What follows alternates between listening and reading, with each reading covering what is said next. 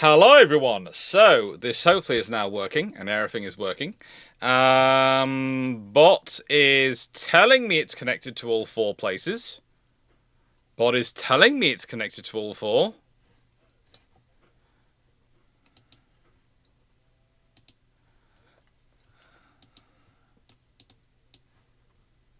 And YouTube is helpfully not going muting when it's supposed to be muting. But we're sorting that one out. We sorted that one out. Ah, yes. That one is sorted. We will see about the bot. Bot might need to be turned on and turned off. In which case I will do it. And then I will turn it on. Questions should now be open. And it's now telling people questions are received on Twitch.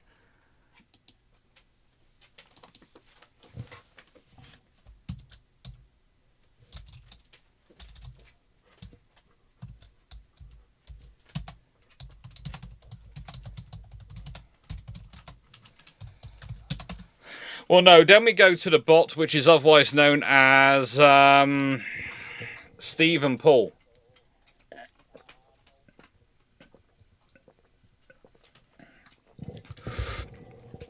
Occasionally called Paul Eve.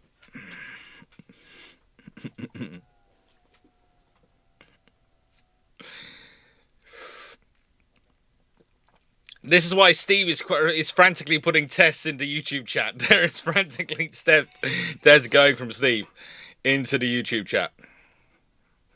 And they should all be live. All my colleagues should be live, and questions should now be opened. And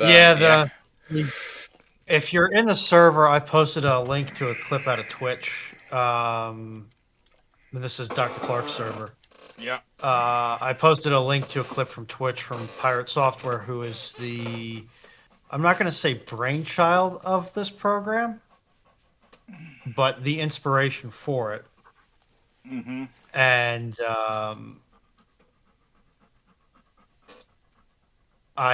it's essentially just the way YouTube has their back end structured. There's nothing we can do about it. All right. So the poodle is making sure he gets a biscuit because he feels he deserves a treat immediately we go live, because apparently he does. B, he's reminding you all that there is a senior fluffy research assistant thing which is live, which is now sold 40, and I do mean this, 40, including all the stickers, 40 examples. Another 60 have to be sold in this month of June for him to be for him to be able to be permanent. I will say this: it did make me giggle because I think it was Leslie bought 5 stickers, right? And that's when I realised how much money I make per sticker. So guess how much money I make per book sold. Okay. Per book and pen and sword. 50 cents? About 90 pence. Or 50 pence? About 90 pence. Oh, okay. Guess how much I make from 5 stickers? About 90 pence? £1. Huh. So I make more from 5 stickers than I do from 1 book.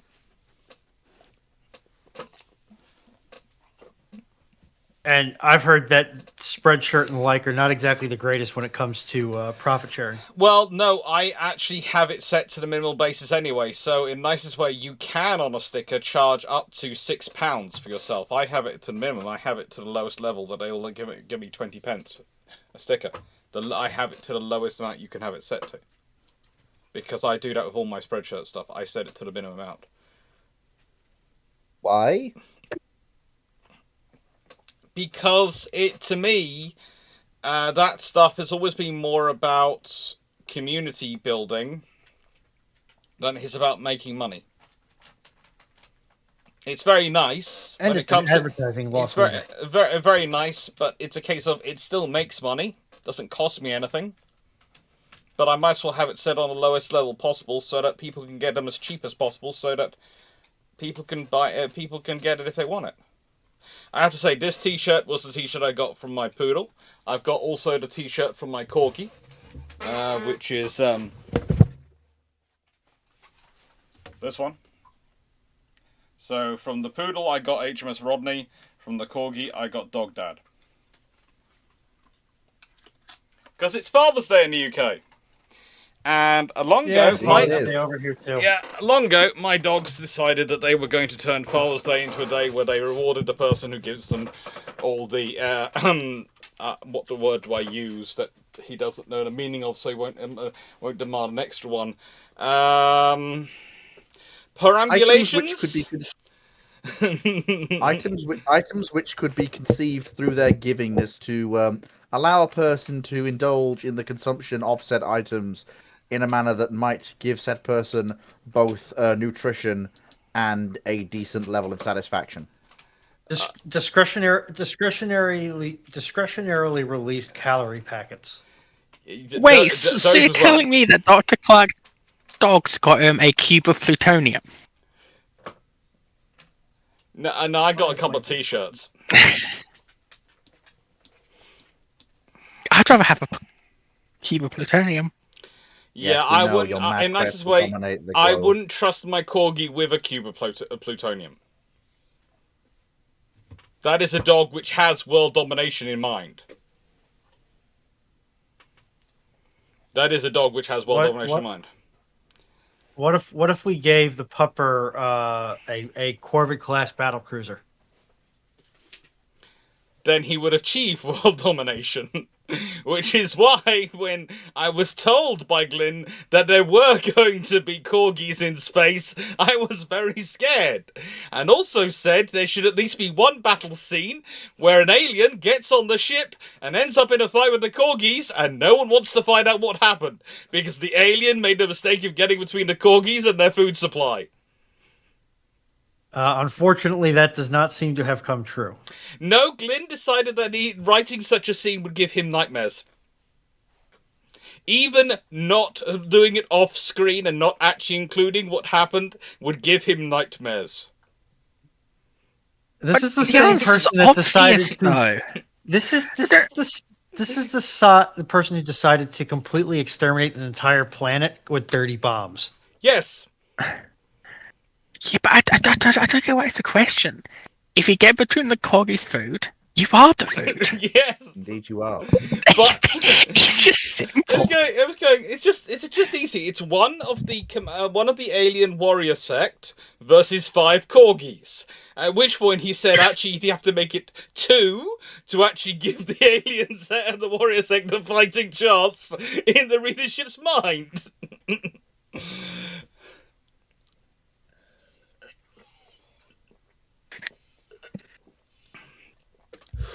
Which I thought, I was mentally going, having met my one, no. There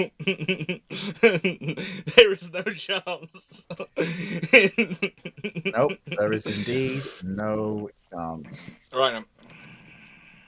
So, how is everyone doing today? How is everyone in chat? We're just chatting away a bit before we start to let people get in here and chat away and all those things. It was certain sort of questions.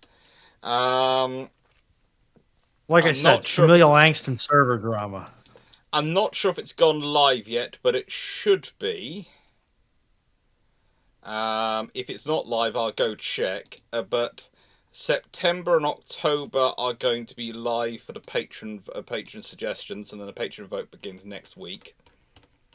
And you'll get to learn in that video, if you go to that post, who I have decided would be the person most likely to deliver the reforming staff criteria for Runon's patron suggestion, which was voted in, and which is on Thursday, which is the Admiralty gets a staff in 1904-5, the same time as the British Army does. And yeah, that was an interesting thing to work out who would actually put it through. Who would put that in place? And it's yeah, it was fun. Anyone want to guess on the panel? Anyone want to guess who was the ministers of the of the British government in 1904? I'd pick to do reforming for the Royal Navy. this particular Churchill? case, I will go discretion is the better part of valor. Okay. Churchill? No, Churchill would definitely be captured by Fisher. You have to remember, Fisher is still First Sea Lord. So it has to be someone who would actually be able to go toe-to-toe with Fisher and come out as friends. Well, let's put it this way. The amount of green stuff I have in my hand is a significantly larger volume than my knowledge of British politics. Well, yeah, but I was thinking it's more Dragon and Fox, so we'll take a jump at this one. Dragon's not here yet. I know, but that means it's all on you. Oh.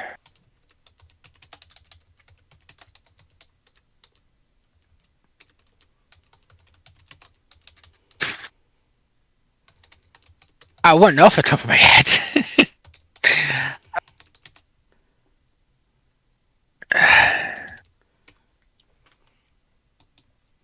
Because Marines aren't a thing yet, are they? No, see, No. well, the Royal Marines are a thing, but it's a minister in the UK who would, someone probably who would already have been a minister in 1904, 1905 with the incoming liberal government. Who could it have been?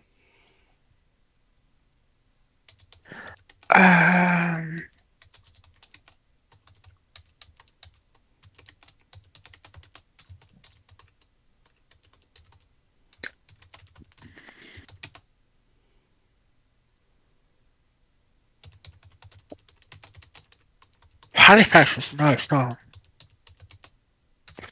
I don't know.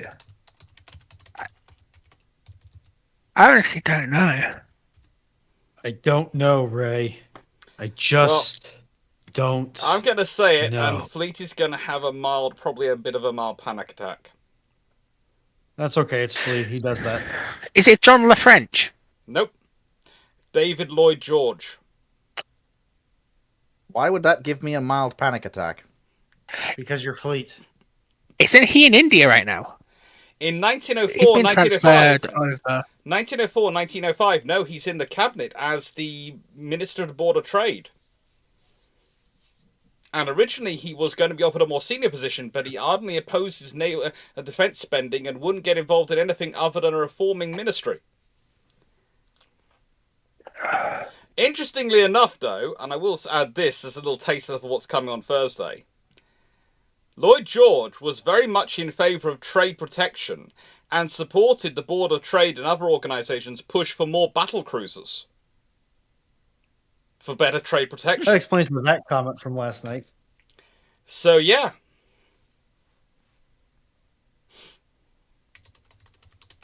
So when does he get shipped off to India then? Because he becomes Viceroy, doesn't he? Lloyd George, no. He becomes Prime No. Minister. He's the short Welsh dynamo. Oh, He right, is. yes.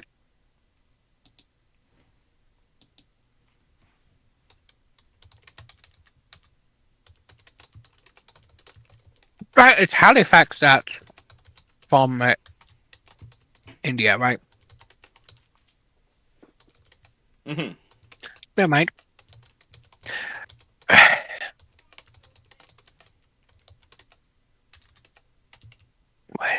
What was the thing with India?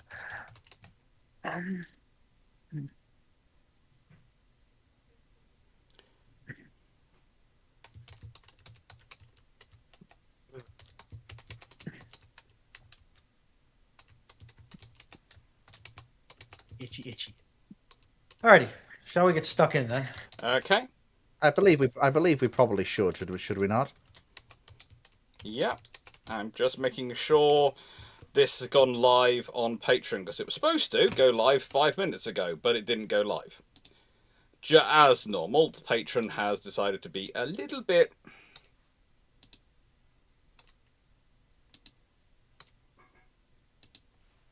fun.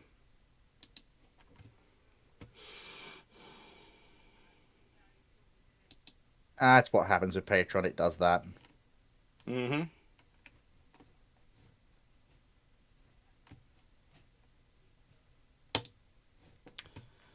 So, now I've won, hopefully, the Battle of Patron, and hopefully that has gone live. Hopefully it's gone live with its picture in it and everything else. Let's go through the questions. And let's make sure the ones from Twitch are showing up as well. Yeah, they're all here.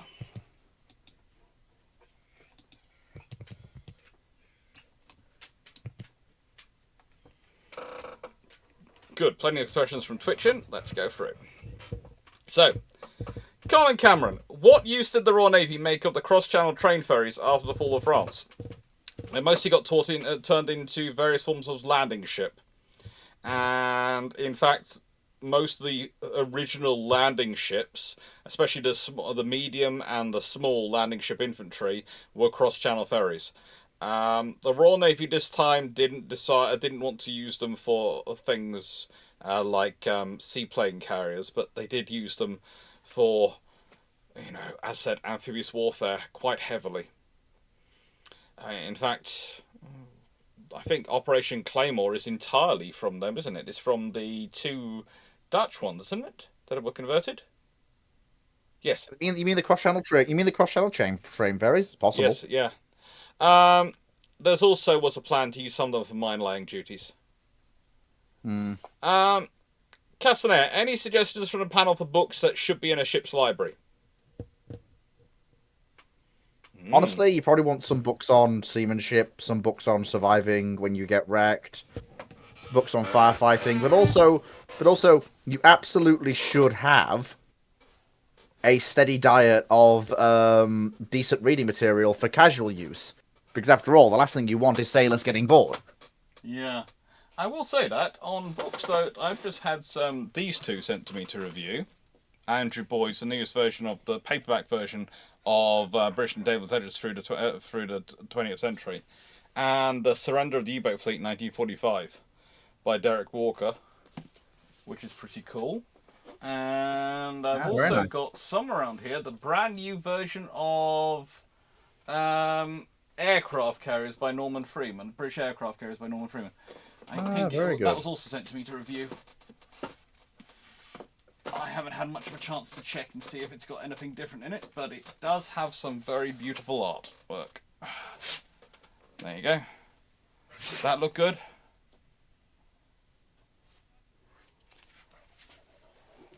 It's almost worth I feel like a Chilton's manual for the ship that you're on would be funny.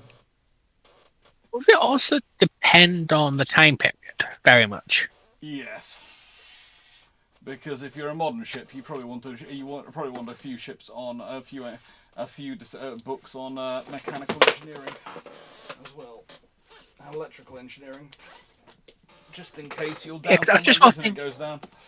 I was more thinking of in the Age of Sail, especially earlier on when vast majority of people and ship crews couldn't read. You would surely want to take more officer-centered books because the basics wouldn't be much use to people who can't read. Well, the thing is, at that point, it's not so much a ship's library as it is the captain's library. It's a different thing. Yeah. Okay. Hey, Dr. Clarke. Yes. Did you accept my invite for the shared stream? Let me just check. No, Raleigh, I'm currently busy. I'll sort that out in a second. Let's go to that. Let me just check and see what's going on, because apparently the chat isn't displaying as it normally does to display who's chatting away. And I am just working that one out. Why are you not? Fair enough.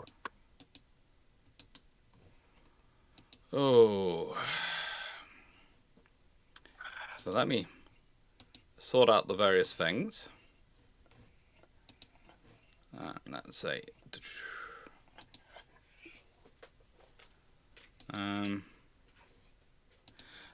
Yeah, it's apparently not. How do I put it politely? Not it's apparently being annoying between you and me for some reason on the system. It's not playing ball. It keeps going. Something's going wrong. Okay. Did I break it? Did you break it? But I will fix Discord. While you're fixing that, I will fix Discord.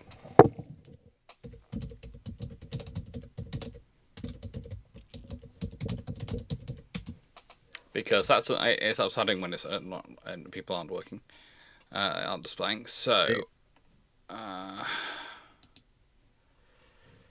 right.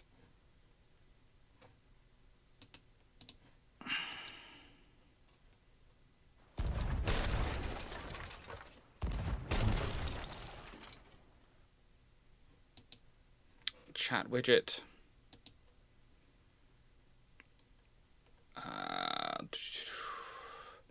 Nail history live, select the channel.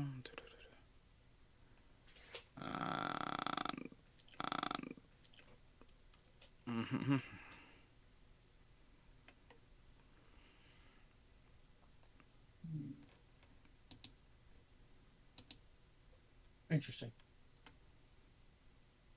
We'll see if it keeps up. Bruship stage.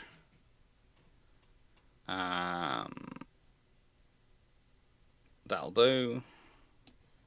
That's now working. Oh. I do love the way this stuff sometimes goes wrong.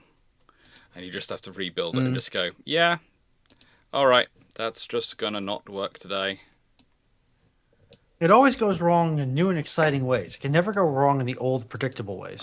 Well, sometimes it's just easier, rather than finding out what went wrong, to just go, I'll rebuild you from scratch. That is usually the way things go, yes. You okay, Flake? Fine, I'm just wrestling with my chair. And still, the chat for some reason isn't showing up. Don't recommend wrestling with a chair, Fleet. You might end up losing to it.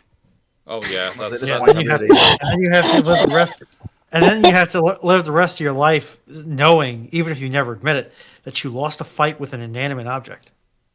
Yeah, but a lot of people lose fights to animate objects. Yeah, but I feel like there's tiers of inanimate objects. It's like historically, I would argue that a 14-inch armor piercing shell is an inanimate object. Why? This is true. Oh, And no one expects to win, and no one expects to win a fight with one of those. I hope. What if it's one of Warspite's 14-inch inanimate objects? Well, first of all, it can't be one of Warspite 14. because she hasn't flipping got any, unless you count the captain's fist coming towards you at speed. Listen, I have a completely knackered sleep schedule. You know, 14-inch And then- armed QEs. And then No the point 2 to it. pounds of soggy Actually- bacon. You know, 14-inch QEs with triple 13.5-inch. No, actually, then again, saying that, 14-inch QE exists. No, it doesn't. Yes, it does. What was its name again? They Oh, were never it's built, South American. but- Yeah, it's the Brazilian one. Well, it was one of the proposals for the ship that would become. It was the one that was decided upon. No, Yeah. the one Yeah. that was decided upon was the one with 15s, doing 26 No, knots. because they didn't have enough money. No. If Wargaming says it existed, then it obviously existed. and there's no point No, arguing. it did actually. No, was I ordered. am very familiar with Riachuelo, and I know for a fact that she was ordered as a 15-inch gunship. One of the proposals for what would lead to the ship we know as Agincourt was a ship with 12 14-inch guns in 6 twins. No, that's technically a right.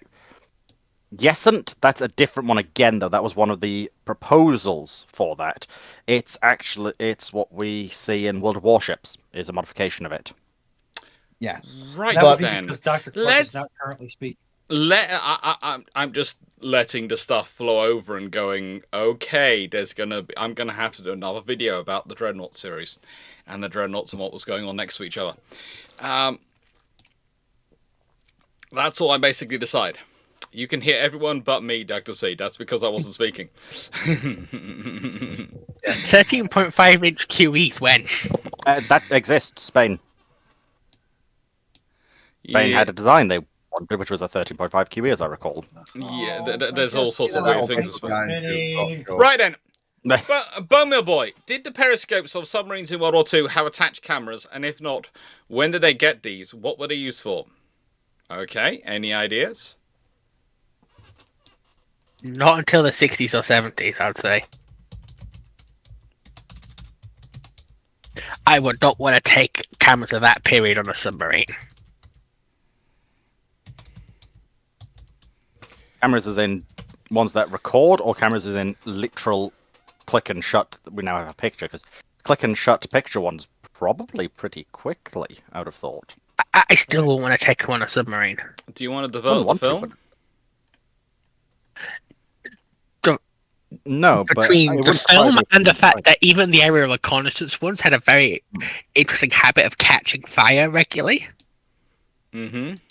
and producing toxic gas.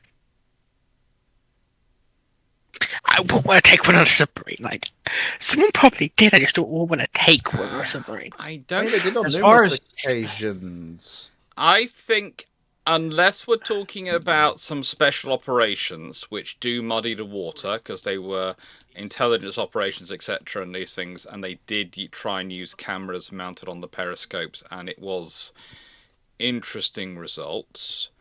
I think if we're talking about them being as a general thing on submarines, I think from memory it's about the late 50s. Because it takes a while to get things sorted out and everyone to get happy with them, if that makes sense. And using a film stock that is not. And I can hear someone talking about something different in my head. 800 million or something? No? Something bled through on your mic. Good lord. Crikey. So that's the only one I can assume it is. Yeah, I I haven't don't. had that for ages. Then again, I'm messing with the new mic settings to find out what makes it tick. So, well, now I know. Yeah. Minimal mentions of the Hosh. There will be more mentions of the Hosh. Probably having a film stock that is slightly less. This is honestly not an explosive, Governor. Would Yeah. Indeed. be useful. Well, because film stock wasn't really explosive. It just produced toxic chemicals. Yeah. Yeah, And which it then turned burned out to be really, explosive. really quickly. To agree what I was suspecting, Steve Clarke said yes, they did actually have them. In particular, we have them known from HMS Thrasher, and also the UK used them to take pictures of the screws. Steve, the Apparently. question was cameras attached to the periscope. Not cameras aboard the submarine, cameras attached to the periscope. That's probably far less likely, I would have thought. You have cameras on the submarines, yes, but you don't have cameras necessarily on the periscopes as a rule across most navies. And some nations do, some nations don't. But also, some of the imagery we think is World War II periscope imagery was actually pictures taken from post-war. And yes, a lot of it's for intelligence gathering. They will try and get the picture connected up, and they will try and do that sort of thing. But it is not necessarily. They don't necessarily have them as a rule, if that makes sense. There is a reason why there aren't that many of those photos, and those photos usually, if they're taken, they've tried to do something to take a photo of something big and special before they sink it, usually. Like, oh, we found a thing. Okay, take a picture. Right, torpedoes 1 and 2, go get him. Basically. Yeah, apart from when it's something big and something worrying, you go torpedoes fire 1, fire 2, fire 3, fire 4, fire 5, fire 6. Good, have we got a launch full spread? Yes, good. Now dive, get out of here. Yeah. And if we miss, we've got the intel of where they are and what they're doing. Yeah. But it's a case of, yes, you have cameras aboard the ships, but you don't necessarily have cameras attached to the microphones, to the periscopes. Periscopes. Yeah.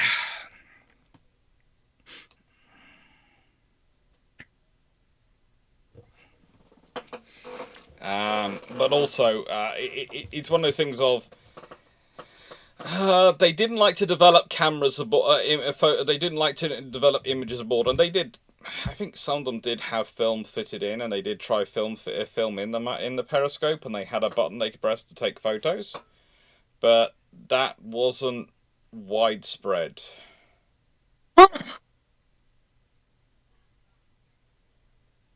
XMR, yes, it was, but not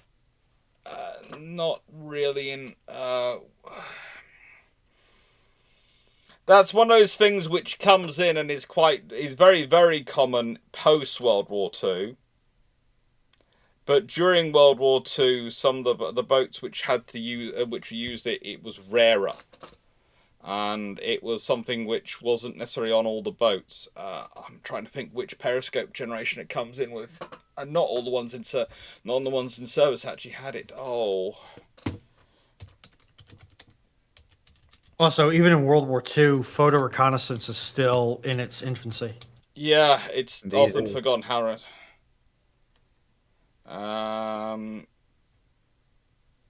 Note my term: photo reconnaissance. Yeah, one of the interesting things about one of the things that are interesting about the Royal Navy, of course, they spent so much time teaching their sailors and their officers how to draw, and people often wonder why they spent so much time on it and why it was so important in naval training. But it was part of the whole thing they did of the reconnaissance during wartime was actually to sit off the coast and draw it. That's a way to do it. Yeah. But no, it's an interesting thing, that one. It is, because honestly, it's as muddy as most things are when they come into service in World War II, and it's something which, if you then are talking to people immediately post World War II in the 50s and 60s and serving, they go, we have all this. This is all standard. And what they don't tend to realize is the tech they're using, the gear they're using, is pretty much the tip-top equipment for World War II in sort of equivalency. It's now their standard equipment. Whereas in World War II, the number of boats which actually were fitted with it were maybe some of the U-class boats and some of the S-class boats, and maybe a T-class boat if it's lucky, and sort of thing. And, definitely none of the older boats had it. And that's the problem.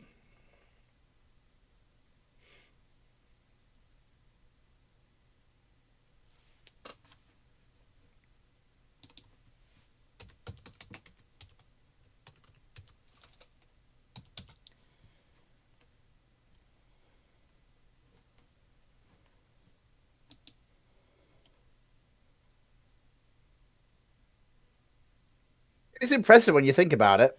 What I love is that there's Ex-Submariner has just come. There is an attachment on the search periscope to fit an SLR camera. It can be put on or taken off within seconds. Yeah. The same camera system which originates in the 1930s and didn't really reach widespread use till the 60s and 70s, even with the armed forces.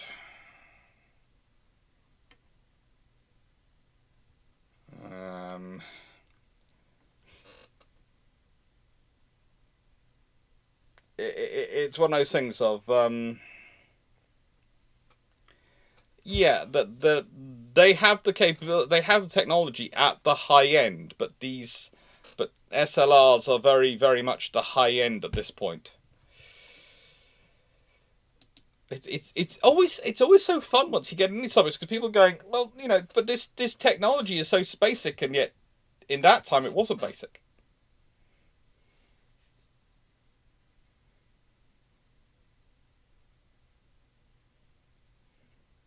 Vintage Guy Street. Hey Doc, last week I received the first 1,846 issues of Mechanics magazine from 1823 to 1858. Know any historians who might want to have a look? I think both me and Drac would want to have a look at that. Me too. Even though I'm not technically a historian, you are. So probably give it to one of those two. You're in ship shape. You might get honorary historian status, definitely. And I suppose if you want to give it to me, but I'm not too bothered either way. Black Horse. Could the Royal Navy have brought the Italian ship Pola into Allied port by having a battleship turret? If so, why did they not do it?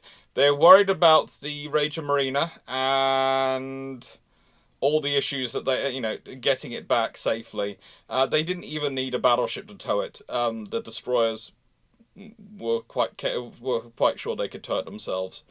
Actually, one of the problems they had with Polar was convincing the Tribal class destroyers and I think the J class that they couldn't tow it back with them. They were merrily trying to figure it out and talking about, between the 4 captains and their senior chiefs and XOs, they're working out mooring points for towing lines. It got quite advanced quite quickly. Because wasn't the main issue with towing her that the fleet would have been going slow enough with her in tow that they would have been within range of the Reggio Marina and the air forces during the day? Yes, and they didn't want to be, but the thing is, yeah, that wasn't worrying. But the 4 destroyers were basically going, no, you'll go on leave without us. We'll just tow her along. We're fine. We'll make it. Come on, high water, we will make it with our prize. And Cunningham actually has to deliver a directed, very specific order, a very specifically worded order. He has to make sure there is no wiggle room for interpretation, latitude, or in any way obfuscation of what he wants them to do. Which basically boils down to, and I quote, leave it. No, specifically, stick 3 torpedoes in it, armed, and fire. Make sure they are armed. It's basically, you will make sure the torpedoes go off, and I'll hit it, and we'll sink it. Sir, all of our torpedoes are duds. It's like,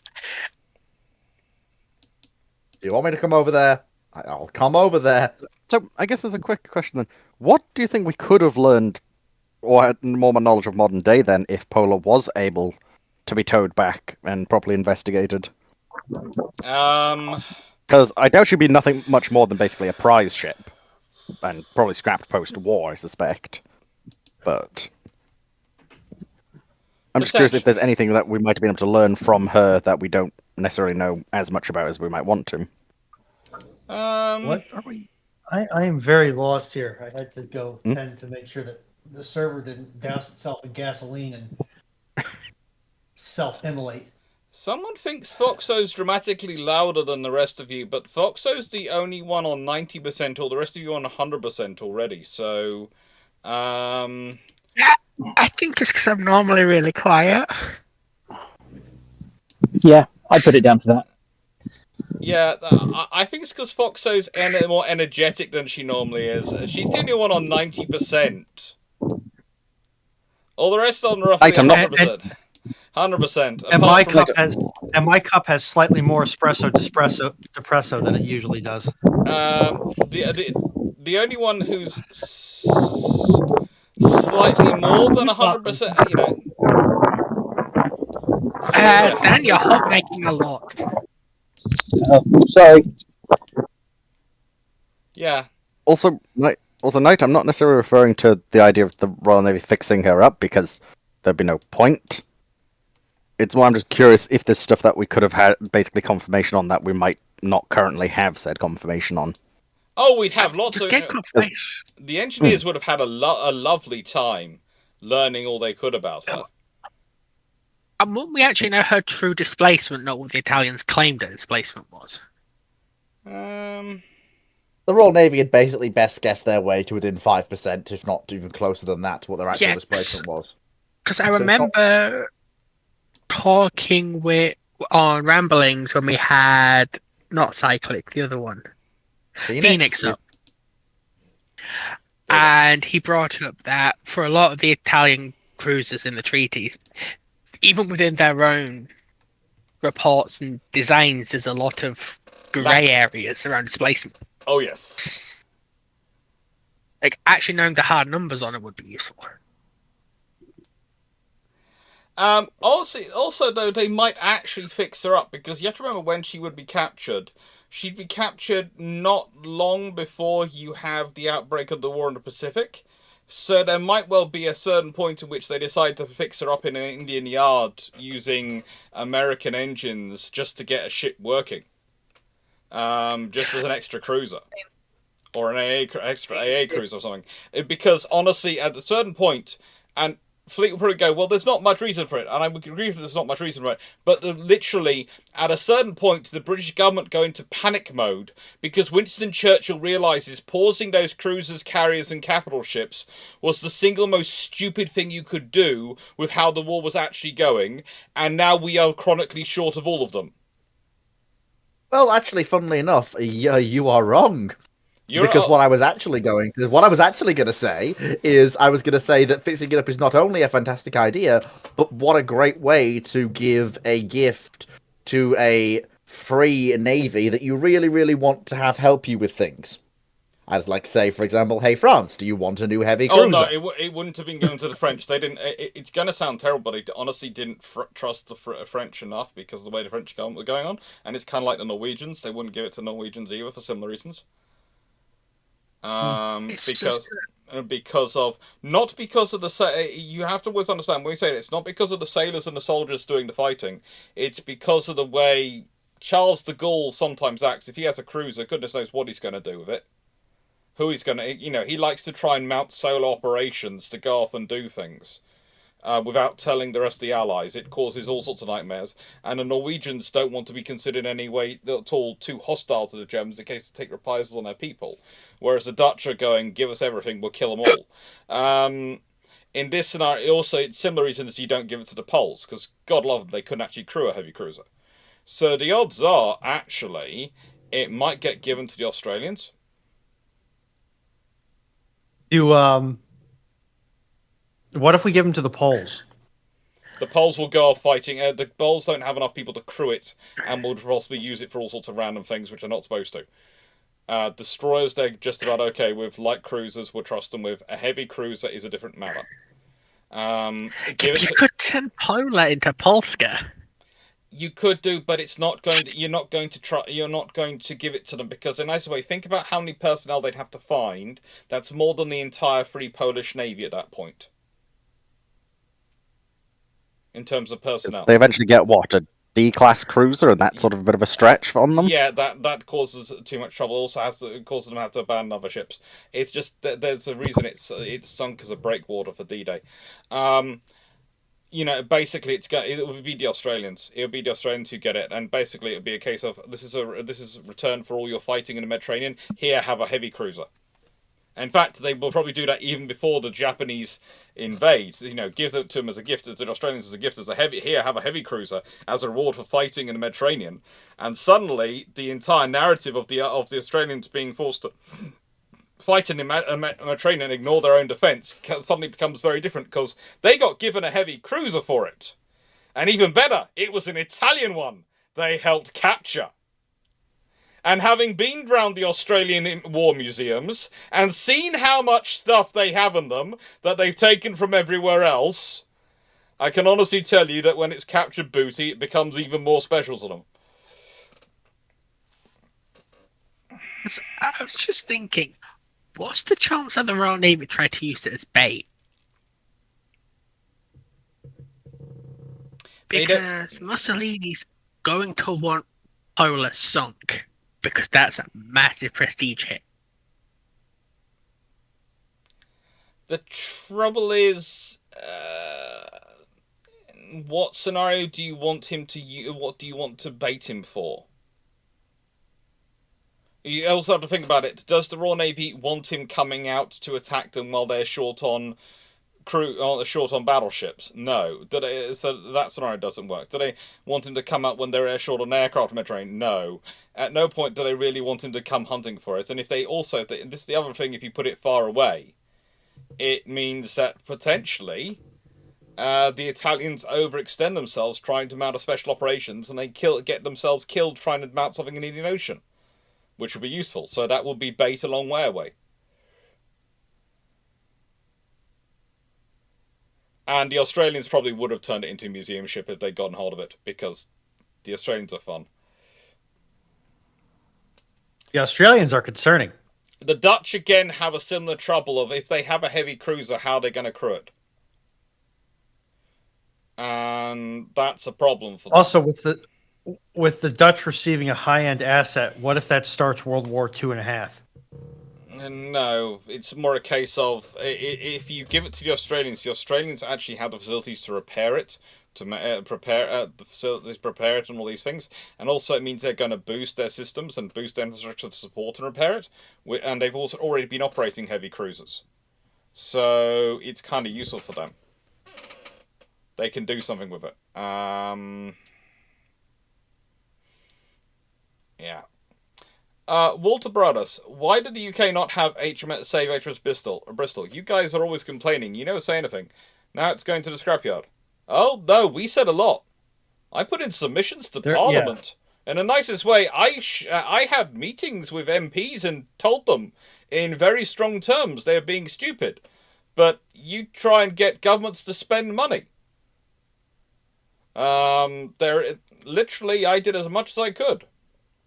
And there was also the Bristol Society and various other organisations. I never actually managed to link up with them doing those things, but because I was talking about all sorts of things while doing it. But yeah, there were about a dozen different meetings I had with various groups of MPs where I added it in, where I brought up Bristol. Did you look into unleashing the corgi upon them? No, because taking a hungry corgi on a train to go to central London to meet some people in Westminster is cruelty to the corgi. And then after that, it becomes a whole police matter which I have to explain to Metropolitan Police. Are you sure they wouldn't agree with you on principle? They probably would do, but still the paperwork would be astronomical. Ah, okay. Understandable. And it would cost them money to deal with. No, more time. So much time. Time is money, as I've been told. Yeah. Right then.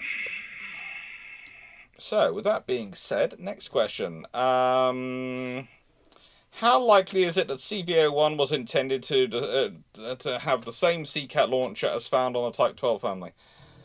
There is a possibility, but there's also a possibility that they were going to end up with the C-Dart system. There was all sorts of discussions around the final missile fit, and that had really not been finalised as much as it's sometimes portrayed in some books. It was certainly, broadly speaking, worked out, but there was also a possibility, depending on their timeline of build, the Royal Navy was dealing with the potential that some of them might actually get built with Sea Wolf rather than Sea Cat, and some might have Sea Dart, and some might have both. There was all sorts of discussions about it,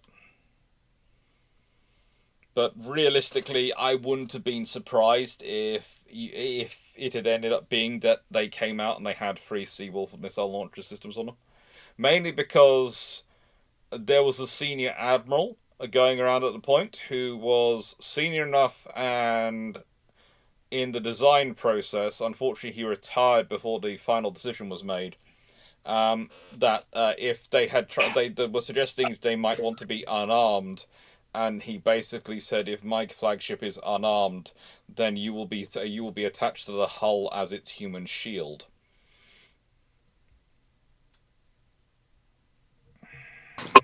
That seems a reasonable response. 96 for 1. No, it's not that the 1 Sea Dart launcher and 4 Sea Cat launchers is wrong. It's just that was one of the range of options which was being looked at. And most people jump on that, but when you look at the timeline of construction, these sort of things, the odds are, I think, the Sea Dart launcher and the 3 Sea Wolf is more likely. But there are a range of discussions. You know, it's one of those things of there are a range of discussions. And yes, Dan, it is definitely a very, very viable response. And Dr. Dan, you should be unmuted now. Sorry about that.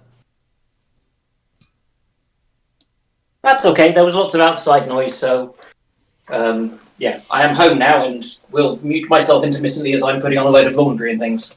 Oh, good lord. The joys. Drakenred, best bibliography in naval history from 1910 to 1970. Admirals by Andrew Lambert. That bibliography is a good guide of what to buy.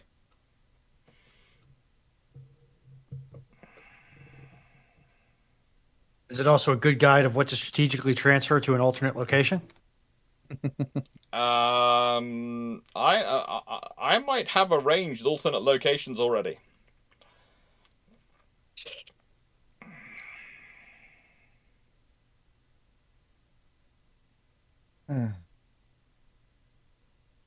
Yeah, landing craft and the ship morals of the Falklands Fort. There is always a discussion. There's always things for the Falklands War.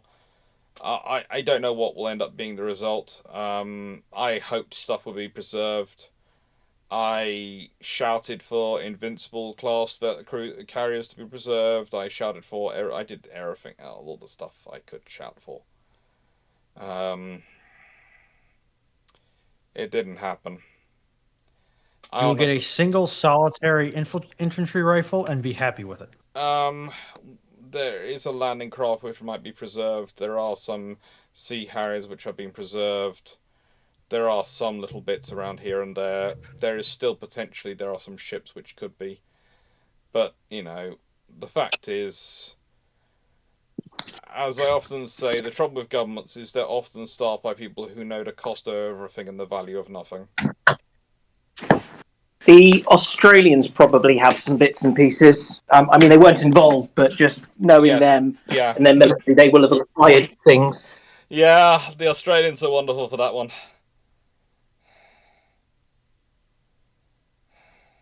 I think it was... Didn't you say that you found an artillery piece that would have only been used in areas which no Australian troops served in their war memorials? Not only that... According to the official German website, which covers their German museum archive, not one of those pieces of artillery actually still exists in the world. Me and Drac have informed them this was not the case, that it does exist. And what I would like to point out is while we were out there, me and Drac were very lucky. We were invited to go and see some of the Sacred of Sacreds in Australia in their museums. And Garius also got to go there as well, in Canberra and various other places. And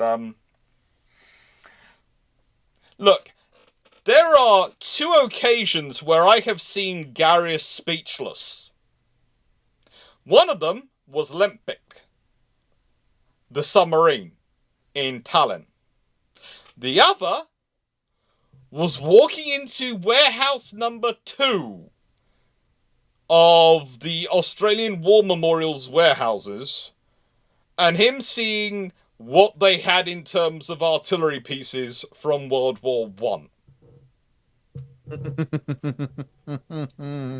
And it's when you realise he's going, but there's only photos of that. That doesn't exist. There's only photos of that. There's only photos. And it's sitting there going, I know you love the ground war of World War I more than I ever will. You are seriously starting to... And then he starts running around the room. I've seen him run like a handful of times. And usually... he doesn't run. As Dan will say, usually when he does, there's ice cream involved. And... Or he's escaping from another illegal Chinese gambling den. We won't go there. Don't mention that too much on camera. People might drag it down. But yeah. Oh... Yeah, I think he have a habit of finding illegal Chinese gambling dens in whatever country he goes to? No comment. We believe so, but can't comment. We haven't checked if they're all technically Chinese. Some of them may be Chinese adjacent. But I'm wondering if the Indiana Jones warehouse scene was wrong, and that actually instead of being Area 51 is actually... No, it's not Area 51, it's Australia 51. Yeah. Plot twist, Australia is just Area 51. Yeah, that would not surprise me. You've certainly got enough space. Yep. And enough weird critters.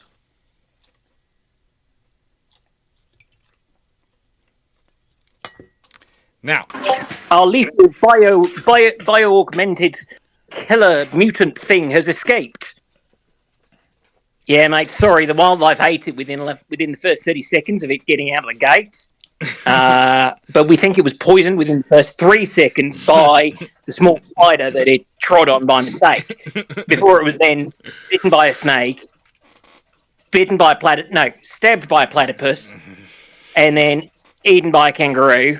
We know that they're not supposed to be carnivorous, but that's just something like joke. And nobody apparently told the kangaroos that. And then the koala, the drop bears came along and bought off the roos, and then a salty came and took the rest. Yeah. Yeah.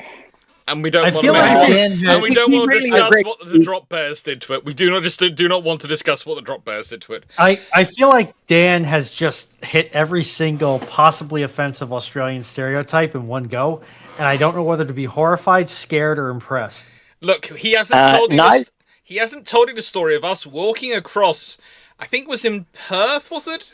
The field where where all the museums were, walking between museums, and we were gradually getting surrounded by more and more Australian wildlife. Yeah, the kangaroos at least you can see from a distance. The other stuff is smaller and creepier, and it's like, oh, I will just walk near a tree. No, not in Australia, you don't, because there might be a spider at face height dangling down, or worse. Because lower than face height. Lower than face height. Dangling. Well, yeah, I mean, it's just... I want one of those kind of diving... I want one of those gym type suits, I think, if I'm going back there, or if I'm going in their summer. The kind of heavy, high-pressure diving suits. Not... Just as I want that level of armor and protection from the wildlife, and I'm worried that something like space. It could be another reason why their bathrooms were all completely open to the rooms with windows, so you could check if there was anything in there before you went in. Probably. Anyway. Black Horse. Could the French ships in Toulon have gotten away to join the Free French Navy instead of being scuttled? They didn't have the time, and they didn't have the fuel. If they'd had the time and the fuel, they'd probably have tried. No. I think they'd been defueled, hadn't they? It wasn't just No. The Germans had made them do things like take all the ammunition and fuel off and things like that, so they wouldn't have had... Didn't the Germans end up confiscating a lot of the fuel?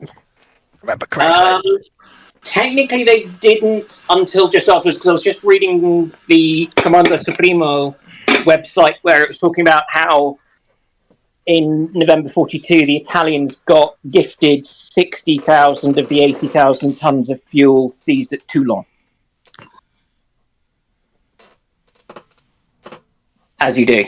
Oh, it's nice to have some fuel. That seems a bit strange, given Germany's crippling fuel shortage. Yes, but they also had a crippling infrastructure shortage, and how we're going to get the fuel to where they were versus the fuel to Italy from Toulon.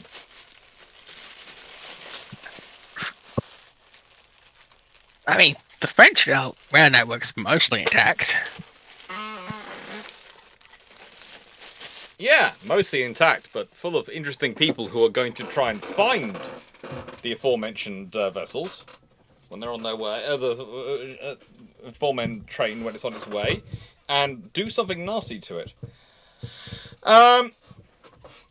So which RN ship Sea-Cat magazine capacity is most likely to be what the CVA-1 would probably get? HMS Bristol's magazines are about the right size, probably, but again, there was a whole debate as to whether they were going to go for a combined magazine or separate magazines, and ready lockers, etc. Especially if you go for Sea-Cat, you've got to have ready lockers and other things as well. It's a very interesting and human operated system, because it's fun. Black Horse. Why would there so many ships scuttled in World War II instead of towing them out to be repaired? Basically, it's time taken to get it to where you need to be. Can you get it there? Are there submarine threats? Is there an aerial threat? Or can you tow it? What speed can you maneuver it at? And a lot more are towed than you would think. But the thing is, the towings often don't get mentioned in the history list, whereas the scuttlings do, because the scuttlings are lost on the ship. Whereas towing, the ship was damaged, then it was sent for repair. Most famous one would probably be HMS Edinburgh. They did try and tow her back, and then fortune was not on their side. Or Belfast. Yeah.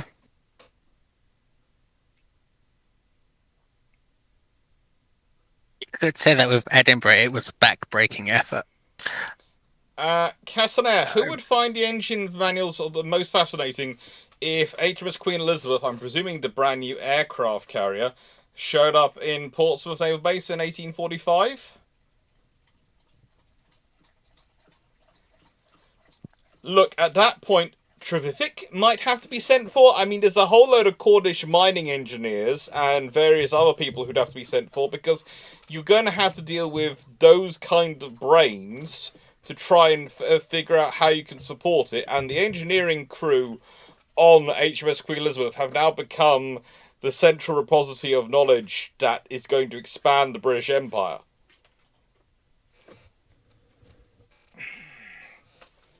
Short term, not much happens, and probably most people in the world don't really think much of it because she doesn't have any big guns on her. And they're used to a framework of big guns. By the time everyone in the world probably realises how much has happened and how much has changed for Britain and its capability of waging war, it's probably going to be too late.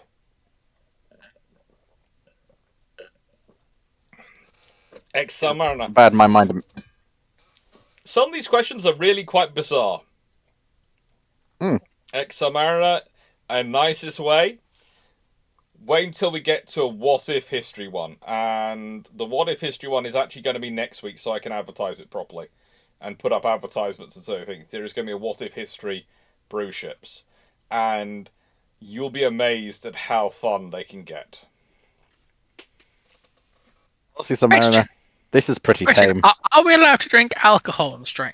No, do not, Foxo. Or keep it in moderation. I can handle my liquor, but I don't trust. Well, I've No, seen you what happened. can't. Fleet, Yes, I can. don't lie. Yes, I can. I absolutely Fleet. can handle my Lying is a Fleet, grave my guy, sin. my brother and Carl, you once joined a live stream of mine midstream and came within about 3 inches of making a complete ass of yourself, and I had to shepherd you off of the voice call. Oh, well, that was Yeah, was but very good reason. I'm That going to was- come to Fleet's defense there, Ronald. That was me being. That's nothing new. He does that every ramblings. No, I don't do that ever. I don't drink on ramblings anymore. I used to. No, but you do make a bum of yourself. Oh, you cheeky little. She's pulling a cheeky on me. Right. Fleet. Anyway. Were there, this is for Fleet. Were any of the French ships decent and something that the Royal Navy would want in World War II? Yeah, absolutely. The majority of the Marine Nationals, like cruisers and destroyers, were good and would probably be a thing you'd want to add to the RN. Same thing with most of the heavy cruisers, Algeria especially. Oh yeah, Algeria would be definitely. useful. The Britannias make good supplements to the Revengers as a pool of older ships you can use for odd jobs that you want a capital ship for. The Dunkirk, Strasbourg, Richelieu, and Jean Bart are exceptionally useful and much needed 30 plus not for Dunkirk and Strasbourg. Dunkirk and Strasbourg are much needed, less valuable but still exceptionally useful heavy assets. And Richelieu and Jean Bart are vitally needed 30 plus not true fast battleships that the RN could absolutely do with. Isn't there a much easier way of answering this? Ship is ship. Ship is ship, and the Royal Navy isn't in a position at this point to deny ship. I will mostly agree with you. The only one I'm a little bit skeptical on personally is some of their destroyers. The Royal Navy will definitely like them, but Burn's useful for one reason and one No, reason Burn only. is not useful. How not to build a carrier. As No, an engineering demonstration piece. no, Burn No, is an Burn's exceptionally good useful. aircraft Consider- ferry. Right. Consider that. Wasn't Argus considered being recommissioned? she was Yeah. recommissioned. She was was recommissioned. Yeah. Also, I'm sorry, but Burn's a better carrier than Argus. Also, I was about to And say. also, as I oh, yeah. said, like Bern will just fulfill earlier the role she settled into post 43. Yeah. I A agree- large, exceptionally spacious aircraft ferry. I actually agree with Fleet. Like either as an aircraft ferry or potentially you could see her as a convoy escort. Hmm. The biggest issue will be the fact that she has, both triple expansion and turbines, which isn't great, but oh well. You make do with it. Honestly, this is going to sound a smart heresy, but what happens probably with Bern, knowing the Royal Navy and knowing how they would deal with things, is she might get dragged into a yard and standardized somewhere. Yeah. Because the hull's useful. They can standardize her to an extent, and they can use her as both an aircraft ferry, a bit of an escort carrier, and something to help close the Atlantic gap in the short term. She'd be very useful as a lead. She'd be very useful as an extra non-standard asset to lead an RN hunting group in the Mid-Atlantic. It's not like that. It's just look at what HMS Hermes is doing, who at this point's about just as useful. Mm-hmm. Oh, no, Hermes is I'd say more useful, but Yeah. Yeah, and what Hermes is doing, Bern will do. Yeah. Pretty much. the only one I'd be a little bit worried about is some of the destroyers because of their high pressure turbines, which are very. You need to have the right mechanics for them. I'd have said. As long as you've got the French Marine Nationale to come with them to maintain them, you're okay. What I would say is probably you will find the French forces get deployed to supplement in the waters where they are most suited for. So they probably are backing up Force H and backing up the Med Fleet. Med Fleet and providing extra assets for those. I mean, let's be honest here. Cunningham's basically been given if the Marine Nationale just comes off wholesale, what you've basically got at that point is him getting all of the support and firepower he needs to just box in the Italians, especially in terms of light forces, because it bulks him up in the one area he desperately needs reinforcement: cruisers and destroyers. Yeah, especially modern units. And fast capital units. I don't know if he'll get them. I think he might get the most refitted Britannia because of the way she was rebuilt, she works quite well. She'll work quite. I think it's Lorraine. Lorraine's the one that lost her midships turret. I think you'll find and got the heaviest rebuild out of any of the other Britannias. He'll probably get her to help work with the Revengers. He might get Dunkirk and Strasbourg for a time, but I don't think they'll be permanent assets. They'll be with Force H. If they're anywhere, they're with Force H. Yeah. But Richelieu, Richelieu and Jean Bar are going to be concentrated in the home fleet, basically because they are a hard counter to things like Scharnhorst and Bismarck. Yeah, but the Royal Navy's already got the KGVs covering that, and later on South Dakota.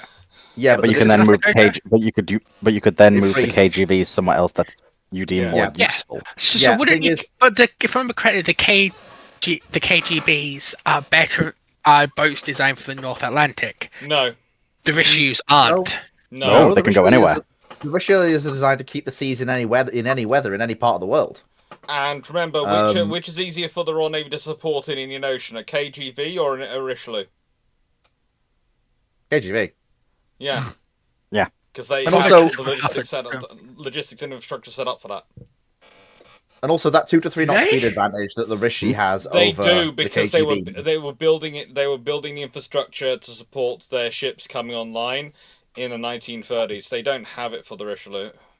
They can't support the. Yeah, I was under the impression that the Richelieu and the KGVs could use pretty much the same infrastructure in a general sense. The KGVs it's only stuff like ammunition. Yeah. Yes, but what's your big supply problem for going to the Far East? What's your big supply for supporting in the Far East going to be? They are made of ammunition, 15-inch shells. No, that you're getting ammunition out there, and the thing is, what are the stocks we have of French ammunition, and how many factories are we going to put over to producing it, or are we going to ask American factories to produce it and then be dealing with that? And then the thing is, if we're doing American factories, we don't want to have to go through too much, and we want to buy it and just bring it to the UK, because we don't want to have to because we don't have to bring it to the UK, change it to a different ship, and then take it around the world. Whereas we've got factories producing 14-inch ammunition and spare parts and things for the King George V. So it's far easier to. It's going to sound strange, but it's far easier to support the French ships, which we are going to have to adapt infrastructure towards supporting and sustaining. In the UK, where we have a lot more infrastructure, than is to support the French ships further away. If the French ships want to go and operate out of Vietnam, etc., they can, if they can sustain themselves out of there. The odds are, though, they can't, and they're going to be stuck at the end of a long line, of a very, very long line of logistics. Whereas the British could put a couple of KGVs in the Indian Ocean as part of a deterrence to the Japanese. And they can also be used to reinforce Cunningham when he needs to be. And can sustain them there. And it's also the thing of, if you have these extra ships, if you have Byrne floating around as an extra escort carrier, then probably that frees up... I'm guessing if she's being used as an escort carrier and as a supply carrier, basically a aircraft ferry, that probably frees up Furious to be used as a sort of fleet carrier, and whilst she's not probably enough to carry enough of strike aircraft, she can carry an air defence and some form of reconnaissance. So you could get her out with a couple of King George V's in the Far East, and she would be a very useful deterrent factor for them. So this is a completely irrelevant and irreverent comment, but Walter Broadus has brought this to my attention. What would... Oh, you got a raid coming in, by the way. Oh, cool. Hello. Big raid coming in, by the way.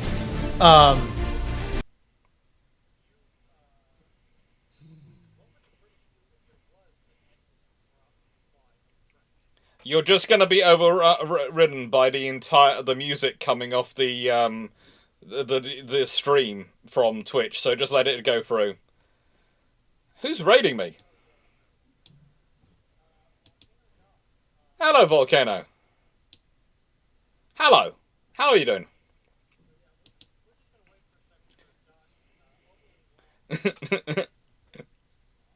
Yeah. Well, I like the Pirates of the Caribbean. I do like Pirates of the Caribbean. It just carries on.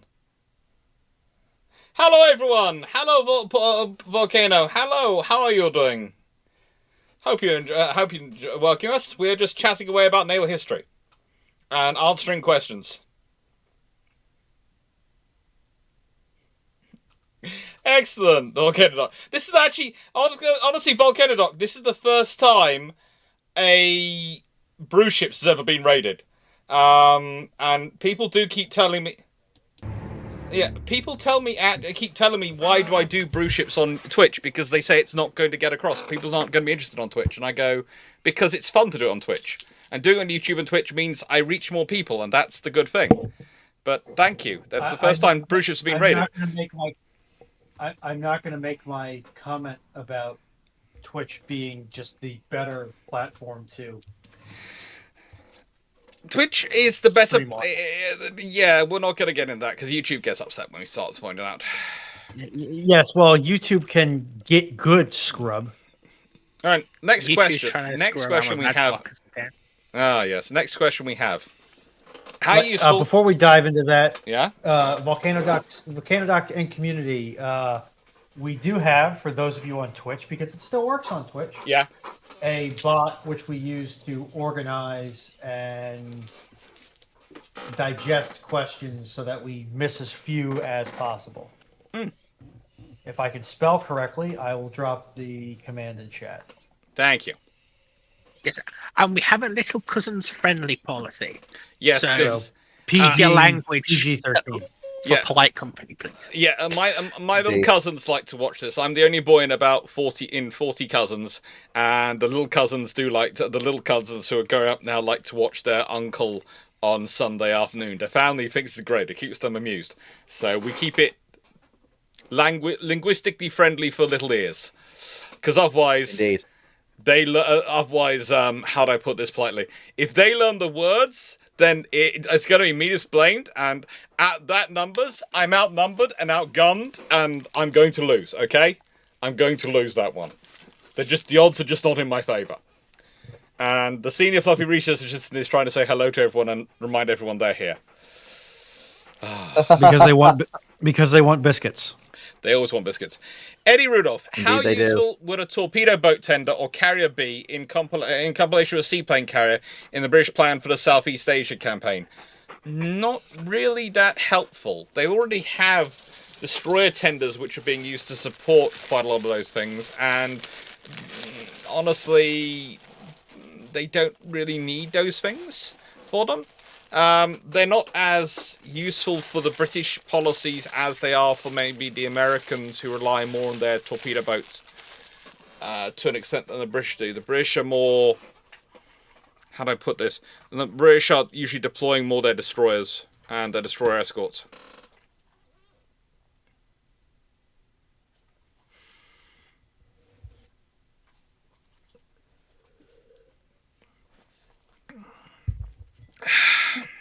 Anyway, what do you all think, panel? Would you want a torpedo boat carrier? I don't know what that would I even don't really look like. see the use of it, really. It's one of those things. I mean, Foxo? isn't it like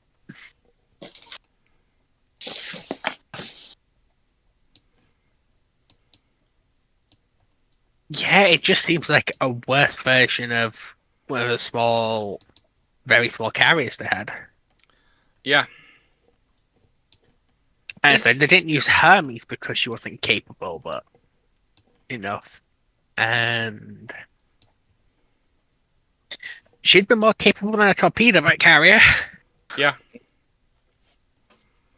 There are tenders to refit and support them, but that's about it. It's more usually using destroyer tenders to support them. Especially in the British I think waters. if you wanted a generic kind of smaller ship tender, yeah, it's fine. But because you are operating things a long way from anywhere relative to other theatres for the Royal Navy. But until they go to support the Pacific Fleet, the Royal Navy is not doing the kind of very long distance from anywhere They already have bases. operation. Yeah. Yeah, that the Americans are doing. That the idea with all of those is that the Americans are going across the Pacific, but the Royal Navy are kind of working their way around the kind of going the other way, which is part of presenting the Japanese with a dilemma rather than just a problem. I would say that the point I also have to make to people, about the war plans for the British and the Americans, they often compare them and go, they find the Americans wanting or the British wanting, depending on who they're comparing to. And I go, you have to remember, the Americans are thinking about crossing the Pacific. The British are thinking going up the South China Sea and up the East China Sea, and up the Pacific coast, and taking over places which they've already been using and visiting for years as their bases, and sort of places like Weihai Wei and Tsingtao, etc., and those sort of areas.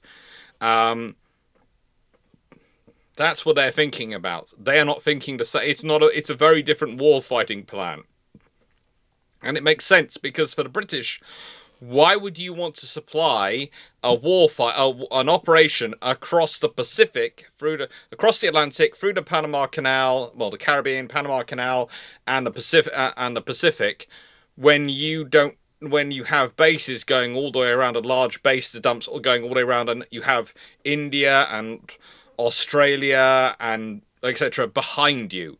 It makes more sense to go up. It makes more sense to do it that way.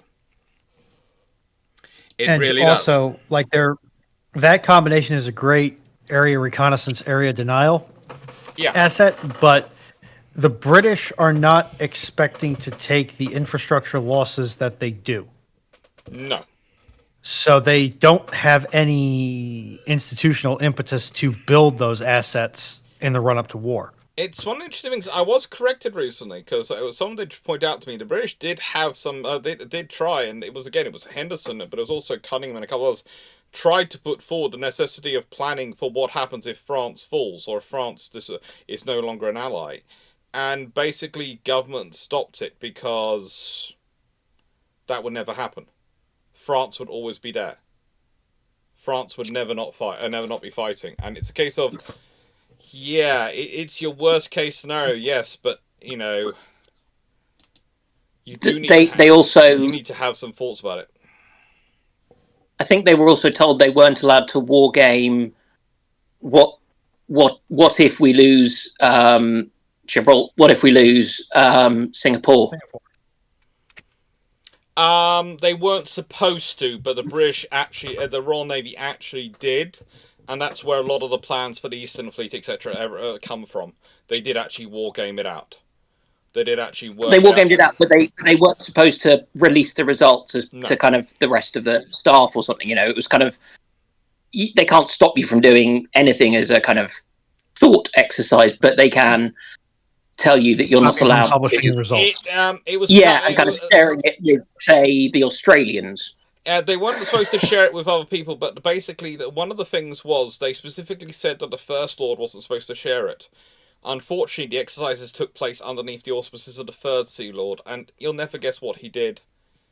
He shared it. Wow, let me guess. He shared it with his counterparts because, of course, he was explaining why he was producing certain ships and why certain things were being ordered. So you had to share the war game results with them. And his counterparts in charge of procurement in the other Royal Navies. Oh no! What a shame! And when they are upset with him about this, he said, "But you didn't mention me. You specifically said the First Sea Lord's department weren't allowed to share it. You never said anything about my department." Yeah, I was just doing my duty as I saw it. I wasn't, bringing it in. This is the same Third Sea Lord who said that HMS Unicorn was not an aircraft carrier upon his honour. She was a forward aviation support ship. Please go look up HMS Unicorn from World War II if you don't know what we're talking about. And remember, this is the same Third Sea Lord who stood in front of a select committee of the Defence and said, she is not an aircraft carrier. Oh, okay. I'm sorry. I'm sorry. But would an aircraft carrier use its guns in support of the British in the Korean War? That's not something an aircraft carrier would do. To be fair, it's a Royal Navy aircraft carrier. There is nothing they wouldn't use their guns on. That does not discount it being an aircraft carrier. Okay, I did just come up with a great merch idea. You take a headshot of Raleigh, and then around it you put the text, "On my honor as a poodle, I have not received enough treats." Oh, he's a good fluff. Anna. The silence is telling me that everybody agrees that that's a good idea. Yes. No, I'm telling you that Raleigh has heard this and is currently trying to boot Alex off his computer so he can set it up, design it, get it on the store before the end of the show. Because half of every one of the fluffy researchers is the ones which go towards your biscuit supply. He knows this and he's very keen on it. So what advantage does a gun close to weapon system offer over a missile alternative like lightweight Seawall SAM system? Basically, ability to restock and reload at sea. And ability to get a lot more, pack a lot more in magazines and spaces into the ship in spaces than you can with the missiles. Basically, that's it's also cheaper to operate. Yeah. And also, there is a scenario of there's certain engagements where you're going to find yourself dealing with things, especially lighter drones, where, frankly, you don't need the missile. especially the lighter drones, you can either fry them electronically, or if they're small enough to be not worth a missile, but large enough to actually have some shielding, so you can't fry them with your electronically officially. No one asks questions about what the high-powered radar search radars can be actually used for. We can all figure it out. If they can jet, considering the sheer amount of radiation they can jet out, yeah. I mean, you they can use the close weapon system for it. Feed me bickies or I send in the corgi. Yes, Steve, that's a threat. Black Horse, why are the battleships or other big ships not used for towing other ships in war times? They are occasionally. They are sometimes used for towing ships, but also there is the reality that if you're towing a ship, you are not going to be as able to maneuver yourself. And if you're a high-value target, do you make them an even bigger target and even less able to maneuver? When maneuvering is a key part of survivability. So basically... Or would you rather have... Karen, Dan. Sorry. I was just going to say, or would you rather have them covering you to stop anyone from bothering you whilst you, as a, I don't know, Hunt-class destroyer, are doing it? I'm just thinking of Operation Pedestal. Yeah. And also, wouldn't most, especially the heavy cruisers, be better at towing than a battleship would be? But better is a value judgment. We don't do those. Well, no, just like, as in, they have a better powered horsepower to ton ratio, don't most of them?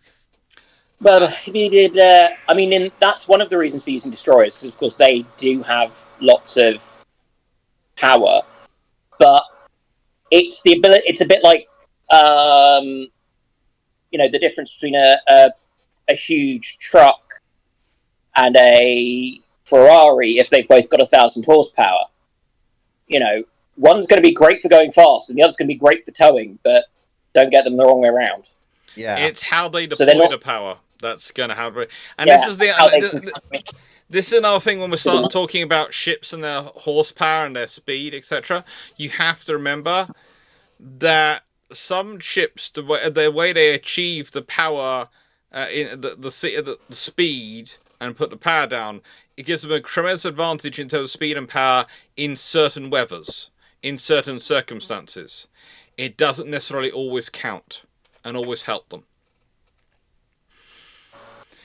in other circumstances. And that's the thing with the big French destroyers. Sort of thinking about their utility. Well, utility is they're going to be able to assist in the Mediterranean really, really well.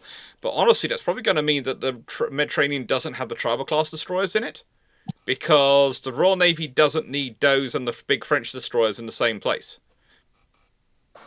It's going to be a loss. They're going to be able to be used elsewhere. And that's the thing. True. You have more resources. If you have the Marine Nationale, if you have the French ships, you have more resources. So some of the areas where traditionally you are short on resources, you're going to actually have slightly more. And it's the thing of what do if we've got Dunkirk and Strasbourg to back up Force H, do we need to have Renown with Force H, or can it be just Ark Royal and a cruiser? Indeed. In which case, where's Renown going to be? No, it's not that. It means you can potentially stick Repulse or Hood into refit. Yes. That's what it... And because also you're going to get your fast 15-incher in the form of Richelieu in time to let Hood be in a decent refit in May 41. You've got Richelieu and you've got Renown can be up there, and Hood can be in refit. So that's, now have Alex Pocklington, curator of the museum ship Hood, which receives operating support from the. Dan, I'm sorry, but we need to bring you back down to reality. No. The British government would scrap it the instant a treaty was signed. Yeah, they would. Let's be honest. We have a Labour government, and then we have Churchill. Neither of which were inclined to preserve warships. This isn't even party politics. This one, it's just fact. Yeah. To be honest, I don't think a Conservative one, No. one would. Labour, none of them are. I said, that's why I said we have the Labour Party, and then we have Winston Churchill in here, and neither of those two groups. Even if it survives the Labour, even if it survives the Attlee government, it isn't surviving the Churchill government. No. Yeah. That's the thing.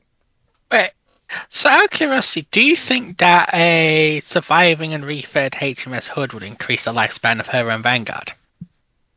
I would say that's an interesting question. I do think that we are now really starting to stretch away from the question's original topic, and we should probably move on to the next.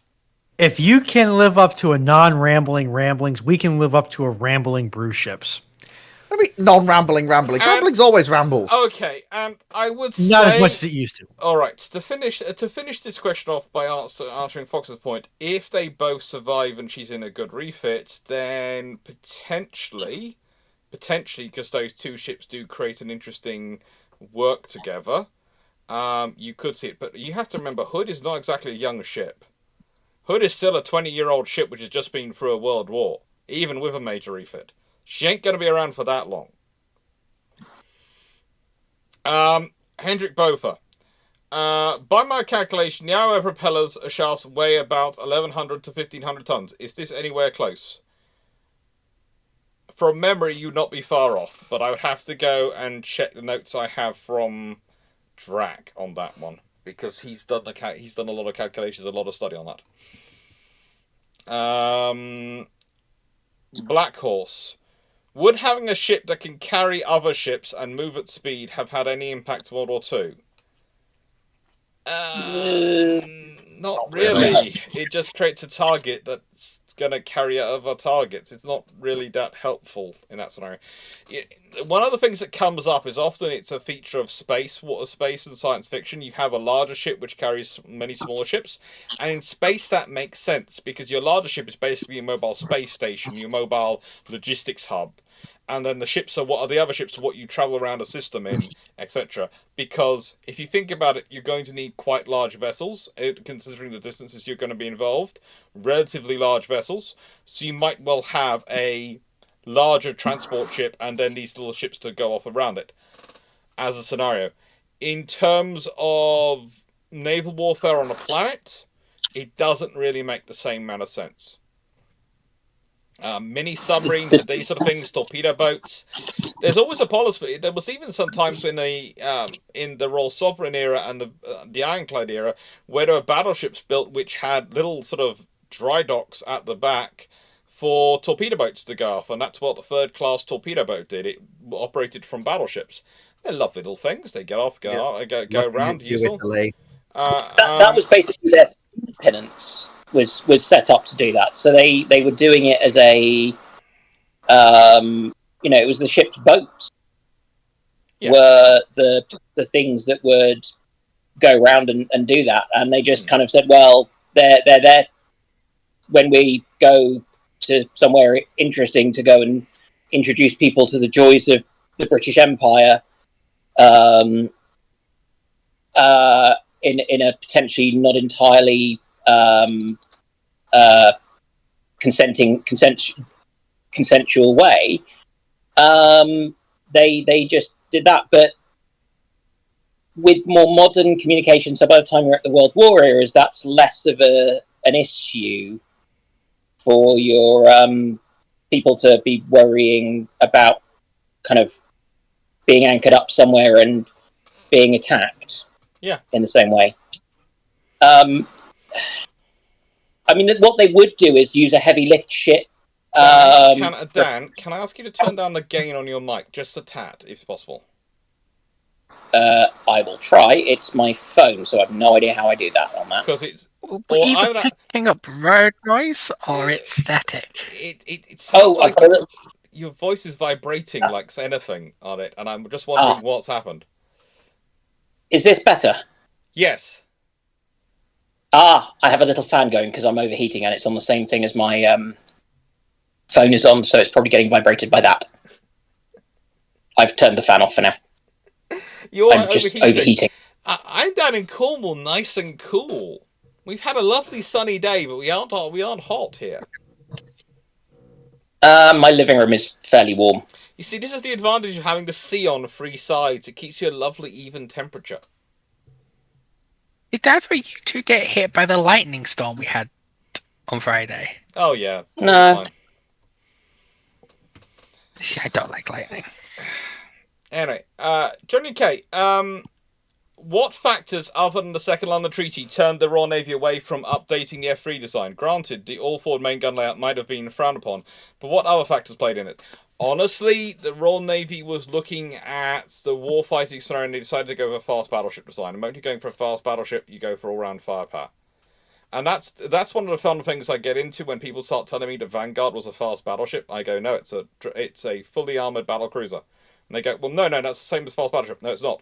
Because the Royal Navy built the King George V's, which were fast battleships, and they were building the Lions, which were fast battleships. So if they'd been going to call if Vanguard was going to be a fast battleship, they'd have called it a fast battleship. But they called it a fully armoured battlecruiser, which means it is not a fast battleship, by another way. Literally, they are building fast battleships. She has the subdivision out of a battle cruiser, and nothing you do to change her name later and changes the subdivision.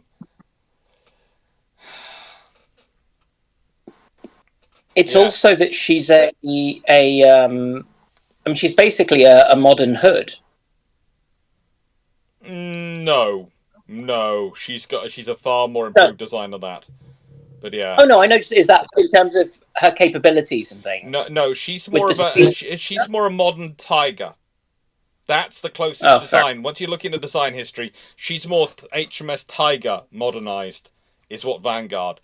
You have to remember again, the Admirals and Renown and Pulse all suffered from a guy called Jackie Fisher, who thought battle cruiser 2 words, i.e. Dreadnought armoured cruisers, were a really good idea as speed was armour.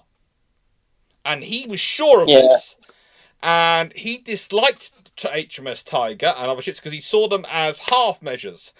Because they were battlecruiser 1 words and they actually had some armour. Well, I think the big problem with Fisher in that is that it's like speed is armour, yes. But there is such a thing as being too extremely wedded to a doctrine. There's also a problem is that a combination of speed, armor, and firepower gives you options. A combination of speed and firepower only works as long as you have still got speed and firepower as an advantage. If you lose one of those, then you're in trouble. Indeed. Alright, Seneca Nero, I saw a 3-pounder saluting gun. Would that be too small for a swivel gun in a ship? Actually, I think the original saluting guns were descendants of swivel guns. I think they were, from memory. Anyone here know different? Not as far as I I'm thought aware. I thought they were those little mug-looking things. Oh yeah. Yeah. Yeah. I wonder if they have actually seen them as swivel guns, but on certain things I'm not sure. I will say this: if you want to pick up a working cannon, which is about that size, go to Sweden. You can get one at the where was that lovely museum? It was in their name. It was Karlskrona. And I have never seen a happier Drac than the Drac who was carrying that first to Finland on the ferry across, which Dan didn't get to see because Dan didn't join us on the ferry to Finland. Sadly enough, he had to come back and work. Grumble. And then apparently he negotiated it through Heathrow, etc., and all the air transport because not one of them believed that it actually worked, but it is proved and does work. It does work. He couldn't possibly comment if it works or not. I went round to see him the other day, and it was in pride of place, and I asked him if he'd tested it, and he couldn't possibly comment.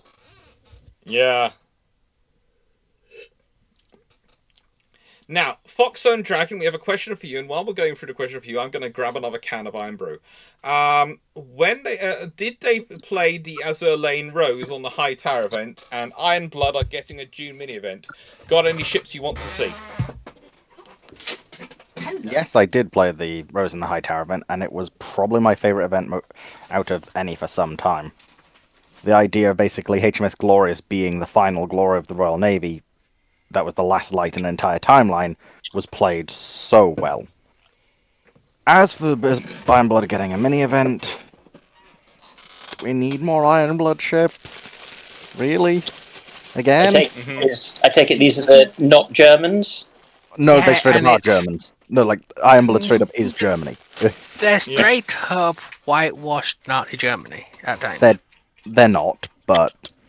I don't know. Look at some of those ship girls and how they act. I thought they were more whitewashed Imperial Germany. They're a strange mixture. Surely they'd be Fezgal washed. Okay. Right. The only things But that would really be interesting to see would be something like either Hanover or what's called not Hanover, sorry, Schlesien or Schleswig-Holstein. Yeah, because they're Also. out of German stuff to do. Yeah, like Because it's like, at least Japan has the massive reserves of ships you can do. So does the Royal Navy, so does the USN. no, Japan. They're almost out of ships actually. Oh, they Yeah, haven't but got. they can still go into the paper stuff. Yeah, The Germans are already very deep into the paper stuff. yeah. Getting the Like what's some of called those ships, you're 25 looking like, engine. that's not a design. That's a paper napkin design you were given by Wargaming. Getting Emden 1925 could be interesting because I do actually quite like that cruiser. Yeah. I'd Right. want to see another version of Rune, but Right. I interrupt this Next question. discussion about ship girls just to say that Technology Connections has made another video relating to electrical installations in North America. I'm gonna let Help. and I'm gonna avoid that quickly and move on to Mark Harkness's question. Help. Thank you, Mark Harkness, for this question. By the way, in 1920, Somebody help. Okay, question. 1920, Ellswick completed 5 18-inch railway howitzers, no longer needed for World War One. Was the British government locked into a contract with Ellswick? Are these guns maybe connected to the 18-inch Mark One guns? Yes and yes, but you try and find the details of that contract, but it is kind of weird ordering that many guns in that scenario. So yeah, Eddie Rudolph. Would a stretched Scharnhorst with 15-inch guns and 4 turrets be a better battleship than the Bismarck class? Yes. That is literally what, I mean, Dr. Clarke knows. I've said it before, but I'll say it again for the people in the back. Fleet's version for a better Bismarck. Scharnhorst, Extendo, 4th barbette in, 11-inch turrets out, 15-inch in, done. That's literally Dr. what Clarke, I would have can done you- if I'd been building for them. Dr. Clarke, can you poke your Twitch and make sure that the shared chat is still active because it appears to have broken?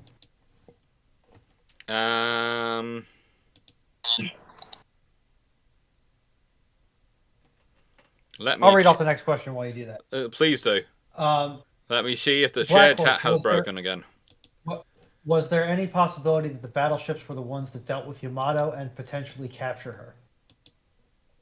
It's possible. They're probably never going to capture her. No, yeah, she's not going to be captured, but it is entirely possible that they could have dealt with her. The best way to have that happen is to basically have either more Japanese ships there that they divide their fire between, or you have 2 Yamatos. Either so Musashi survives at the thing- Romeo, thank you for the Battle of the follow. Philippines. Oh yeah. Chat should be being shared and should be working now. I would also like to announce that under the old paradigm on Twitch, I would be eligible for monetization at this point. Because I now have 50 followers. That's good. There's absolutely Congratulations. no way I have now the got- Iowas, not the Iowas, the Yamatos ever get captured. No, Sorry, go the Japanese would sink it first. there's only one attempt to do that in the entire war, isn't there? For hostile ship at sea. That's a significant asset. There is a And scenario. that's polar. Yeah. it's Polar's pretty much the only one. And Black Horse, was there any possibility that the battleships would have once dealt with Yamato? They would then potentially have dealt with her. Yes, if she'd made it past the carriers, yeah, it would have worked. It would have been the carrier strike aircraft. If she managed to get there in night, especially, yeah. YouTube Minecraft Watcher. And the destroyers and the crews. I mean, it's going to be everyone. Yes. You know, hopefully the Americans are not going to play fair and go, oh yes, let us have a duel to see which one to answer the fanboys and 50. No, it was going to be. It was going to be a collection of standards that they were the only ones in position. The fast battleships are not in position to deal with her. Yep. It's Standards are going to bring cruisers. The cruisers are going to bring destroyers. Yeah. The destroyers are going to bring torpedoes. Honestly, there's more of a problem in the night scenario when I see people put it through. It's like, go look at where the British task force is if it's a night, if they're coming through in the night. Yeah. And strike. And remember, there is one service in the world, one naval service in the world, which has all its pilots trained for night strikes.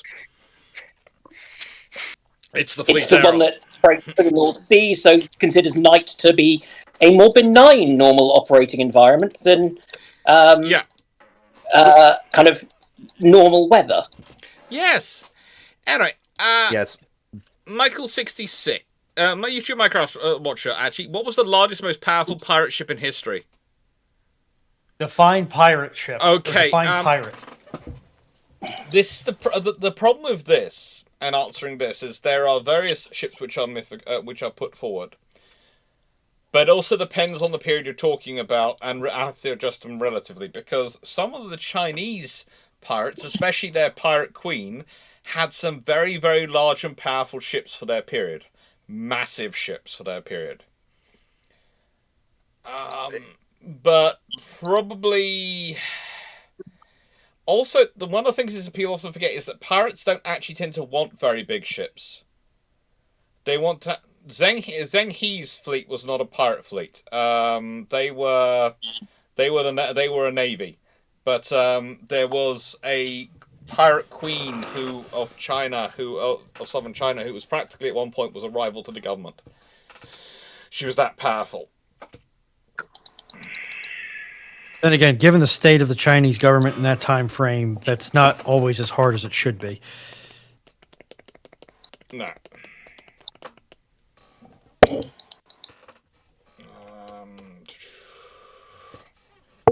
Yeah, we've got all the questions in from Twitch. Yeah. It wasn't as powerful, it wasn't as problematic as it could be.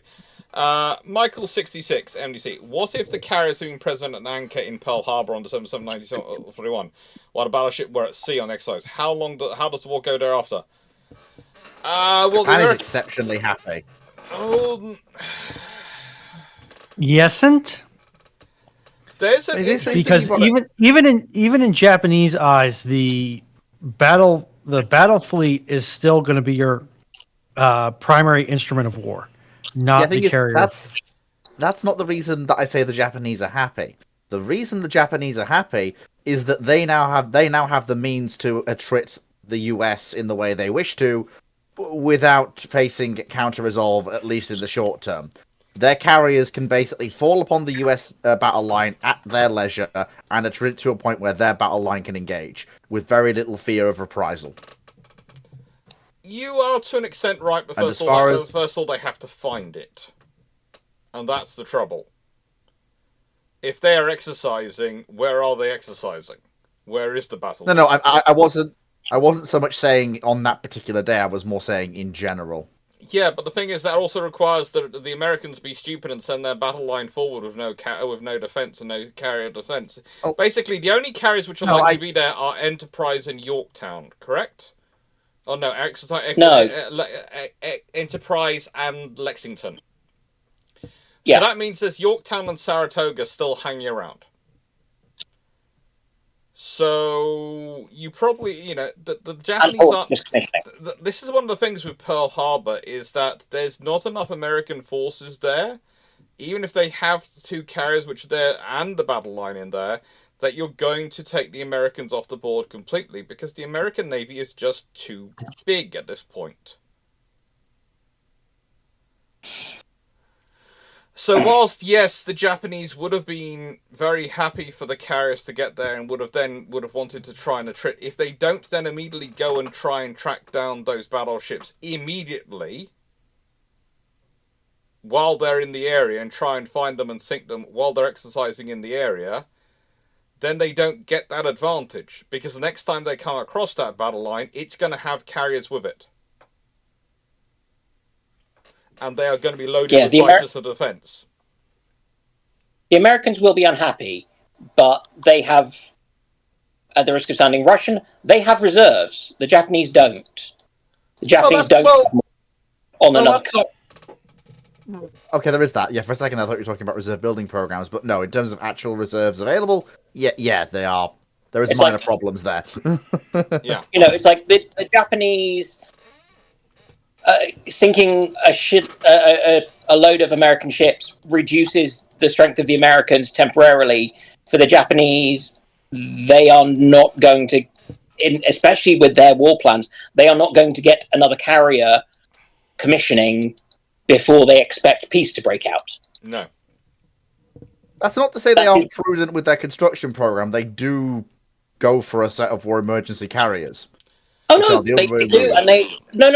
The Japanese are not stupid. They're doing all the right things, and they're also building because potentially in anticipation of losses, even if it's going to be a short war. Yeah. But my point is that they are,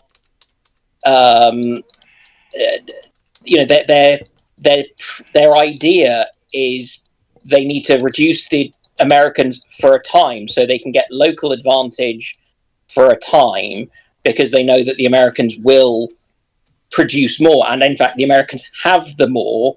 They just need to, and in terms of producing it, it's just a question of it coming through the Panama Canal. Fleet, did you just call the Unru War Emergency Cruisers carriers? Well, I might have, given that the design was scaled down from a follow-on to Taiho to a more conservative design in anticipation of conflict breaking out. They were never. They were always based on Hiryu. And they were part of they were planned under the Marukyo program pre-war. Not for war breaking out. They were basically the Japanese response to the Americans laying down the Essex Swarm. Yes. They're not war emergency ships. They are planned and designed and ordered pre-war. Okay, so the exact terminology I used wasn't correct. However, yes, and you with a naval historian, so I'm going to make sure the terminology is correct. And you're with somebody who had a pre-law degree.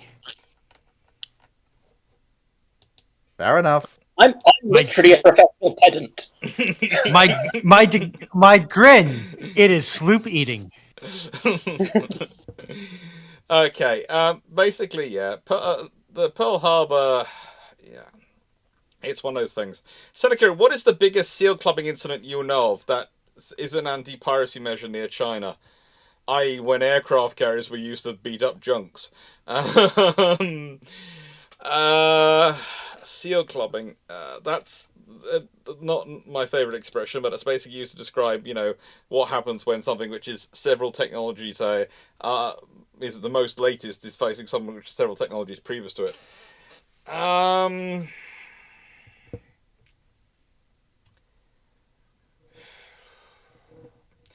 There really aren't that many I would describe as a big one, because normally in between nations the scenario goes, okay, we know we're going to be technologically completely outmatched.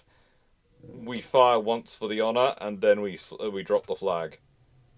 Or something like that. It's not naval, but you've got the Zulus versus the British. It's like they have a small shield with cowhide and a...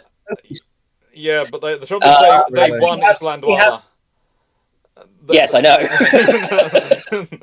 And the thing with that is, like, Wally... the thing with the Zulu is, while in terms of technology they were behind, in terms of tactical and strategic thinking, they were actually fairly competent. They knew how to conduct warfare at scale in that area in a way that no one else really could. And by at scale, I mean, tens of thousands of people in an army, all following orders, all knowing what they're doing. Oh, they were really good. No, And, that's and, I, and the command and control they set up was incredibly robust because it's very flexible, but also everyone knows what they're doing. There's very little risk of miscommunication. Yeah. Yeah. I mean, I think in terms of generational jumps and things being missed, you've got a few ships still around in World War II, like the Italian San Giorgio and the Greek Georges Azeroth, and Norwegian submarines that we prefer not to think about. Look, there is no earthly reason why the A-Class should still have been in service. There is no earthly reason why the A-Class should have been anywhere near service. And I honestly question the fact that the Bs were in service. I really... Seriously, Norwegian government is just a byword for not spending money on their armed forces. Everyone, by the way, this is the one thing. Any government today, when they're accused of not spending money on their armed forces, could you say, well, at least we're not like the Norwegians in 1930 in the 1930s, and they would be completely able to get away with it because it would be completely true. I was going to say that's a little bit mean, but it's not really. Find fault with it. Look at what they're claiming. One of their ministers, I think, stood up in a speech and said, "We have a first-rate navy of our size. Look at the number of submarines we have in our service." And you go, "Yeah, but one of those classes was actually built prior to World War One. Prior to World War One. That is how old they are. They were actually in service before World War One started." They're vintage. They're not effective. In the nicest way, one. if your submarine Can't have in a the hipster submarine. 1930s is old enough not only to vote, but to have a teenage child, you should not be going to sea in it. It's vintage.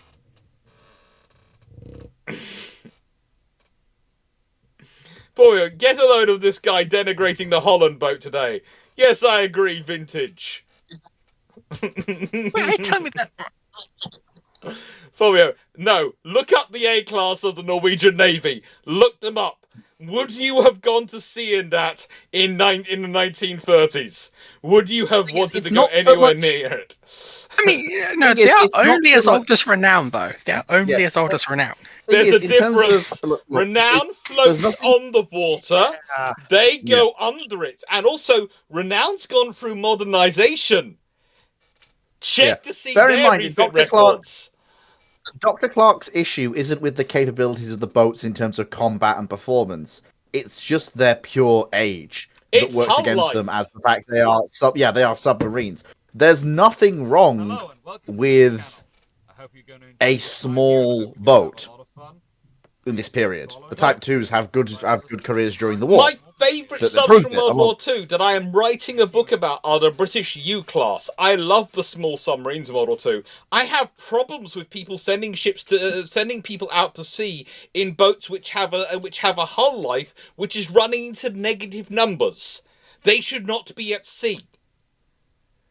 I would not step in nicer way. If you had put me with the vessel which got squished going down to the Titanic and one of those A-class boats in 1939, I'd honestly tell you I'd prefer to shoot you or shoot myself than get in either.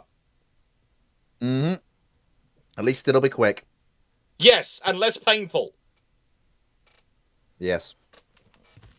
My preference would be on shooting you for trying to put me in that decision, but you know. But that's not an option. But Dr. Clarke, look, the Royal Norwegian Navy of the time had a lot of senior officers with some very promiscuous daughters, so there were quite a lot of people who needed to be put into things like that. It's clearly the only answer. I feel like in that time you still don't give the daughters any agency in their choice of partners. No, this is Norway we're talking about. They point. have agency. In nicest way, have you seen the history of Viking women? Have you seen what shield maidens, etc., got up to? No, they always had a lot of agency and ability to use an axe. Yeah. And also, Yeah, I've it's met not my own until- family. Yeah, it's also Well- it's not until the widespread adoption of Christianity and traditional monarchy in Scandinavia that you really start to see that change. And even then, it changes for 0.5 seconds till everyone goes, "No, this is daft." Well, no, So it, that it don't changes change until the as soon as the 17th women go- century. I'm sorry, what I what now? No. I would also like to point out something that while I find it invalidating, I do agree with wholeheartedly. Math is witchcraft No, it and isn't. should not be inflicted upon anyone. No, maths is not witchcraft. It is. Especially No, it when it gets to the stage of algebra. Also, wasn't that one of the Scandinavian cultures believes it was witchcraft, so they had the wives do it? To be fair, the traditional... That's Icelandic. But that's actual Icelandic. Yeah. Pre-Christian Iceland. Yeah. Law. Do not talk about pre-Christian Iceland. Those people were strange. In a nice way, post-Christian Iceland is not exactly normal. I love it dearly, though. YouTube, it's home to some of the nicest natural pools to go swimming in ever. You can have a lovely relaxation. The trick is to get there before 1 o'clock and go in the morning when the very few locals are there and before the tourist buses all turn up from the cruise ships. YouTube Minecraft Watcher. What would the Royal Navy response if a pirate somehow had gotten a third rate? B. Shot with a first rate. Or a pair of large frigates. There would be a pack of third rates, possibly with a first rate in attendance, to go take it out. Because this is another reason why pirate ships tend to be smaller, and they tend to not want to rise up the scale, because the moment you reach a certain threshold of threat, the Royal Navy doesn't go, "Oh, you're a minor issue, we'll just have frigates doing normal patrolling." You become, "Oh, you are actually a threat worthy of our attention." This is actually what This is happened bad for to you. Blackbeard. Big This is what warships turn happened to up. Blackbeard. Yes. Yeah, Blackbeard got the Queen Anne's Revenge, a very large Indian man that he turned into a quasi-third rate. And then he built a quasi-fourth small rate. fleet around. Yes, Fourth a rate. quasi-fourth rate. That got him on a hit list. And then suddenly the Royal Navy turns up with... And he goes, "Oh, maybe this big ship, which is slow and can't really tack into the wind, maybe not the best plan in the world, boys." Mm-hmm. Also, much as we might like to think about it, that they actually wanted commodities they could sell, and you know, if you capture a huge East Indiaman and you don't have a government to sell the stuff to, or a government-backed place to sell it, you're there going, "Awesome, what do I do with all this stuff? It's practically valueless to me, even though it's priceless, because I can't sell it." Yeah. Because No. I can go to a small village, basically, on a Caribbean island, where about a third of the population each year die of tropical diseases, and No. another third die from syphilis. No, there was actually quite a good network of places where the pirates would go, and then they'd sell the stuff to smugglers, who would then smuggle it Yes. into countries where they would sell off. So there was middlemen. It's it was all called raised. port. There were various warehouses and interesting places, and you know, there's always flags of convenience. Cornwall, yes, is a good example. Cornwall, Of course. yeah, And Cornwall. of course, even if you're not a privateer with a letter of marque, if you make a habit of only raiding ships belonging to a certain power, usually you would find that the ships of another power, even though if you didn't have a letter of marque, would be fairly happy to take your goods off you at a reasonable price. As long as you keep raiding their enemies and not them. You might find that Formula, you might find a backdated letter of marque. pretty much. Formio, pretty much to answer the question that Formio's just put in, is any? I have a real question. This was on Jeopardy the other day. Is anything below 90 a third rate? Basically, basically, if you're dealing with something with about 64 to 82 guns, that's a third rate. Roughly 60 to 82 guns is a third rate, roughly. Anything from 84 guns up to about 98 guns is a second rate. Anything which is 100 guns above is a first rate. for most of the period we're talking about. Anything which is roughly 48 guns to 62 guns is a 4th rate, and then below that we have 5th rates and 6th rates. Yeah, that. Yeah. Is there a theoretical 0th rate? No, there's unrated. They just got them unrated. Currently, the ships that we are using in Pirates of the Burning Sea, all the ship-shaped crew are using it, are pretty much would be counted as unrated. Which is why, which is why when we hear on the chat, the group chat, when we were doing that last night, I think it was last night, on Pirates of the Burning Sea, and our good friend Fleet said, "There's a ship we can take in a fight." I was going, I doubt it. We're unrated. There's nothing we can take in a fight. Unrated ship that we fought, and Ruinon did clean its chronometer. Yeah. I was out at a very nice restaurant called Sea Containers, which had a nice binnacle. I'm glad. I hope you had good food. Kag paddles. If I'm correct, the first Essex was laid down in 39 or 40 with design starting back in 37. Was there one notable person responsible for driving the design requirements? Yes, a guy called King kept shouting and screaming about them needing new aircraft carriers, and while he was on the general board, he managed to push lots of people into pursuing it. That was one of the things he did while on the general board. King was pretty good at it. Yes. You might not have heard of it. You might have heard of him. As I said, never heard of him. Did he amount to much? Honestly, I do think the scariest. I do think the scariest thing that could have ever come about, but I haven't ever found it ever. I don't think it ever happened. Would be if him and Henderson had ever got together in the 1930s. I'm fairly certain if the two of them had had a conversation in the 1930s with their mutual loathing of governments, the world might have changed dramatically. All right. I'm going to ask this. How big would the Royal Navy be if in 1930 you made King first Sea Lord and Henderson third? If King had somehow become first Sea Lord in 1930 with Henderson, in the nicest way, the fact that one of those is obsessed with both of them are obsessed with preparation, and both of them will be arguing, it would be amazing. But you have to remember, Henderson actually outranks King because he reaches Rear Admiral first, and he's actually promoted to Vice Admiral and Admiral before King is. Apply all the hand wavium necessary to make it work with that hierarchy. Then the Royal Navy gets very big, but also in the nicest way, there is no scenario where either of them are accepting 14-inch guns for the King George V. No, I could see King accepting them because he's very America first. No, and he's got a chance to weaken the Royal Navy and put America above them. No, he's not America. So if we haven't changed this. No, you have to remember, Foxo, he's whichever nation he's responsible for first. So as an American, he looks after America first. But if he's the first Sea Lord of Britain and he's now responsible for the Royal Navy for Britain, it will be Britain first. Because this is the point I make about King. People like to make him out to be Anglophobic and all this stuff. He isn't. No, he is very much. I am an American officer. My job is to look after America, and that's why America comes first.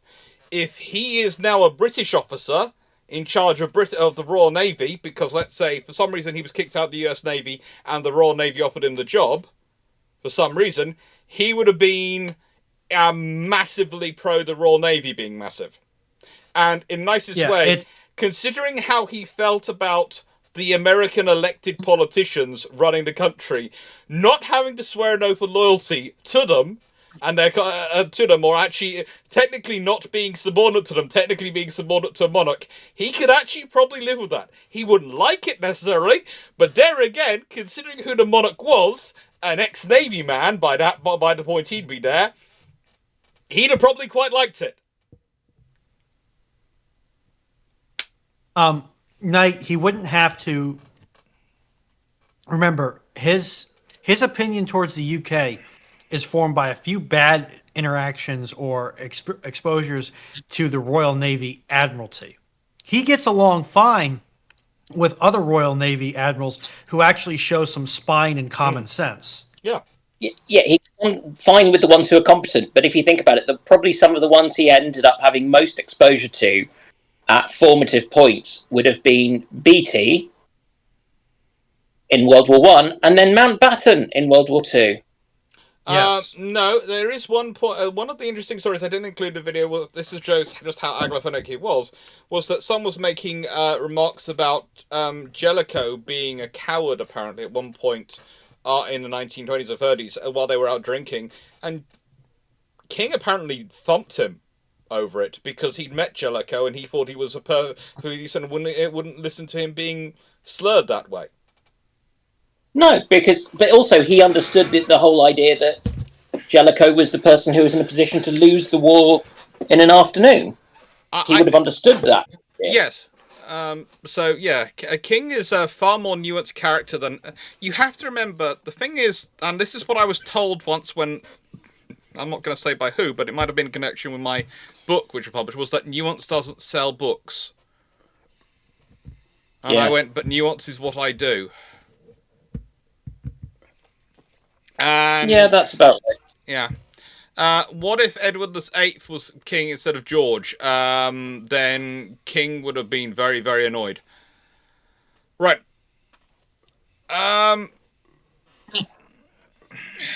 Considering he had a similar position of view of Edward as most people did at the time in the armed forces. Steve. I now have visions that we end up with King. No, in the nicest way, George would have probably found a way onto the throne somehow. Someone would have had an accident. Yeah. What if the IJ and IJA invaded the Hawaiian Islands rather than the Philippines post the Pearl Strike? Given that they will have all their armor, all that armor steel stunk in the harbor. What if they actually if they invaded the Hawaiian Islands? That's a whole video. I think I have done. Did I do a video on that? I'm not sure. But if they do have enough force and they do invade the Philippines, Pearl Harbor instead of the Philippines, and they have the force ready to go behind the strike, they have to have sufficient firepower to overwhelm the defenses of the Hawaiian Islands, which is not going to be particularly easy, but they're not in a great condition after the strike. And B, the Americans are probably going to be in a bit of a strange situation. They would be probably best placed actually launching the amphibious assault at the same time as they are doing the airstrike, so that the Americans have got the airstrike coming in over their heads, attacking them as the troops are coming in. And if they did that, then they might just manage to overwhelm the defences and get enough force ashore. And then if they do take the Hawaiian Islands, well, the Americans are going to be faced with having to recover 2 carriers and sort out what's going to happen with all the aircraft which are flying there, which are probably going to be captured or destroyed or lost. And then they're going to have to start rebuilding their forces and rebuilding their structure. And at that point, I don't think anyone can defend Turner. And the thing is, it's an interesting scenario of King with Turner and Admiral Turner. I would say King doesn't have as much respect for him as necessary it's sometimes put about. But he recognizes that Turner is Roosevelt's creature. That Turner will do whatever the Turner will support the government, whatever, and is their conduit. And so he's useful in that way. And he'd rather have him on the inside with doing things he wants to, feeding what he wants to back, than on the outside throwing stones in, if that makes sense. That's how I read their relationship. I hadn't realised Kelly Turner was that political at all.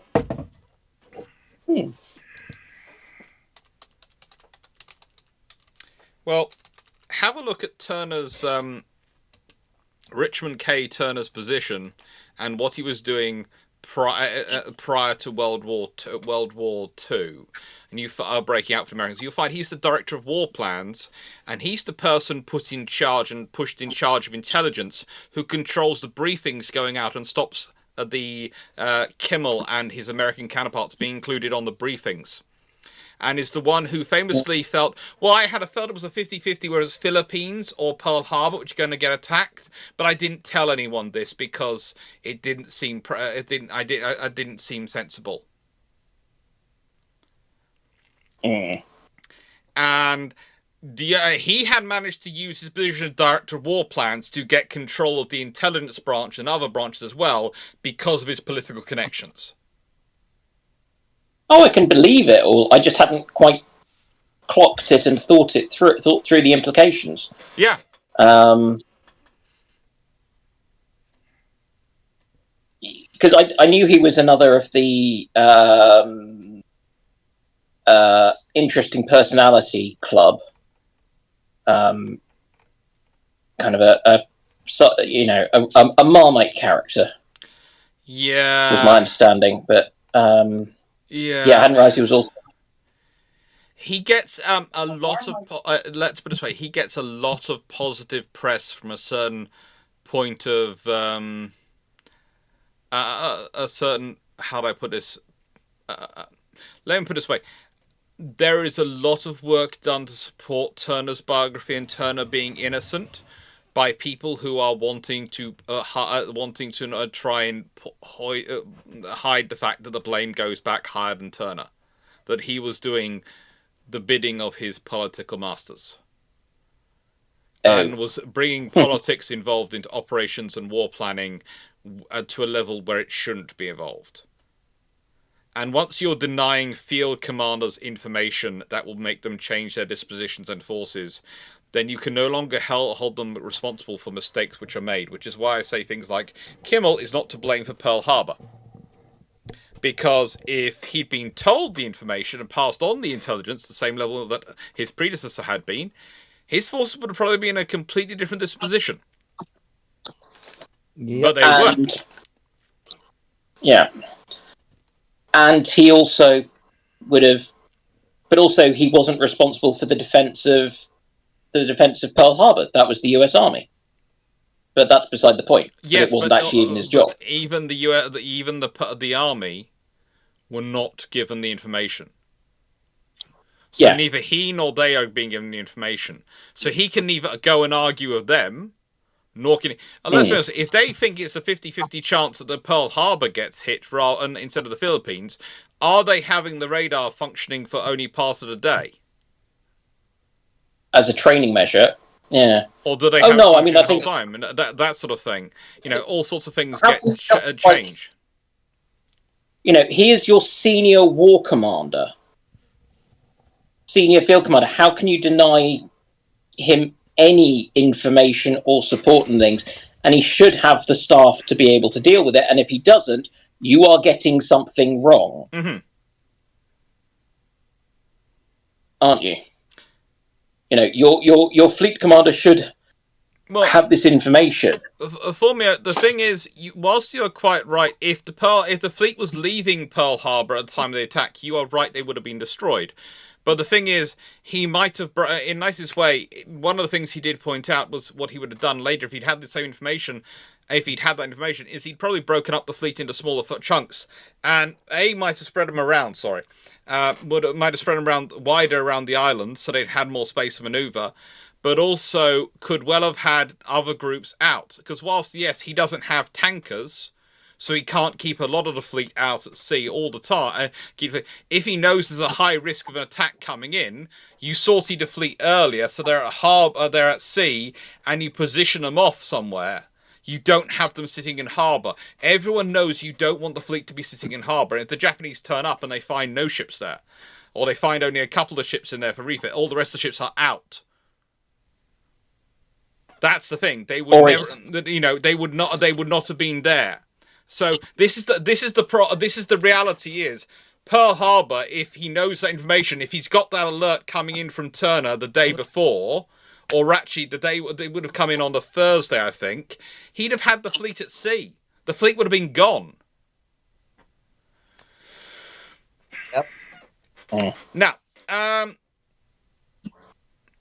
Michael 66, what if at the end of the Port Affair of 1843, Britain ends up owning Hawaii and decides, you know what, we'll keep it? What butterflies come from this change? Hawaii probably follows a Caribbean island scenario. There is always the possibility the Americans decide to do more about it, but they probably don't. Honestly, at a certain point, it's not going to be worth it. It's not going to be worth their while. Hawaii's not that valuable. But the Americans might do something like go for Nicaragua or something. Yes. More strongly. And so they might actually have a much more, which then means you might have something other than just the Panama Canal. Because they were talking about building one through Nicaragua at one stage, I think. There's a possibility. They probably do divert their efforts elsewhere, but they also might go far harder after the Spanish Caribbean colonies. Mm.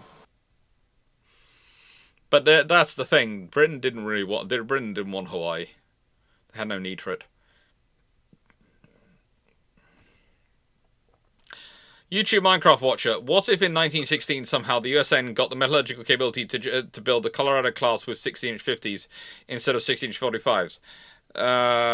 Then they do it to build it. What changes? If they got 16-inch 50s in 1916 and they're building them, then they are probably going to be probably that's not going to affect many people, but it's going to affect some of the analysis of the 15-inch 42s and the relative values of the fleets, and might well change the analysis going into the Washington Naval Treaty and whether or not Britain's going to accept some of the limits. You might end up with Britain saying, right, and if you want us in this treaty, you either have to allow us to do a rolled-in construction program so we can construct some ships, or you have to allow us to build more because your 16-inch 50s are that much of an advantage versus the 15-inch 45s.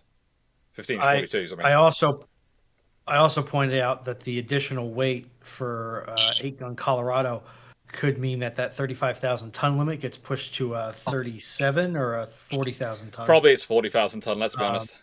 Because you're going to have the additional weight of another, what was it, 38? I think it was like 6 feet of barrels, 6 foot of barrel times 8. Then you're going to have the additional weight of powder. And you might see the U.S. start pushing towards a super heavy shell earlier with the Colorados because they have that higher muzzle velocity, so they might be more willing to soak a range hit. There's also the very real scenario that the British are not happy with a 16-inch 45 for the nail rods. Yeah, and they're also going to probably heavy up the armor to keep their immunity zone where they want it relative to the vessel's own guns. You might alter the armor in some ways.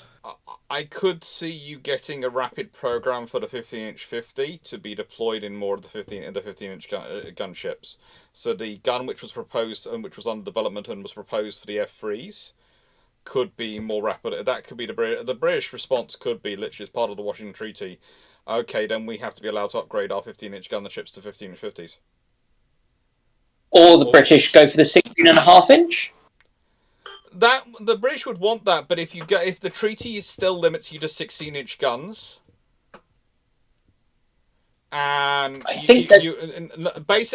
what I could see is them going, right then, so you're allowed you've got these ships, that's fine.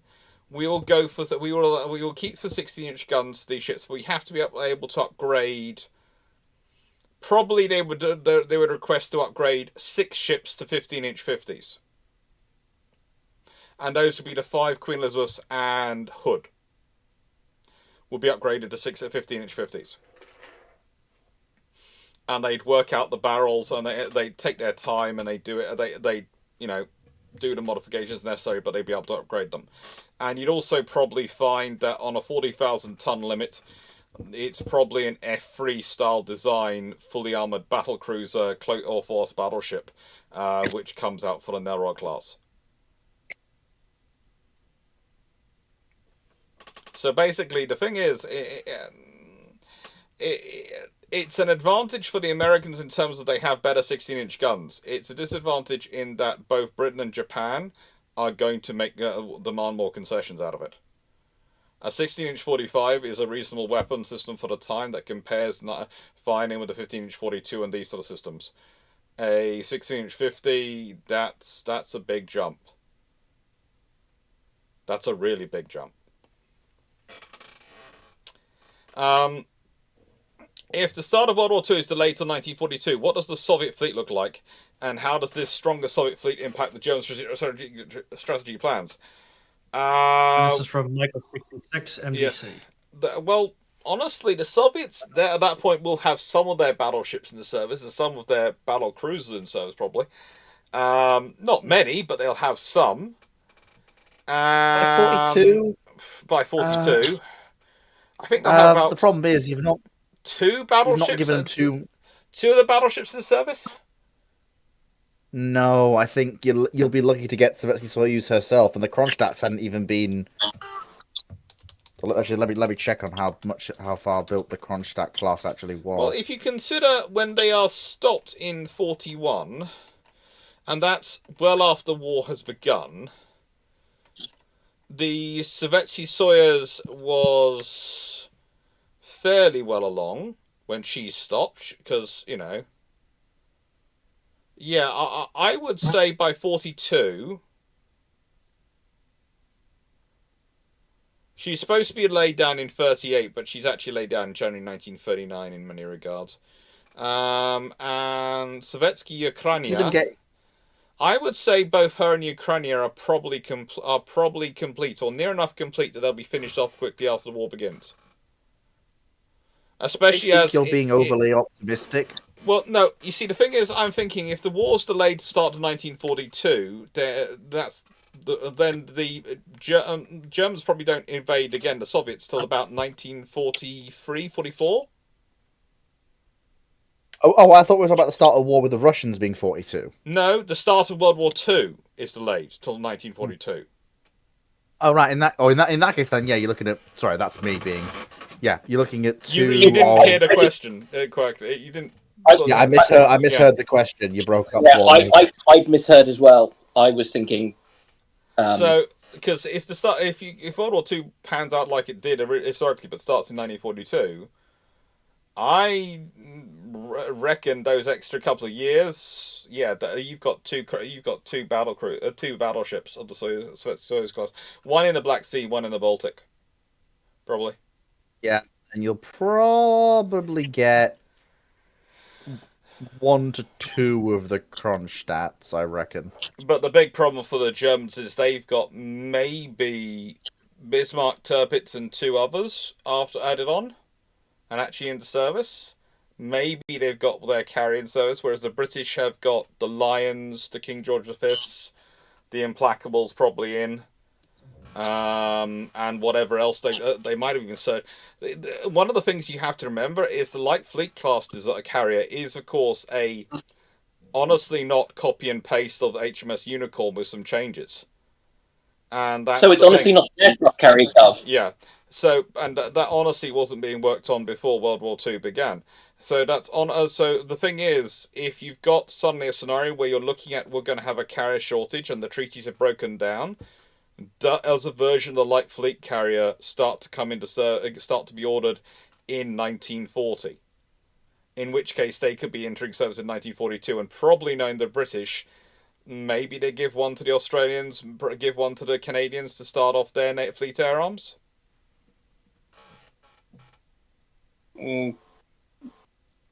At the risk of kind of slight memeing, would the Canadians not leave it to rust away? Like they do anything bigger than it? The Canadians were getting better at this point. They were getting a lot better at this point, and that's mostly down to their admiral in charge, who I've got a video about coming out on Tuesday, and he is very, very good at his job.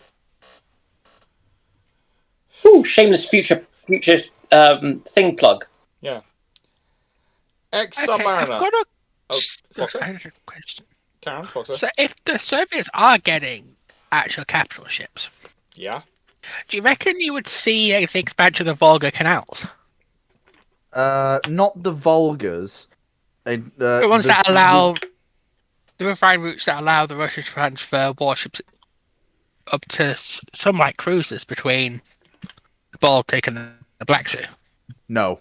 The problem with that is the geography of it. You can upgrade them to a point, but you can't. There is a point where it becomes financially unfeasible.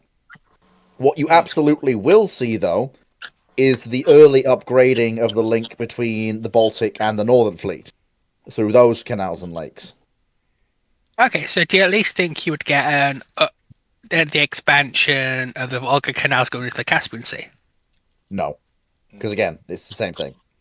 I would say I think the more interesting thing is a single battleship in the Baltic probably does affect some of the German plans, and that they have to leave some forces to cover for it. And it has to be some of their better ships. Because whilst they can theoretically go, well, yes, Shah North can take the ship, you can't be sure. And you can't be sure your air attack will work. But the interesting thing is going to be the Black Sea one.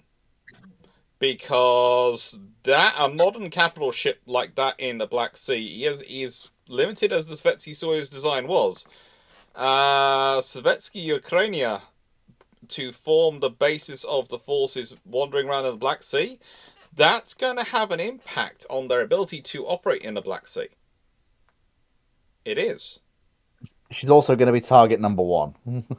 Yes, but the thing is, surprising. But the thing is, in the Black Sea, they never achieved the air dominance they need to really suppress the Russian fleet, the Soviet fleet. Oh no! Bear in mind, I was just saying she'd be target number 1 as opposed to Marit being target number 1. That doesn't mean she's going to get any special treatment or it's going to be any heavier an air threat. It was more me just saying, Yeah. Yes, but the reason I was clarifying was because if anyone listening didn't realise that the fact that the Black Sea is one of those areas which. Honestly, there isn't enough study done on, but the Germans really, it's always one of the thorns in their side is Black Sea operations. The other thing that occurs to me about this is the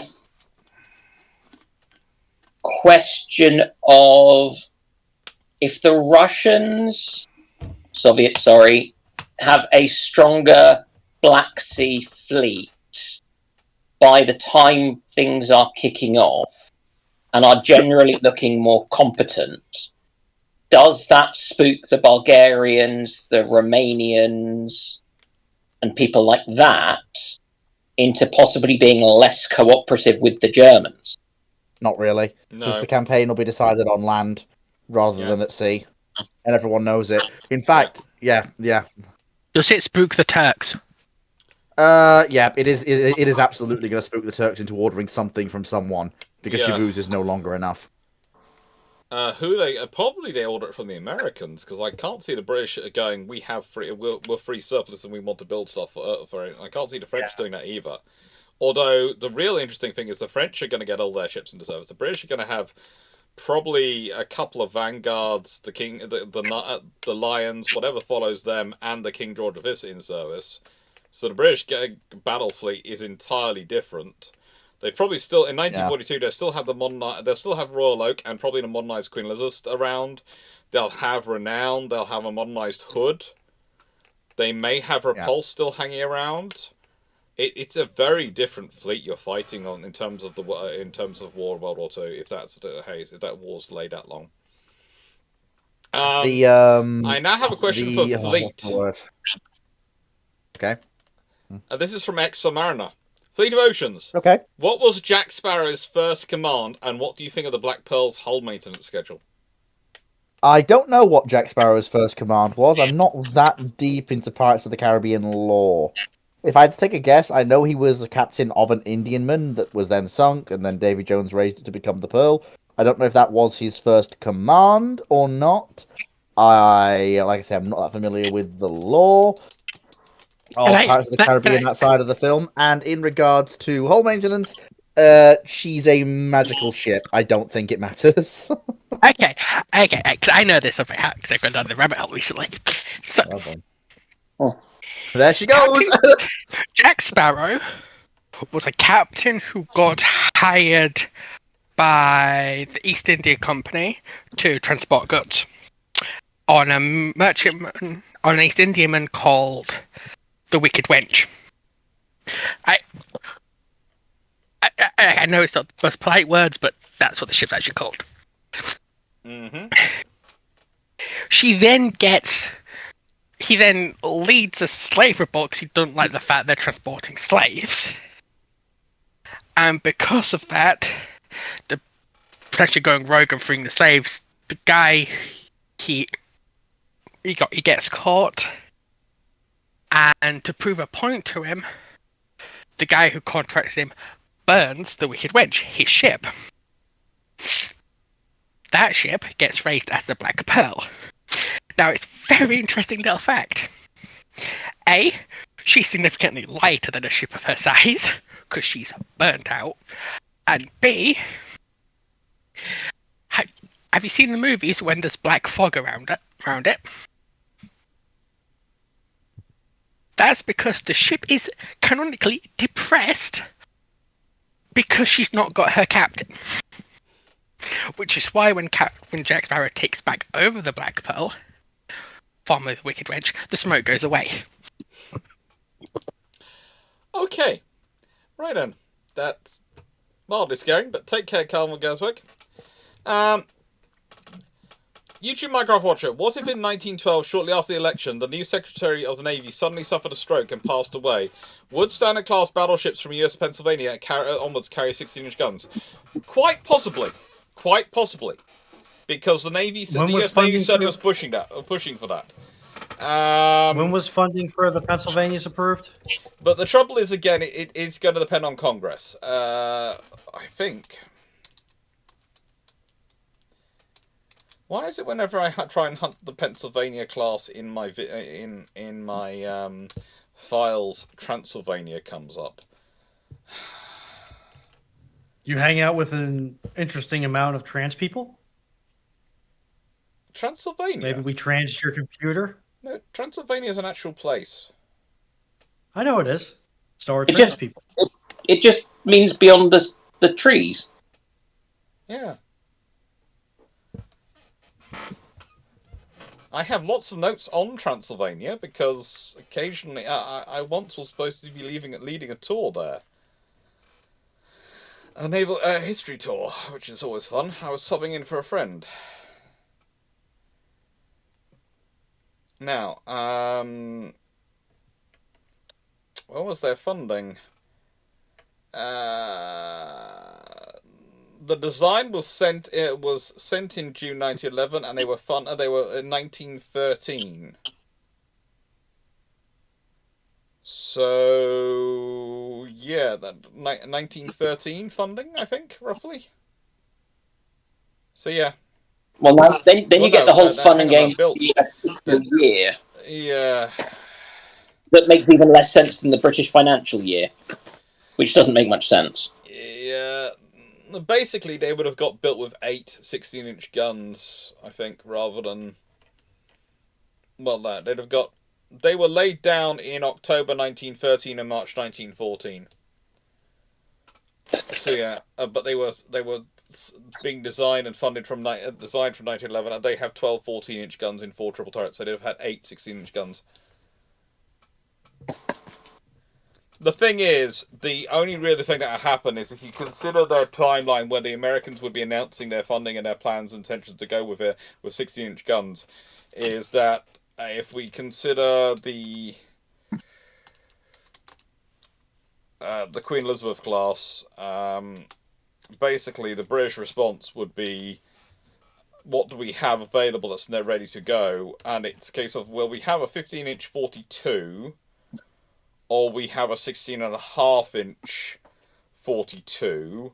That's sort of a little bit on development as well.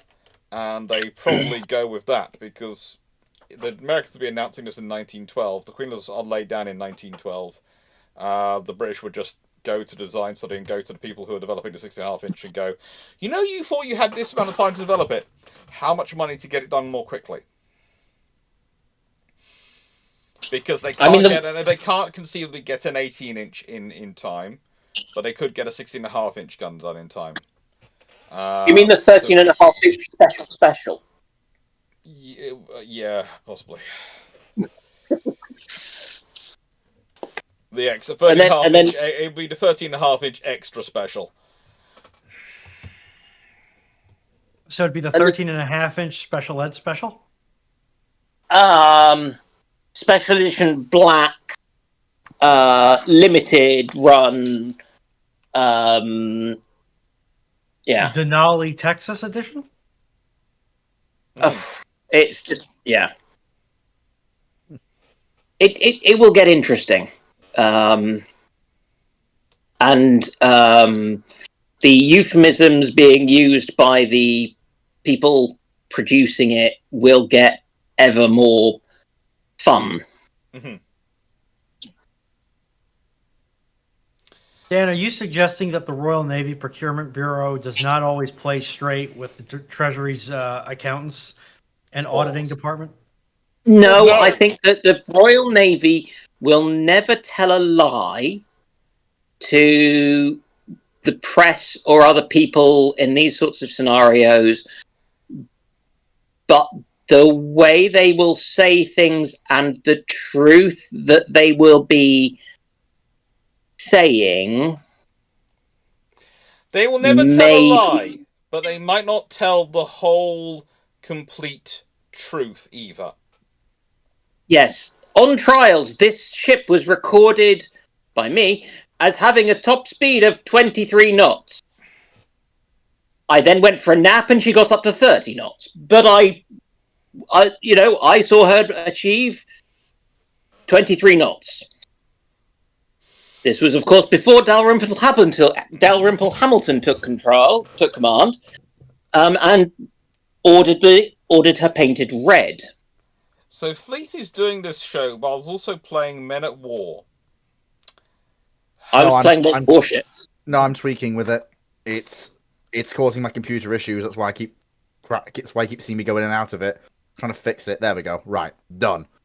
Paul Amos, 1962. What is the silliest comment you've had this week? It's time to whip out Fleet's new invention. Wacky, silly color.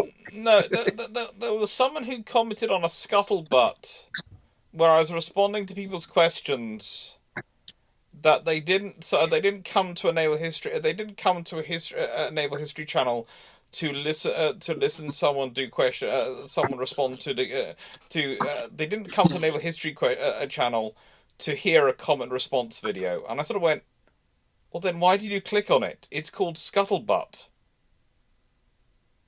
It's literally called scuttlebutt, which is naval slang for gossip. I would like to know at which point. I would like to know at which point the internet lost the requisite number of brain cells to forget that they don't have to pick a fight, and they don't have to engage with something if they really don't want to. No, I just then found 3 or 4 comments which were sort of like this from the same person and went, okay, I think you're just trolling. Okay, well, YouTube has a wonderful thing for this scenario. Mute. I prefer the banhammer, but you know. Formio, it's one of those things of just why pick up the stress? We got enough stress in our lives. Don't watch something you don't want to. Yeah, ain't nobody got time for that. My view is always there are literally every time someone goes, oh, why didn't you do this like this some person does, or why didn't you do it like that someone? I go, well, that's not my style. If you like their style, please go enjoy their videos. Or find someone else. We're all allowed to be different. Peterson does a great many things. That's the great thing. Sometimes he's right. Yeah. Michael 66. What if in the 1850s the Admiralty appoints Isambard Kingdom Brunel as Director of Naval Construction or equivalent position in that timeline? A really bad idea. Brunel with Royal Navy funding and Royal Navy political support, plus his ability to make loud noises and wanting to build the biggest ships ever. It is an interesting idea. What the Royal Navy We ends now up have with Tillman. is We now have Tillman class. well, just remember when HMS Warrior is built. Well, actually, funnily enough, I'm actually going to run against the prevailing theme here, because the one thing about Brunel is that while he does have a penchant and is known for his large engineering projects, he is still an engineer. Yeah. If confronted with a design brief, he will build the best thing for that design brief. He will I don't think we'll see monster leviathans like Great Eastern. What I think we'll see is there'll be some experimental ships to see if, well, can we have a European warship that runs on steam power only? Because Brunel will go, well, why do we want to have sails for auxiliary for having a warship? They're just going to get shot away. And he'll try that, but as Brunel always does, he'll also go with, okay, but that only works for operations in Europe and the Channel and possibly the North Sea. That doesn't work for overseas, so we'll stick to what we know. And also, Brunel is also a person who doesn't say no to good advice. Yes. Don't stay silent. You can say something. Well, that's the trouble. He's trying to spare your feelings. That's the trouble. You have a habit occasionally, just occasionally, of jumping into a very long segment and discussion. It happens on a shockingly regular basis. It's kind of a case of, okay, so you've taken what's said and you presume that's what we're saying is the only ship he'd be building. And no, he would probably build, most of the ships he would probably build to the brief. But I'm certain for the larger ships, for things like Warrior, when he's briefed to build a ship which is going to literally dominate the Gloire, what's his equivalent of his brief going to be for dominating the Gloire? Probably looking at a ship, not Great Eastern, but you're probably looking at a ship that's. Let me see. Warrior Warrior's a 10,000-ton ship with a single gun deck, isn't she? Yeah. He's probably looking at you're probably looking at a 2-decker. Yes. He's gonna get, which I've talked about before, was the other option they did consider Warrior would be a 2-decker design. And the thing is also, is he going to accept them building 2, or is he going to go, well, no, to guarantee the availability, you need at least 3. And with his with his shouting, he's probably going to end up getting 4. Which means you start changing the numbers of ships the Royal Navy's building. And that could be the big long-term thing, because it could lead to a long-term precedent of, okay, when you need to do this, you don't build just 1 or 2 ships, you build 4. Indeed. Which then has an impact on Dreadnought and things forward. So it's a lot of interesting things he has, but it's a case of, you are right, he's going to build to the brief, but he's also going to build... How do I put it? When you consider some of the briefs he was going to be given, it's going to have an impact on the ships that are picked. And honestly, a Warrior with 2 gun decks, that's going to scare the bejesus out of not just France, but everyone.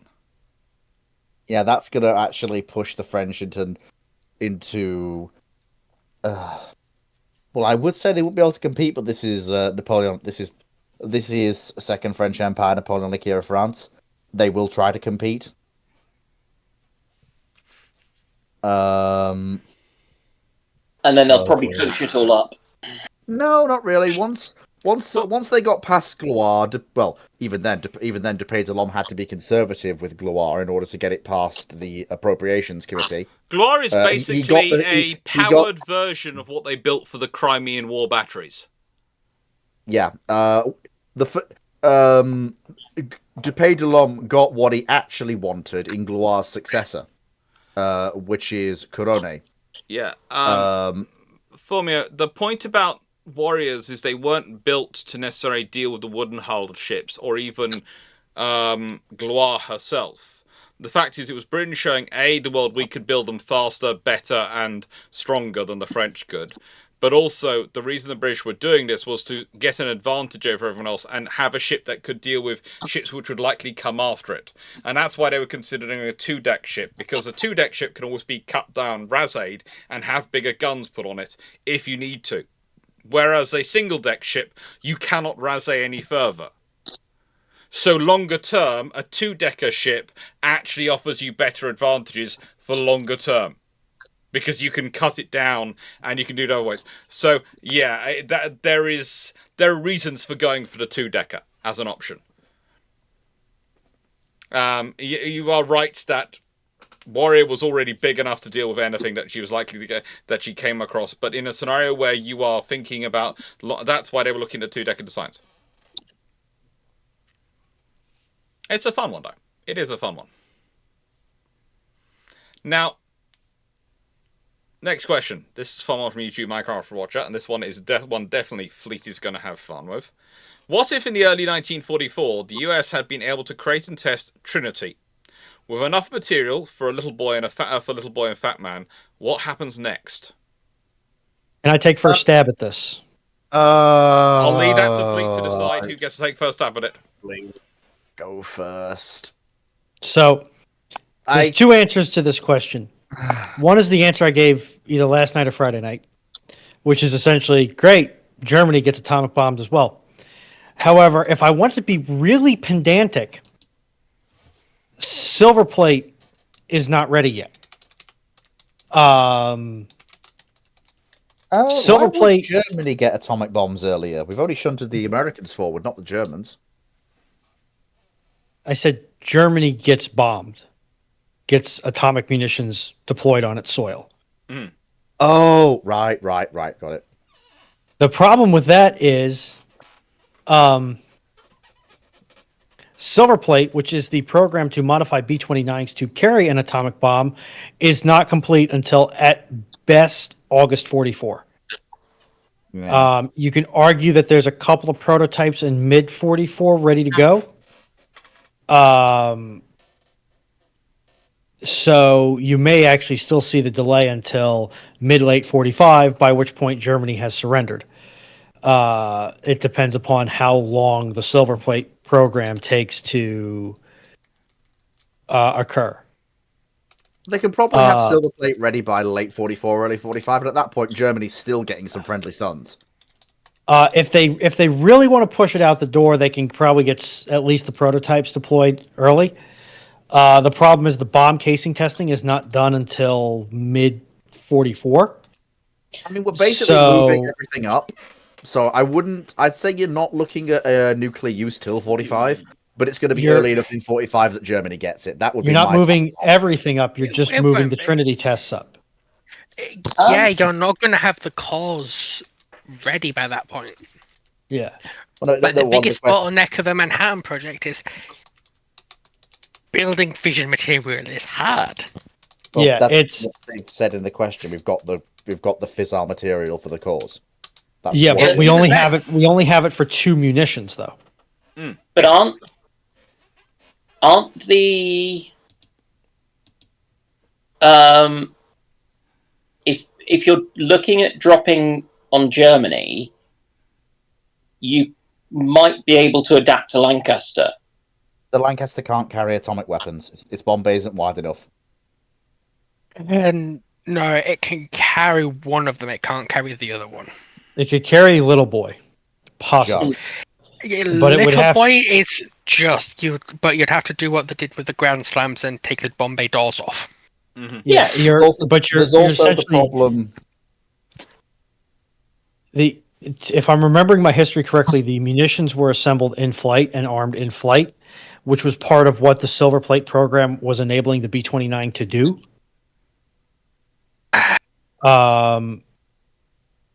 The issue with it is that comes from the mission profile for the attacks on Japan. And it was because they were a lot more likely to suffer from electrical issues from crossing the Pacific. Of course, one of the big scares, which was at Trinity, where a lightning storm almost set off the explosives. So that's where a lot of the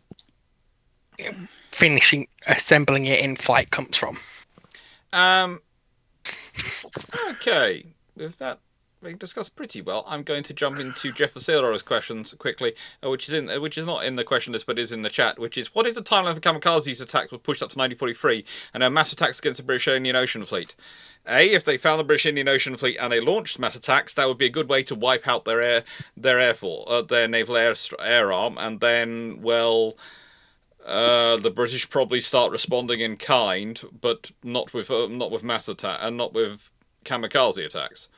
One of the things you find about the kamikaze attacks is, especially if you're looking at the aircraft, they don't have adapted aircraft, they're just using the aircraft. They do some attacks happen by accident, not the organized kamikaze strikes. But if you're using carrier-based aircraft, your carrier air arm pilots, and you're willing to throw away all those trained people so quickly to do it, so the pre-war trained people to do attacks on the British Indian Ocean Fleet in 1943. Operation Sea takes place in 1942. In 1943, there isn't much of a Japanese force to attack the British Indian Ocean Fleet because Midway's happened, and so has Coral Sea, and Operation Sea is now a long time. So it's why are you having them attacking the British Indian Ocean Fleet, or the Eastern Fleet as it actually was, and in 1943. That's really not going to have much of an effect on the war if they're trying to attack the British Indian Ocean Fleet in 1943. Most of the ships doing operations against them in 1943 are didos and escort carriers and those sort of things, because they don't need more that out there than that, is realistically in that period. Take care, Colin. Yes, Foxer? I was just thinking, from what I remember from when one of the Illustrious was hit by kamikazes, they proved to be very resistant to them. Yeah, that is the British advantage of having their flight deck as their strength deck and having a level of armouring on it. It makes it more difficult to punch through as an aircraft. Yeah, so you wouldn't get... what's the Essex that almost burnt down from one? Bonhomme Richard. Yes, was it? It was up against with H.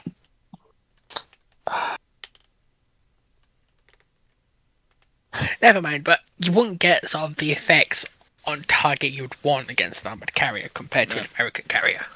But also, the Eastern Fleet at that point doesn't really need anything big. That's one of the things of Midway, etc. And these things really gets rid of the need for the British. The British can concentrate on the Mediterranean, can concentrate on the North Atlantic until they finish with the Italians, and then they start moving stuff to the British Eastern Fleet, and then that gets moved to the Pacific Fleet after basically the Italians are out. And then once they've dealt with the Germans, then even more stuff gets moved to the Pacific Fleet, and that's where the British Pacific Fleet comes from, and those sort of things, and that's slowly percolating out. But also, you have to remember, one of the interesting things for the British is that by the time you get to 1943, they've been going through very heavy air attacks for at least 3 years.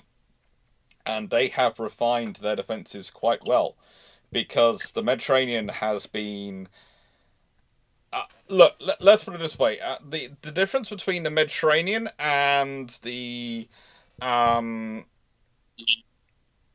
Pacific battles, and especially the convoy battles, is this.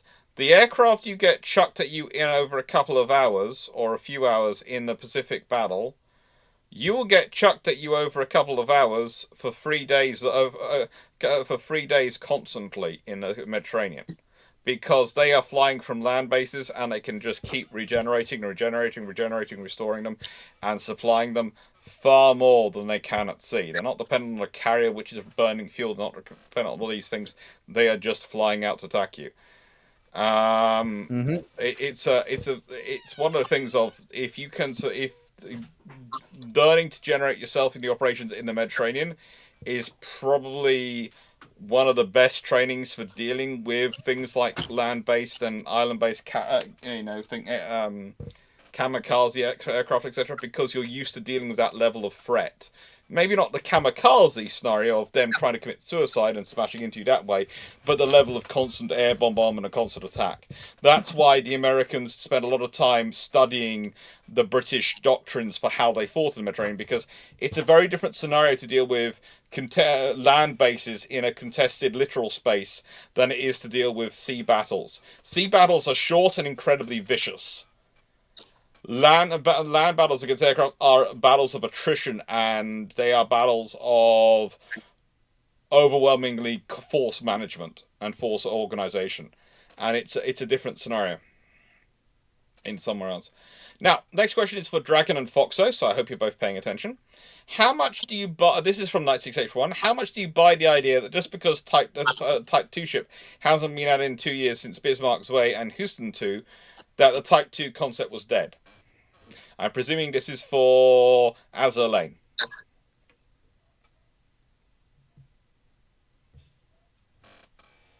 Simply, it's a gacha game. Nothing's ever truly dead if it makes them money. That would be my view as well. I haven't played Azur Lane, but I've certainly studied a lot about it, and that would be my opinion. Well, they're just a games company in general. Yeah. It's once a lot of the heat's died down off it, because people kind of got really annoyed at it. Them just re-releasing ships. They're going to start coming back.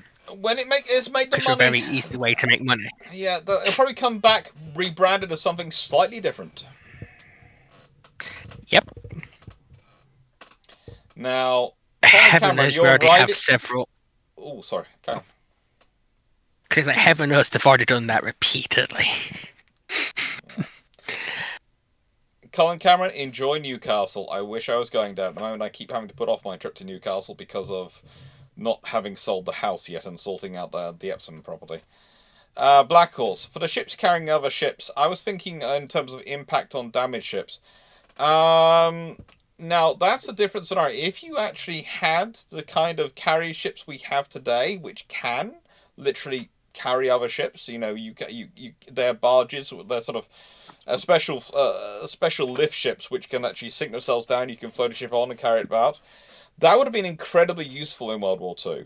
But that's also an incredibly complicated piece of technology, and also you have to be very careful in running them. And thing is, even though we have some today, not everything gets to use them. It's only the very rich people for very expensive very useful expensive ships that are actually gonna use it, or specialist jobs. Usually, it's moving oil rigs around the world. Yeah, it's a capital asset that's only used to move other capital assets. Mm-hmm. Basically, you can argue whether or not the Burkes that were, I think it was a Burke and a Perry that have taken a ride on one of those ships at various points in the last 30 years. But that was mainly because the U.S. Navy wanted to make a point, and Congress was willing to cut them a check. That was a political capital asset, not necessarily a strategic capital asset. Castaner, how different were the guns of HMS Vanguard and HMS Warspite? The turrets and the fire control were very much improved. The guns were the exact same 15-inch 42. That's it. It's the same barrel stock. From Steve, I'm guessing. What if the Regia Marina carried the Italian MT type assault boats as third-class torpedo boats to support cruiser and battleship operations in World War II? That doesn't really help them. That just gives them a load of some smaller ships, which are nice to have. But honestly, they're going to... The thing is, if they've got that as part of their design plan, they've had to build them into ships, in which case the Royal Navy and other navies will have responded by probably packing in a load of...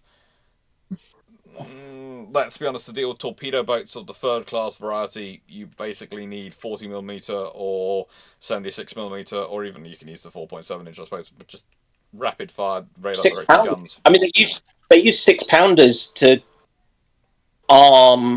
they stuck 6-pounders in the bows of Hunt class and things to take on Esputa. Yeah. Didn't they? Yeah. So that's about the right size, because you get the rate of fire of a kind of slowish pom-pom, but a bit more oomph, because you can carry the bit more oomph to make them unhappy or wish to be elsewhere.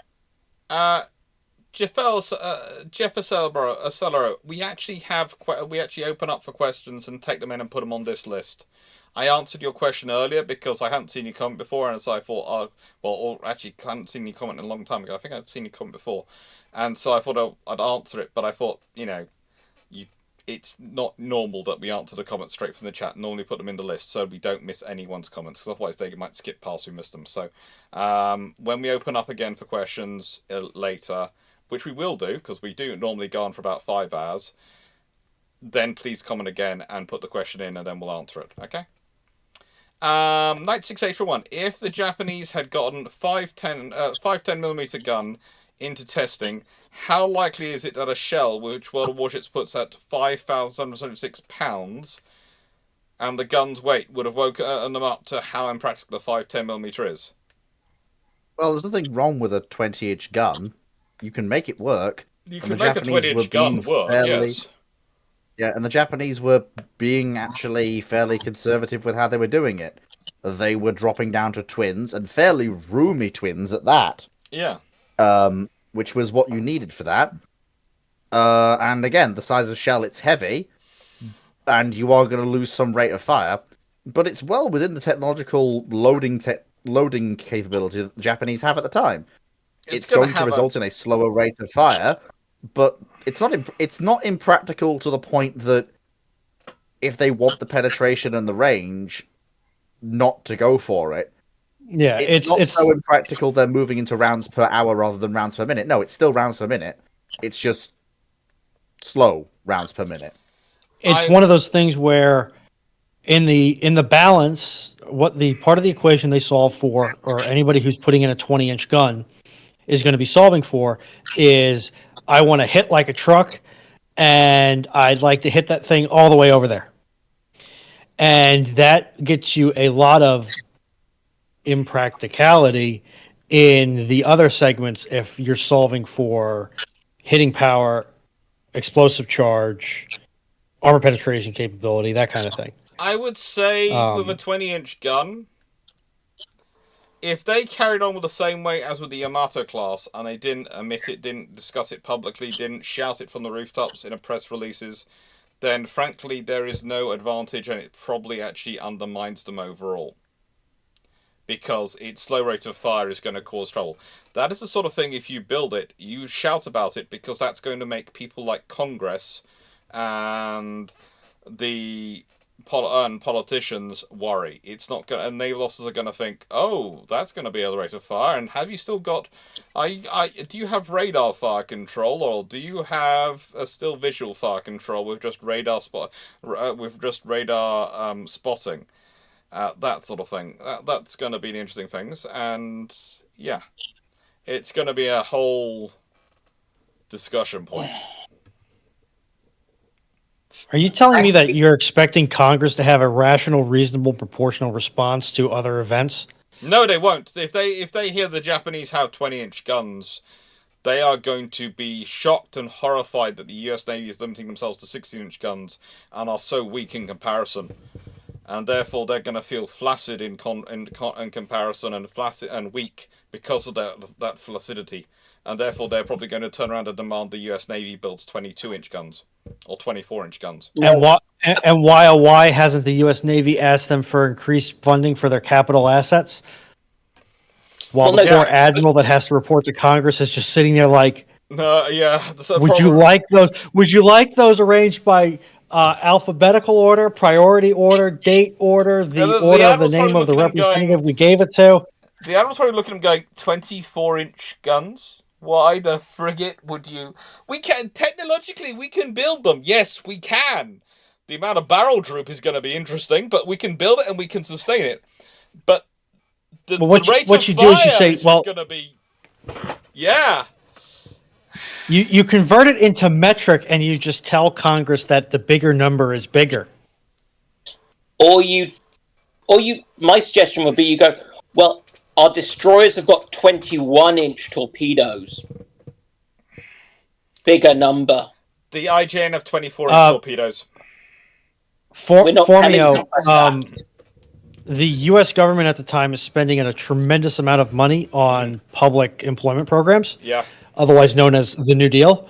Finding the money for a 22, 24-inch battleship program isn't going to be that far down on the list of, or that far up, down, whatever, on the list of things that are not going to happen if there is a will for Congress to do it. And basically, Frankly, Congress has never been gun shy about finding the money when they want to spend it on something. And the other thing for me I would add is nothing makes a politician spend more money than if they feel that someone else has outshone them in any way, shape, or form. In the nicest way, the thing is, if the Japanese announce a 20-inch gun, the race would be between whether the British, the Americans, or the Germans or the Italians announce a 22-inch or 24-inch gun first.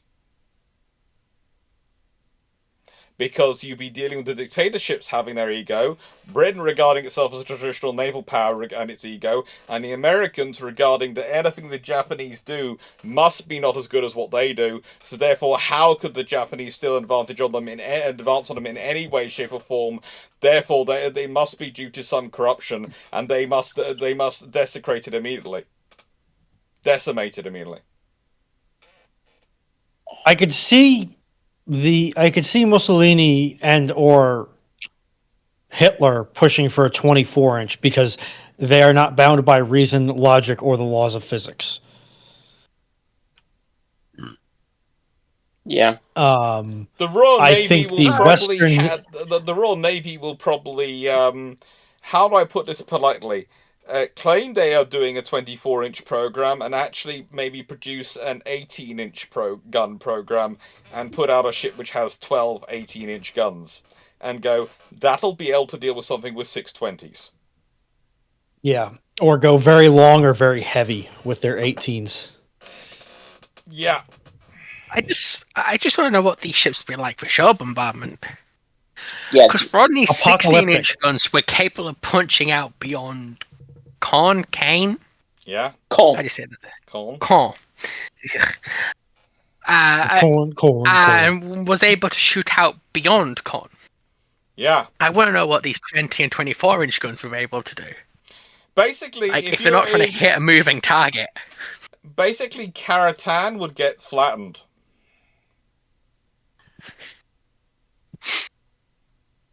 And whatever you do, don't be an armored division which is crossing a narrow defile or a bridge.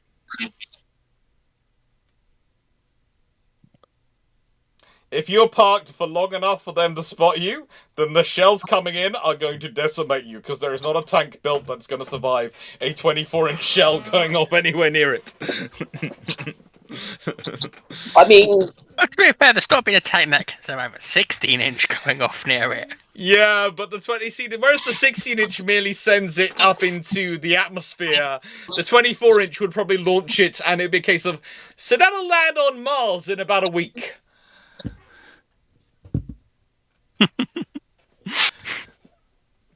We wish the crew luck. They are going to be the first humans to reach Mars.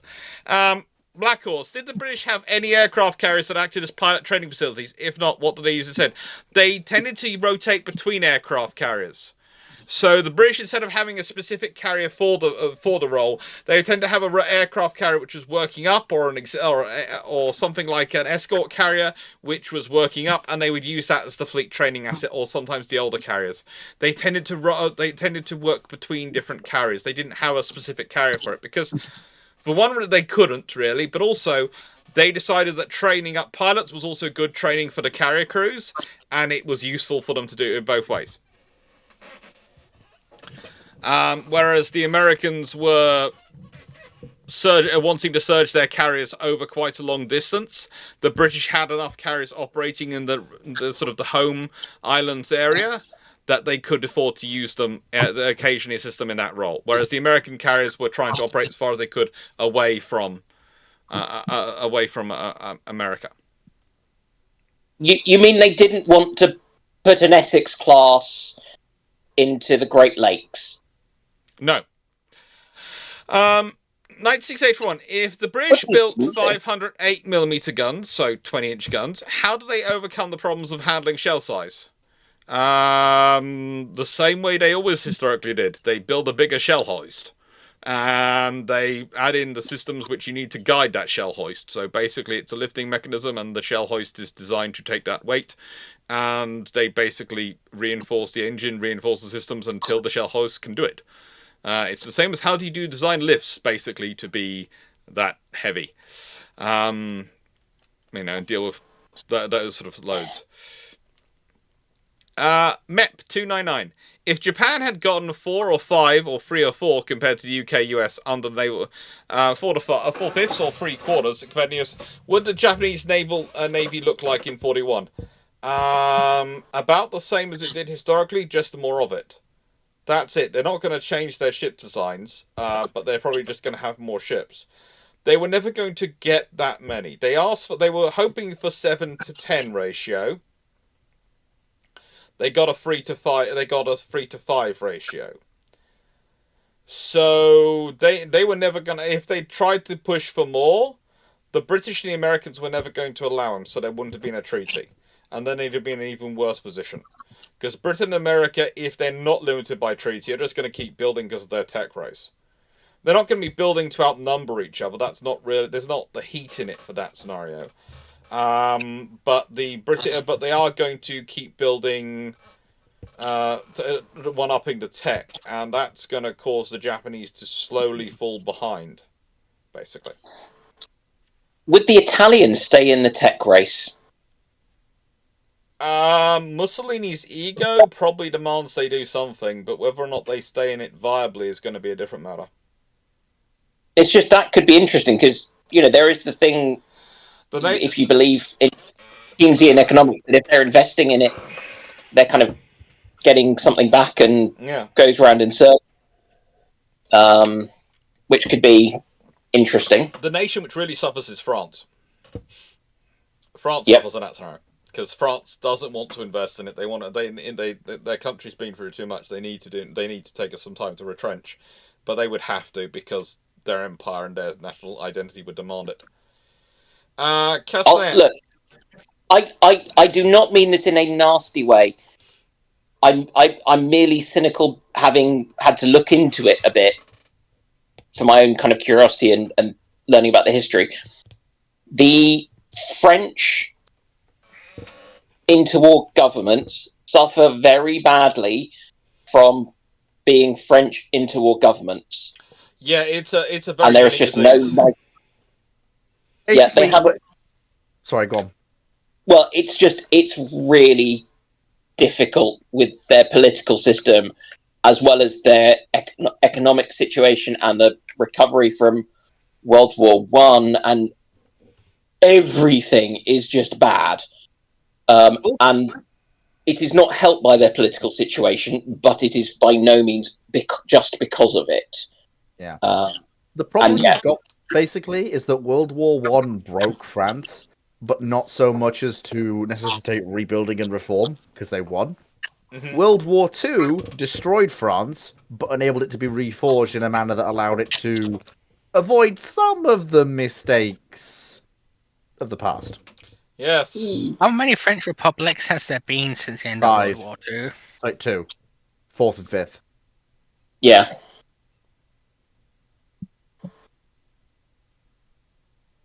I wouldn't call that a stable rebuilding, mate. Let's just, in the nicest way, we have France. We come from Britain. We probably do need to go through some form of reform at some point to sort out the current some of the current issues we have. But the thing is, by not having never having a codified constitution, we have never been. No one has ever claimed we've gone through a different generation because we just modify things as we're going along. Whereas the French, have codified constitutions, so they have to call it a whole new republic. Yeah, whereas we just kind of go. We just do we've just changed it. Usually We slowly. have continued to fudge things. Yes, we are just a never-ending parade of fudging, and it works. Yep. How does the UK hold? Yeah, that's the. Here's an interesting question. That's the worst part. Yeah. This is from Castanea. How does the UK holding Narvik in 1940 change the Arctic convoys? The UK holds Narvik in 1940. Norway, they're fundamentally. It depends on what happens afterwards. If Narvik being held is a springboard enabling the RN to, through the use of land-based air cover, availability of bases, and ability to resupply troops down the coast, doing that and leapfrog down the coast, push the Germans steadily but slowly out of Norway, then the Arctic convoys become a breeze to do, as there's no surface or air threat from Norway generally. If, however, holding Narvik basically just is all the RN and the Norwegian government can do, and that's where the Norwegian government is located now, then at that point, there will still be Arctic convoys, because the Germans will still invade Russia. There will be a lot heavier, well, not heavier submarine. There'll be a lot more focus by the Germans on using submarines, because the ability to have aircraft hit the convoys is going to be less than it was otherwise able to be, and if you're going to use aircraft, you're probably going to have to escort them on the outbound and inbound flights. Hey, Fleet. Yes. I am hearing a tone in Dr. Clarke's voice that indicates you might want to stop digging. I'm not digging. I'm fairly confident in my reasoning. You've jumped off from the question and you've gone down a very interesting route, but you've got the British doing a massive doing a counterattack and etc. Narvik's not really a good basis for doing that. No, so I said there were. Well, if you listened, I said there were two options. I listed two different options, and I was on to the second one by this point, the more rational one, which was then discussing the main meat and potatoes of the question. Yeah, but. Lena, I've just got to ask: are you sleepy? You tend to get really argumentative when you're sleepy. No, I'm just confident in my statements this time. Yes, Fleet. But the trouble is, yes, it's more of a case of you've launched into this and you haven't. It's changing the Arctic convoys is the question, right? So if you hold Narvik, if Britain holds Narvik, there's no way the Germans are getting any further north in Norway, because you can't hold northern Norway if you don't hold Narvik. If you hold Narvik, you can't. Basically Narvik is separate enough from the rest of Norway that you can hold northern Norway and not necessarily hold the central or southern bits. Now, whilst I would love to say they would, and I think they probably would do some trying to force south to get to central Norway, probably to try and get to Trondheim, etc., that's going to take a lot of effort and building up to get there. But that also means Narvik becomes an option. That's a longer-term option. In terms of the Arctic convoys, if Germany hasn't got northern Norway, they not only have problems in terms of Arctic convoys, they also have problems in terms of the North Atlantic convoys. Because if you do have the patrols going backwards and forwards between the two, that also stops the route by which the surface ships can get out, avoiding air cover and trying to avoid the Royal Navy by hiding in the Norwegian things. They have to try and go out further into the North Sea, more central, which means they're in more of a trouble to try. They can't really do their whole thing of getting up north and coming down into the middle of the Central Atlantic. So that changes the surface ship profile scenario the British are facing, and changes how the submarines the wolf packs are hunting as well, because again you have to go. Remember, the submarines, for a lot of their range, go out on the surface. It's going to move them south to to their French bases, are going to be even more important than they were historically. Which is going to mean the British are probably going to move the Atlantic convoys northwards as well, because that's going to mean it's going to be harder for the Germans to get to them. So that means the British the Atlantic convoys are probably going to go up from Halifax, maybe try and go north of Iceland and then come down. which means they're going to come into that's a really good Liverpool, point. etc. Those scenarios to go as far away from the German submarine forces as possible. That's also going to increase the force which is going to be patrolling from northern Norway. The big problem you're going to have in supporting northern Norway is going to be supplying spare parts and fuel to sustain things like the fighter command you're going to have to base up there. Interestingly enough, bomber command from up there isn't going to give you much more of an advantage than it does from the UK. In fact, it's arguably it's easier in the UK, so you don't change that. So that doesn't have the effect of allowing you to bomb Central Europe. Can you hold on to it? Yes, you can. If you've managed to sustainably take Narvik, there is literally one road and one railway which can one road realistically which the Germans can try and push up to go and try and get there on land, and you can probably hold that. If you can get the Norwegians are going to be doing constant nuisance raids, aren't they? The Norwegians are going to be doing constant nuisance raids south. You probably put Karl Flescher in charge of it. Oh, those! Oh my God! Are we going to be that cruel? Because it's going to be his troops in charge. So it's going to be his troops which are going to be the other forces of the Norwegians, and the British will just be supporting them. And so probably it'll be him being supported by the British forces led by Carton de Witt.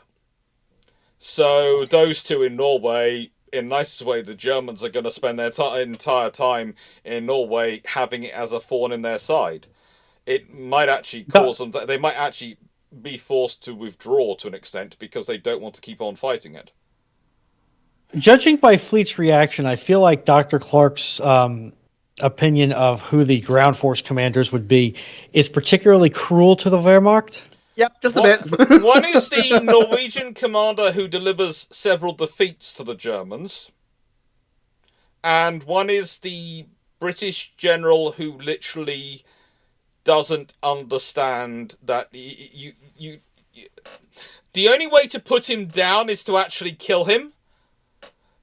Because he tends to not die. Yeah, he loses an eye, he loses fingers, he loses this, he loses that, and he carries on fighting.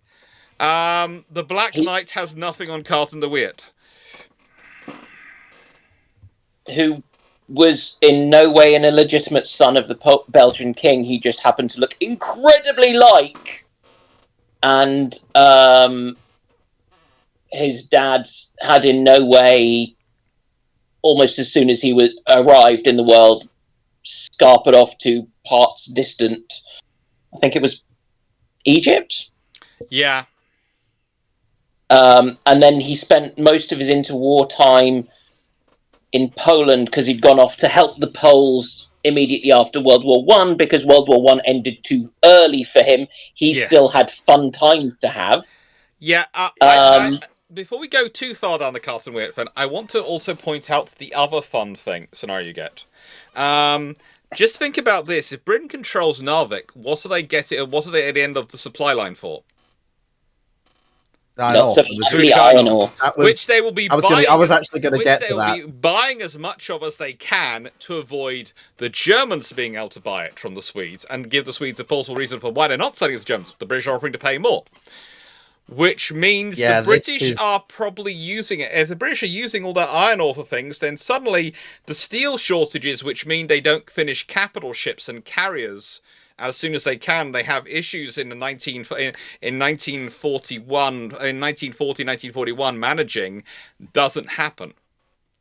The only thing I will say, the only thing, I just very quickly, I need to get on this before, I'll just, forgive me for jumping in there. The only thing I will say is, was that steel shortage directly caused by a shortage of iron ore? Was there nothing else was causing that? It wasn't a shortage of smelting capacity, wasn't a shortage of forging capacity, and it wasn't a shortage of coke. Was it just an iron ore shortage that was causing it was a that shortage of the quality of iron ore they needed to, because if you have higher quality iron ore, and Britain does usually have quite good high quality, you can smelt it more quickly, which means you can run a more efficient process, which you can produce more. I just wanted to make sure, because it's not just iron ore that the input for steel. It's the quality of iron ore. So it's a case of Britain doesn't have a shortage of iron ore. it has a shortage of the quality of iron ore. It's needing to use more of the iron ore than and Swedish iron ore is British iron ore is very, very good. And let me guess, British iron ore and Swedish iron ore is pretty much as high as the same high quality. But the thing is, not all the iron ore Britain can get hold of is of the same quality. So if you can get Swedish and British, then you've got the Swedish and the best quality British iron ore. Then you've got a very high competition. You can be far more efficient. Yeah. Just very quickly. Let's just put it this way. The reason this matters is because in order to run a furnace, you charge it, and the charge in furnaces that aren't electric arc will be, it'll be your fuel, it'll be your iron ore. It'll be whatever you're using to create the right blend of steel, so whatever other metals you're using to alloy it to get stainless, armor steel, whatever you're looking to do. Yeah. And each charge of a furnace will require a certain amount of iron ore, depending on what you're doing. And what the reason this matters is because if you can use less iron ore per charge to get the same quality or amount of steel, your time to smelt is less. Which means you can recycle that furnace faster. Yes. It's not even that, it's a case of you can make high quality iron ore and you have to clean it less. Are you trying to... I just got to... Oh. But I was just wanting to support Clarke's thing about British iron ore. The UK has a lot of very good quality iron ore, but its high quality stuff is limited. It has about 2 mines at this point which produce the high quality stuff, and about 6 others which produce not quite as high quality stuff. So if you've got Swedish, you've got basically the Swedish iron ore would be equivalent to the output of the two ones in the UK. So you basically doubled the amount of high quality iron ore you have. Even then, if you go on what the Scandies... Because the Scandies are essentially made out of the stuff. Mm-hmm. And when you look at it, Sweden just sort of... The iron ore production just increases significantly. Mm-hmm. To the point of... You're looking at... The countries that are producing iron ore-wise are the Soviet Union and America. That's it. Yeah. Well, that was going to be the point I was going to make. So I was going to make one point slightly, not sarcastically, but about Fleet talking to us about steel from Sheffield. You can't claim special geographic knowledge. But more importantly, you could... All of those ships that are going from the UK to North America in ballast could also be taking some of that iron ore to the US and Canada. And again, the US steel shortage might not happen. Well, the US has an iron ore shortage. Yeah, the US actually does have an iron. So what the British could do is the British could sell their lower grade iron ore to America. Because they have time to smelt it. And that's what the British would do. Steve, Steve, Steve Clarke, I leave it to your discretion, but you are perfectly welcome to ban AC-75 for that absolutely atrocious pun. I will back you up. What was the pun? Oh no! Leave AC-75 alone on that one. What was the pun? Leave. Would this be an either-or situation? Yeah. I kind of can do special knowledge, Dan. I am from the City of Steel. Yeah. We'll move it on quickly before this one gets... Yeah, and I was born near a dairy farm. That don't mean I know how to milk a cow. True, but it's different when I have I'm fairly certain in this chat I'm the only one in this group who does know how to milk a cow and has done 3 months at one point in my life of early morning milking because I was helping out on a family farm. So I'm thinking I'm the only one who's had that experience in this group. Yeah, I'm not going to try and milk a cow. They're dangerous animals. To be fair, I was younger at the time. I first off tried to do it, learn it the manual way, and after they taught me that, then they showed me that the fact made me do that. Then they showed me that the milking was done with machines, and you just plug up the machines, and it just went. I mean, that's moving them. And also, be careful of the cows. Cows are carnivorous. Cows Well, it's not that. Cows will Cows do. kill everything. Cows just don't care. Okay, cows don't care. They have hooves. You I get in think the way. cows They might get. kill. They might be the most lethal animal in Britain for humans. I think they may kill more people than any other animal in the UK. Well, seeing as but we they got also rid of all the eat what natural they kill, predators, though. yes. Yeah, they also eat what they kill, though, like pigs. Yeah. Like, the difference between them and a predator is they don't actively hunt people most of the time. Yeah. 1971, were 419mm and 47mm guns arguably a practical limit for coastal artillery? No. For coastal artillery, you can go as big as you like. It's just... Yeah. And actually, in nicest way, because of the scenario of building on shore versus at sea, you can go a lot bigger on shore than you can at sea. Because you don't have to ballast it. Yeah. And also, you don't have to engineer the tolerance or calculate engineering in for a dynamically loaded structure which is moving in all three axes. And of course, people wondering, just quickly in the chat, it was a herd of jerseys. And trust me, they are lovely. But they are also prima donnas, every single one of them. Yeah. They have personalities and are not afraid to use them. Indeed, they do. Someone's run the maths on how big can you make our coastal artillery. Is anyone familiar with Stonehenge from Ace Combat? Yeah, coastal artillery can get big. Yeah. I mean, you can really big. You can reliably make guns at that sort of scale. Not rail guns, not included. But you can here's the thing. mathematically make them. I mean, bear in mind this way: you've only got to deal. You can massively scale up your hydraulics, your electrics, your loading mechanisms, your magazine storage, the way in which you manage the gun. And it'll usually be in a single mount most of the time. It's a great way to overcome a lot of the difficulties with larger caliber weaponry. Yeah. Chip has a brace for recoil. The planet doesn't. No. Indeed. You haven't tried firing a big enough gun. YouTube Minecraft Watcher, what if in the Battle of Harvest the UNNC somehow was able to steal assault carrier? How would it affect the war? And I would add on to that, could someone who has the details please go into Twitch and give Pormio the link so that Pormio can find out about the Stonehenge gun. So, anyone's things of what happens if UNC somehow manages to steal an assault carrier? Assuming it's the first Battle of Harvest, because there technically was multiple.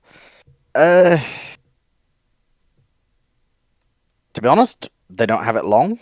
It probably gets blown up by the Covenant pretty quickly. Would be my first more reasonable guess. They probably get some information off it in that time.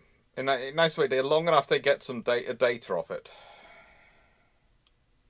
Probably not, because they are not. This is literally the first time the humans have ever encountered the Covenant. Yes, but how so I put completely this... alien language and alien systems to get into. So unless people are going around with cameras, which there might be, but there's they will be quite recording hard here, limit. but also in the nicest way, having worked with people who are engineers of the type who are sent in to get the data out of things, especially in World War II, they reckoned if they had 30 minutes aboard a ship, they could get all the usable data out of it. And as long as they know what to look for, okay, we're looking for something which looks like a computer hub. We're looking for something which looks like a weapon system control. We're looking for something which looks like a sensor array. We're looking for something like this, and you rip it out as quickly as you can. And get it away. The problem with that is you don't really know what they look like. These are completely alien. No, it's going to sound terrible, but bear with me on this. You're not necessarily looking for the systems themselves, because you won't know what they are.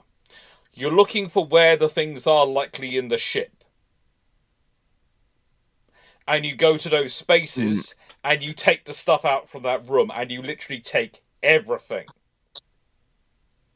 One of the things which is interesting is when you talk to the people who went aboard German submarines and took out Enigmas and those things, you ask them, did they know they were taking out the Enigma when they took it? No, we were clearing that room because that was the room we were looking at. That was the room we thought was the radio room, so we cleared everything out of that room. And then we sorted out afterwards. You're not taking appraisal, taking time to do it now. You're literally taking the stuff out. You're going to the room which looks like it's the radio room, to your mindset of what you're looking for in the ship, and you grab it all.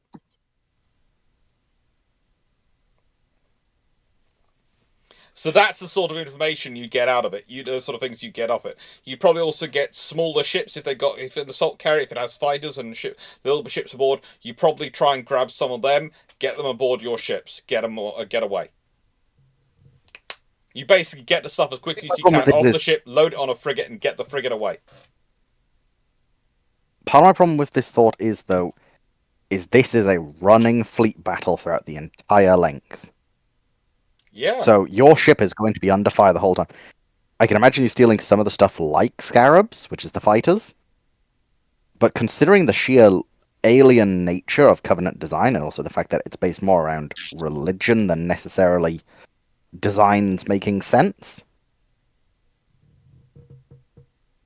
I think there's a limit to what humanity can learn from it. They'll definitely learn some stuff, and probably just even ripping some of the alloy plating off will be a case of, okay, so how is this made? Yeah. Oh yes. But no, you see, the thing is, I don't think I don't think it will cause reasonably much change, unfortunately. Much change, no, but it'll give them a lot of information about their opponent's systems. That's what they're looking for.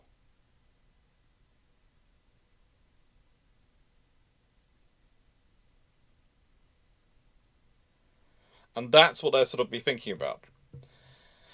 But also those teams, it's the closest we have to video of what the people, a movie like the people who were going around we're talking about is Monuments Men, who literally go in, grab the stuff, get out, and work out what they have later. And literally, in Ian Fleming at the end of World War II is running about 3 or 4 teams like that, going through Germany. And they are literally grabbing stuff. And there's always an example of Winkle Brown, who literally goes to an airfield and flies the rocket, the rocket, the Comet aircraft out to get it away from the Soviets. And that is what he's not pausing to study, he's not pausing to read, he's not looking at the manual, is he? He's literally jumping in the aircraft and getting it up in the air. And that's literally what we're talking about the people do. They do the study later, they're grabbing it now. And yes, there is some advantage they have the familiarity, but that is a classic example of what those people would be doing. And they are highly trained teams. Very, very scary, very capable people at what I would call selective dismantling. And they also have shiny syndrome. And they know they don't have to figure it out later. It goes back to the boffins at back who have to work it out later. They don't have to deal with that. They just have to get it out of there. Essentially, they walk a very fine line between destructive enough to remove the object of interest quickly, but not so destructive that the tech heads back home can't put it back together. Yes! Here, I broke this for you. Knight 681, how problematic was it for the British that a majority of the coastal castles, with the exception of a few, were mostly gone, as it denied them the perfect shore fortifications? They're not mostly gone. Yeah. They're mostly gone to... well, they're not even mostly gone today. The British, in a nice way, the sheer number of forts and castles we still live in, and we still have around on the coast. The thing is also the British didn't have that necessarily as many as you'd think we should have, because we tended to rely on the Royal Navy to do the job, and we tended to have batteries, and they were still in existence in World War II and World War I, and tend to have a modern weapon system put in them. But I think the other thing is quite a few of the kind of castles and things are in private hands and so aren't open to the public. So you wouldn't, unless you're looking at a map or something, or doing a Google search or something, you're not going to know they're there. It's What I would also been say a dream is of that my from what- life to end up owning. Can we can we? Sorry, Dr. Clarke, but Fleet was technically Okay. in the queue first. Okay, Fleet. And from what I've seen, from when Dr. Clarke took myself and Dan to go and see, the fortifications at Pendennis Castle, even if that castle hadn't been there, the British added fortifications to it during the Second World War in front of it. So the lack of a castle being there wasn't really a problem. If it hadn't have been there, the British would probably still have put the guns there anyway, in that separate battery that we saw. So The lack of battery is fun. fortifications doesn't, the lack of the castles existing, especially in the Second World War, is really, it doesn't matter. Because the British will just put the new style of coastal defense guns wherever they need them. And Mileto Tower, it has been long been a dream of mine to someday live or at least stay in a Mileto Tower. I want to stay in a Martello Tower. Yeah. Well, probably one in a warmer country because I consider they be cold, so that's why I was saying Mileto. Because that's what some of them abroad in warmer countries were called because they mispronounce it. So basically, my one is I want to stay in one in a warmer country. Fairly sure in the UK they're cold. Oh. But they are Martello Towers officially. That's what they're supposed to be called. But in, I think was it in Portugal they were mispronounced and called Mileto Towers, or was it somewhere else? But it was one of the countries they're mispronounced and called Mileto Towers, and one of the warmer countries. That's why I said Mileto. No idea. Yeah. Black Horse, what happens if the politicians decide to be smart and give all the information to the Pearl Harbor commander before striking Pearl Harbor? Does it change anything? If he's got it early enough, then the ships that can be at sea are probably at sea. And the harbour is on maximum alert and all the defences are on maximum alert. And he's kicked the army into being on maximum alert and the radar's running. That's what they'd be doing. If he's got it early enough, then the ships are at sea. Because, in a nice way, if they're manoeuvring somewhere to the southwest or etc. of to the southwest or the southeast of Pearl Harbor, they're never going to get found by the Japanese. Because my understanding is that one of the things was that the aircraft were kind of lined up and things, worried about saboteurs. So Because the reason they had them all, they've been told about, yeah. So they were all kind of in the middle, easy to be shot up, because that way they could all be guarded better. Whereas if you have been told there's a pretty reasonable chance of air attack, or you run things differently. then you're going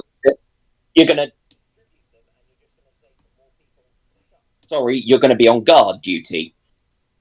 At least you're not, oh no, it's Hawaii. It could be worse. You could be in Iceland in December instead of Hawaii, having to stand outside in the cold. Stop complaining. If you can't take a joke, you shouldn't have joined. I was conscripted. Tough. I don't think anyone in the US forces were conscripted at this point, so they're all volunteers. Can't remember when they started. To be honest. But I was only saying it for effect anyway. If you couldn't take a joke, if you can't take a joke, you shouldn't have joined. Or words to that effect. They did have the draft in 1940, but they didn't have many, it seems.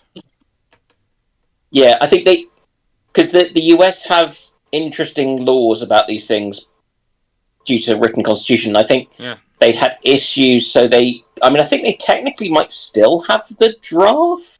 We do. Yeah. It's not a constitutional law question. I think it's one of the things that actually the Constitution was built to fix from the Articles of Confederation. Yeah.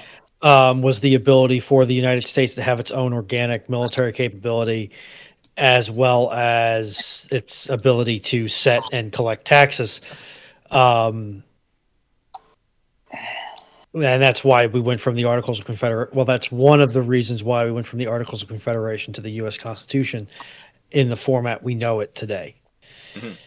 So, as far as I know, there has never been a successful challenge to the draft on constitutional grounds, with the exception of equal protection and and religious freedom.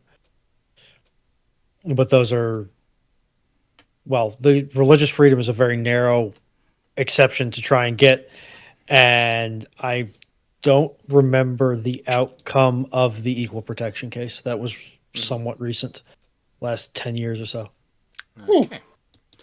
Can you someone just put a question of what would the commander of a snow be in the Royal Navy? Would it be a sub-lieutenant or midshipman or sub-lieutenant?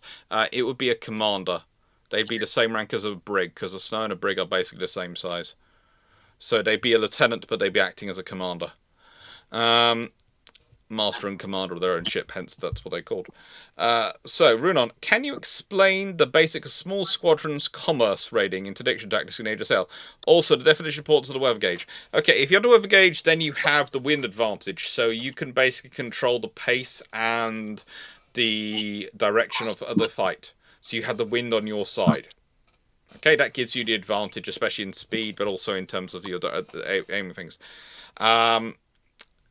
In terms of small squadron commerce rating, you basically would tend to have 4 to 5 frigates working together. They would have an area. They might pool together if they find a convoy which is large enough to justify it. They might be going around the area trying to engage ships individually. It's going to work like that. But sometimes they'll often fix it together. It depends on which captains you're talking about. But there are some captains who made a lot of money leading these frigate squadrons doing this duty. But basically, it's an adaptable scenario of whichever's going to make them the money. If the enemy's spread out and not in a convoy, then they're spread out. If the enemy's in a convoy together, they'll be concentrated together. Whichever way's going to get them the money is the way they're going to work. Jacob Van Eck. You can't see it right now, but I'm making a look at Fleet. Why? Because of his shenanigans last night. Okay. Jacob Van Eck, how disastrous would it be if the US would leave AUKUS? It would be problematic. Would it be disastrous? Because it's already been agreed to for the technologically sharing, etc., then the British are still allowed to probably share with the Australians quite happily, and the British, because the British can build their own nuclear submarines and do have that capacity, although we do share a lot of technology, the Americans, we do. The point is it's shared technology, so we have access to it ourselves. It could be overcome. The main problem for the Australians is going to the main problem for the Australians is going to be the fact that if the US leaves AUKUS, that means they're probably not getting their Virginias, and the money they spent in America is probably not getting refunded. In which case, they are probably looking at having to spend more money with the British, and it's going to be a very quick. The British are probably going to have to invest in upping their submarine production capabilities so they can support both. Also, interesting enough, you probably do get, under that scenario, you might get Canada joining it just because they want to. They like winding up America at this point. Yeah. Literally, that'd be Mark Carney's entire thing of America's left AUKUS. Okay, let's join it. And also the AUKUS boats would fit what the Canadians need quite well, actually. Yes, but that's never been a factor for Canadian procurement. No, I'm aware. Formio, the U.S. has not left AUKUS at this point. The program is under review, but that is. I have a big axe to grind against this administration, I will freely admit, but most of the time when a new administration takes power, they review everything the last one did. Yeah. And you have to remember, AUKUS was originally a Trump plan.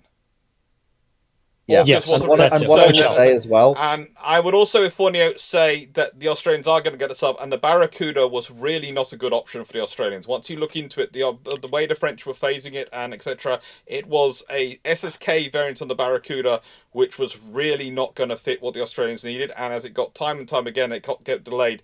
It was not going to fit what the Australians needed. So there was no point in them going down there.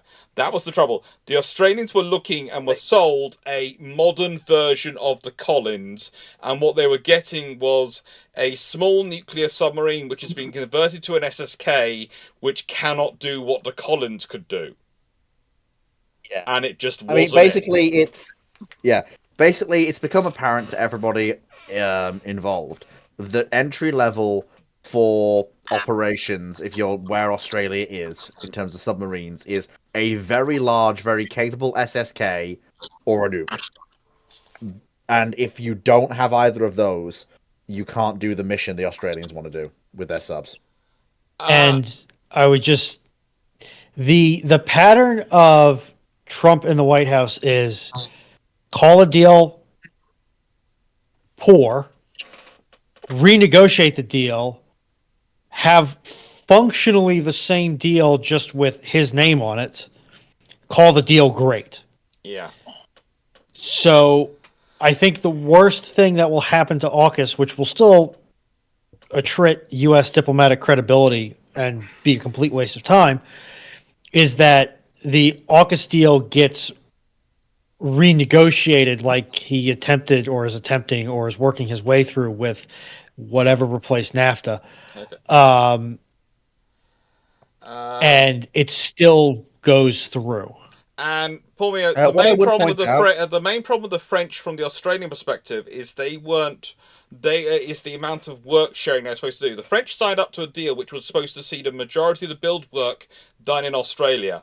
And over time, the French kept pulling back and pulling back and pulling back and pulling back how much was being done in Australia. And that was the big problem for the Australian politicians. The Australian politicians wouldn't have changed the program, wouldn't have gone to the expense if it hadn't been for that one, because they were viewing their submarines at that point far more as a work creation scheme than as a building. So the nicest way, this is the problem for them, they're going French, and why they won't go French again. Because the French kept pulling it back. No, they didn't panic. They was literally, they got to the end of the tether, the politicians did, because of the French pulling the work back to France. And you can understand, their reasoning was, there isn't the infrastructure, there isn't the support, there isn't all the industry needed to do this in Australia. We have to build it all. We can do it far more cheaply in France and far better in France. And you might be true, but the whole point from the Australian government was they wanted to build it in Australia. And you've literally got the Australian, literally at this point, I can imagine if this was a real negotiation, the Australians are sat there with their arms folded going, yes, we know the infrastructure doesn't exist. Building it is half the... It's why we're prepared to spend this much money. Yes. Point. Yeah. Yes. Yes. And that was the trouble. There is all sorts of stuff talked about that Barracuda program, which is a whole lot of, in the nicest way, propaganda. From the side which had been mucking around and didn't want to look bad because they're worried they'd lose other deals. If you haven't caught it, Dr. Clarke, please change the questions banner for. I have done it. 9681. If the British had built the coastal guns, would they have had built 5 or 8 coastal guns? Wouldn't they have reverted to for an 81mm 4-on-19 and 457 coastal battery guns once it was realised how impractical? The 508 gun wouldn't have been impractical for coastal guns. It would have been fine for coastal guns. In the nicest way, again, where is your weight limitation? Where is your space limitation? Where is your, the whole things for coastal... Again, you can just build a bigger underground... If you're already digging that big an underground underground magazine to store 15-inch, etc., building it big enough to store enough 20-inch is not going to be that much of a problem. Yeah, and it's one of those things of a lot of these fortifications are... They try and find the most rock or rock-like area of the coast to anchor them into. Yeah. So when you're building a structure that big, another couple thousand of tons, another 10,000 tons, doesn't much move the needle as to the stability of the earth underneath of it. Especially when it's as distributed a load as a coastal fortification is. It's kind of the thing of... What you can put a certain band of gun on a land mobile vehicle. You can put a certain larger band of gun on a rail mobile vehicle. Then he jumps to what you can put on a warship, and then it jumps again to what you can put in a fixed fortification. And Yeah. to answer the thing Knight's just putting in, because Knight, as usual, has done their trick of going to the worst place and going, there's an article and these things. Yes, there are calls in Australia to cancel the Type 26 program.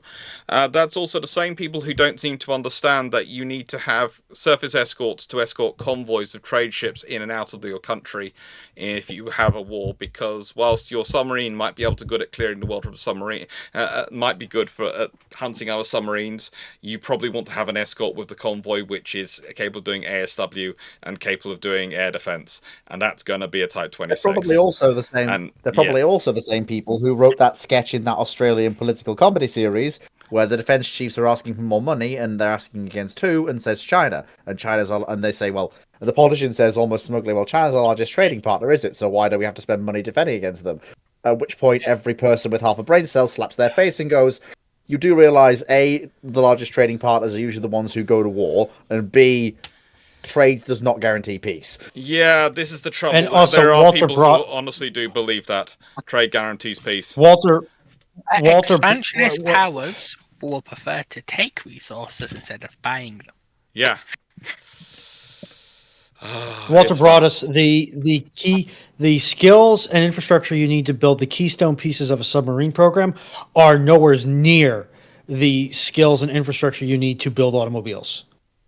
It is, if Australia wasn't welding any pipelines or any pressure vessels or anything like that, I would say there's a point there. They absolutely are, because those are not skills that you can export. They have to be skills you have. And also, internal to the country. it's one of the interesting things, Walter Brothers, is that Australia's been investing in their naval industry for about the last 15, 20 years now and growing it. And Britain is more than capable of training them in everything they need to do. That's the thing. Right. So, don't they dig up uranium in Australia? Yes, but they don't refine it into anything other than medical radio medicine uses. Anything that's more spicy than that goes overseas. No, I know. It's just so they even have people who know about radiation safety. Yeah, they do. Just- But nicest way, there basically, and nicest way, there are a whole lot of Australians over in the UK currently being taught all stuff.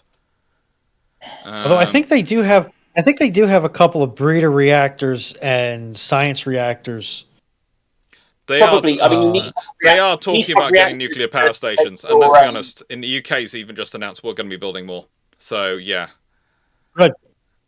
Split them atoms. If only we build a lot more than they have plans for. Hey, one is a great step in the right direction. Not when they Pomenio- initially said they were going to build 12. Pomenio, as I would always say, the phrase that comes through history is "God helps best those who help themselves." Alliances are strongest when you are when you are capable of being of use to your other allies, and are able to defend yourself to a large measure of extent. Relying on another partner for your defense in its entirety is a good way to find yourself in a lot of trouble. And whilst Australia does have an agreement with the US equivalent to NATO 5, and also has the 5-power agreement with Britain and the various other powers, in a nice way in there, and it's all sorts of state extremes, it's always better to be strong enough to look after themselves. And it also helps. No, you cannot win a war with China without allies. You can't win a war with China with allies, and you're watching ads at the moment, so you can't say what I'm saying. But if you want to, in the nicest way, you can't win a war without allies, and if you find yourself against China. But if you find yourself against China and you are no help to your allies, then how much help are they going to want to be to you? Have a look into World War II. Look at where the powers rank in terms of who gets the most support.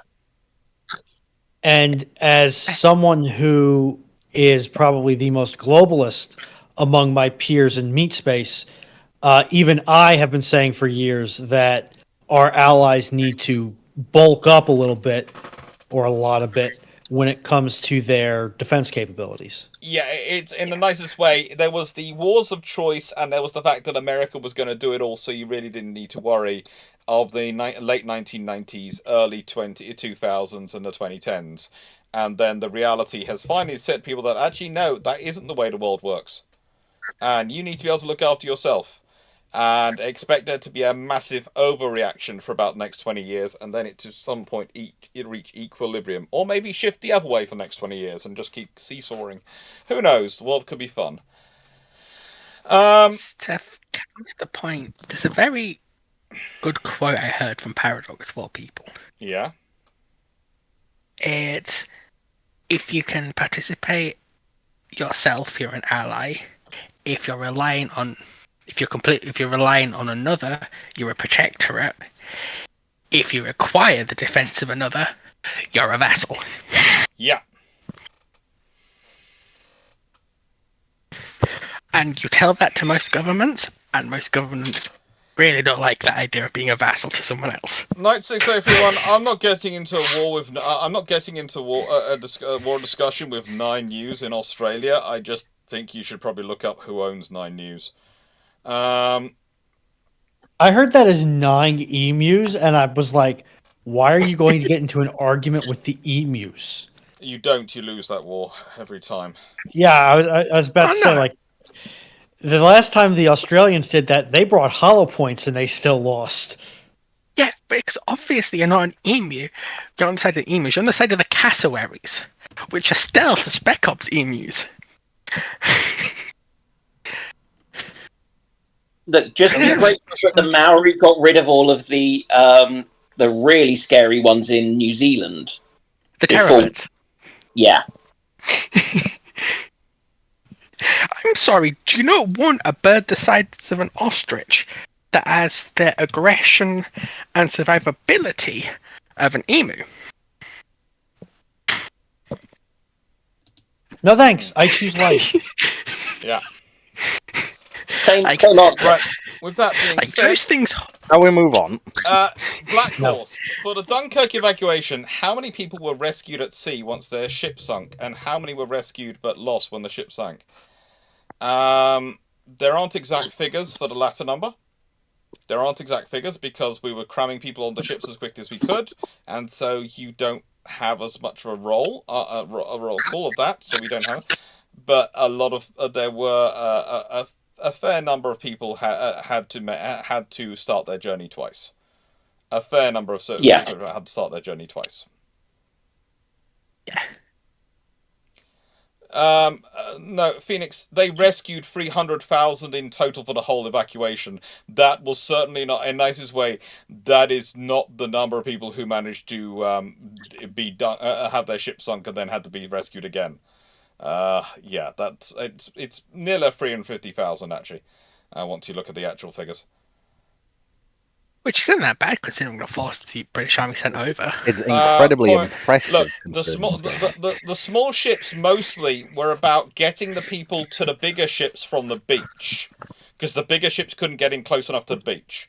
So the small ships do a lot of ferrying backwards and forwards between the beach. So it's often misunderstood. People think the small ships are streaming across the channel and back. No, it's worse. They are actually usually streaming from the beach to the ships, offloading, and then streaming back into the beach and that sort of thing. That's what they're doing. Most of the small ships are doing, rather than doing full channel crossings the whole time. Yeah, 'cause I think it was the large trolls that went back and forth. Yeah, some of them did. And the cruisers Like, and the destroyers especially were going backwards and forwards, and the big ferries and those sort of things. The destroyers. It was like the big troll. Yeah. They were probably the big trawlers were the smallest ones that did the full crossings. As a rule, especially in some of the final evacuations and some of the final hours, some of the smaller ships did full crossings as well. Castanea, when did navies figure out fatigue cracking was a problem for steel-hulled ships? Honestly, they'd worked it out quite early because, believe it or not, it's not only not only a problem for steel-hulled, it's also a problem for iron-hulled ships. It's a just question of which level of cracking and what level of how long it takes and what scenarios. So the thing is, that's basically a metallurgy problem. And also, there's the fact that the navies are kind of used to the fact that salt water destroys everything. And that's their fact of life. It even destroys wooden ships over time. So, yeah, that's their fact of life. Although And it's if you also look at helpful cannon- that below a certain threshold, which is a piece-by-piece, member-by-member threshold, steel effectively doesn't fatigue. So if you overbuild certain things, you don't have to worry about fatigue cracks in that manner. You just have to worry about shock and impact fatigue. On the next question, this is for me and about me and Drac. This is from Paul. Do you and Drac have differing views on the makeup of battlecruisers, fully armored battlecruisers, fast battleships, and battleships? Not really. We differ to an extent on some of the individual members of the class, Congos, after their modernization. But broadly speaking, in terms of categories, we are pretty much agree, and we operate on the same system, because it's one of the things, again, me and Drac get along as well as we do because we both believe in nuance and context. And this means that we tend to think things through, and we tend to not be guided by sweeping statements of what things should be.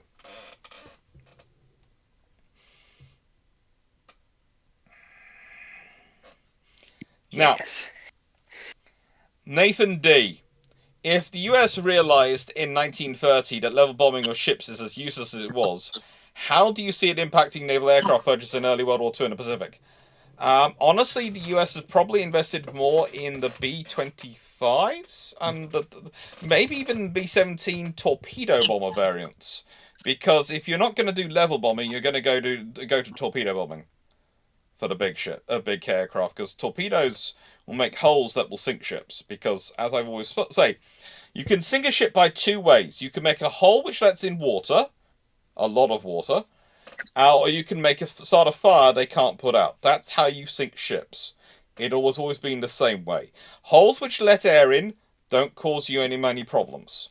Holes which let water in are what sink you. There is one exception. If after making the hole that lets air in, the shell happens to go and find a place where boom is, and causes a boom so big that the ship splits in two.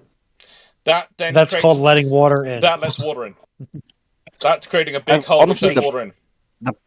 The better example you could have had there, Fleet, was shell goes in, shell explodes and causes a fire. Now you've got a very big hole that's allowing oxygen in that you can't try and suffocate. Is the bigger issue then, not it going boom because that's water. Well, yeah, fire is not fun for ships. No, that comes into fire. That's also what your powder magazines underneath at the bottom, so that they are the first thing to flood in more modern battleship designs and other ship designs, as opposed to having shell room on the bottom, which was how they used to lay them out. Yeah, that was also fun. Holes in the top are only really essentially bad. If it breaks something you really don't want breaking. Holes in the top are tend to be how you lead to a mission kill of a ship, but not a sinking. I think how often does a mission kill lead to a ship being abandoned and scuttled? Well, that's rare, because as long as a ship can float, you don't need to scuttle it. I could say Graf Spee, but that had a lot of extenuating circumstances. Yeah, including Armageddon like approaching it fast. Listen, we don't have to apply such names to the Royal Navy. They'll get a bigger ego than they already have. Yeah. You're going to get a visit from a ship of some renown. She was getting renown and Ark Royal coming to meet her in a personal friendship. One was, in the nicest way, if she was still afloat in that harbour when Ark Royal arrived, she was getting skewered and torpedo bombed that night, and they'd give an apology to the Uruguayan government the next day. Surprised the Royal Navy hasn't named a ship HMS Apocalypse. The sailors wouldn't be able to spell it. If If they named a ship Apocalypse, would they give it a cat so this way they would have an Apocalypse meow? No, the Royal Navy, they have an astute which is called HMS Agamemnon, which occasionally gets adapted by the Royal Navy sailors aboard her. Because that's been a bit of a long-term name, hasn't it? Yes, that's a traditional one. It's a Greek hero. Yeah. In inverted commas, he was the leading general of the assault on Troy, if memory serves. I'm sorry, but if the Royal Navy names the ship HMS Apocalypse, you know someone's going to make the joke on live news. Apocalypse now entering the port. As in, look, there's already a whole bunch of news articles like HMS Apocalypse, the British nuclear submarines in the deep.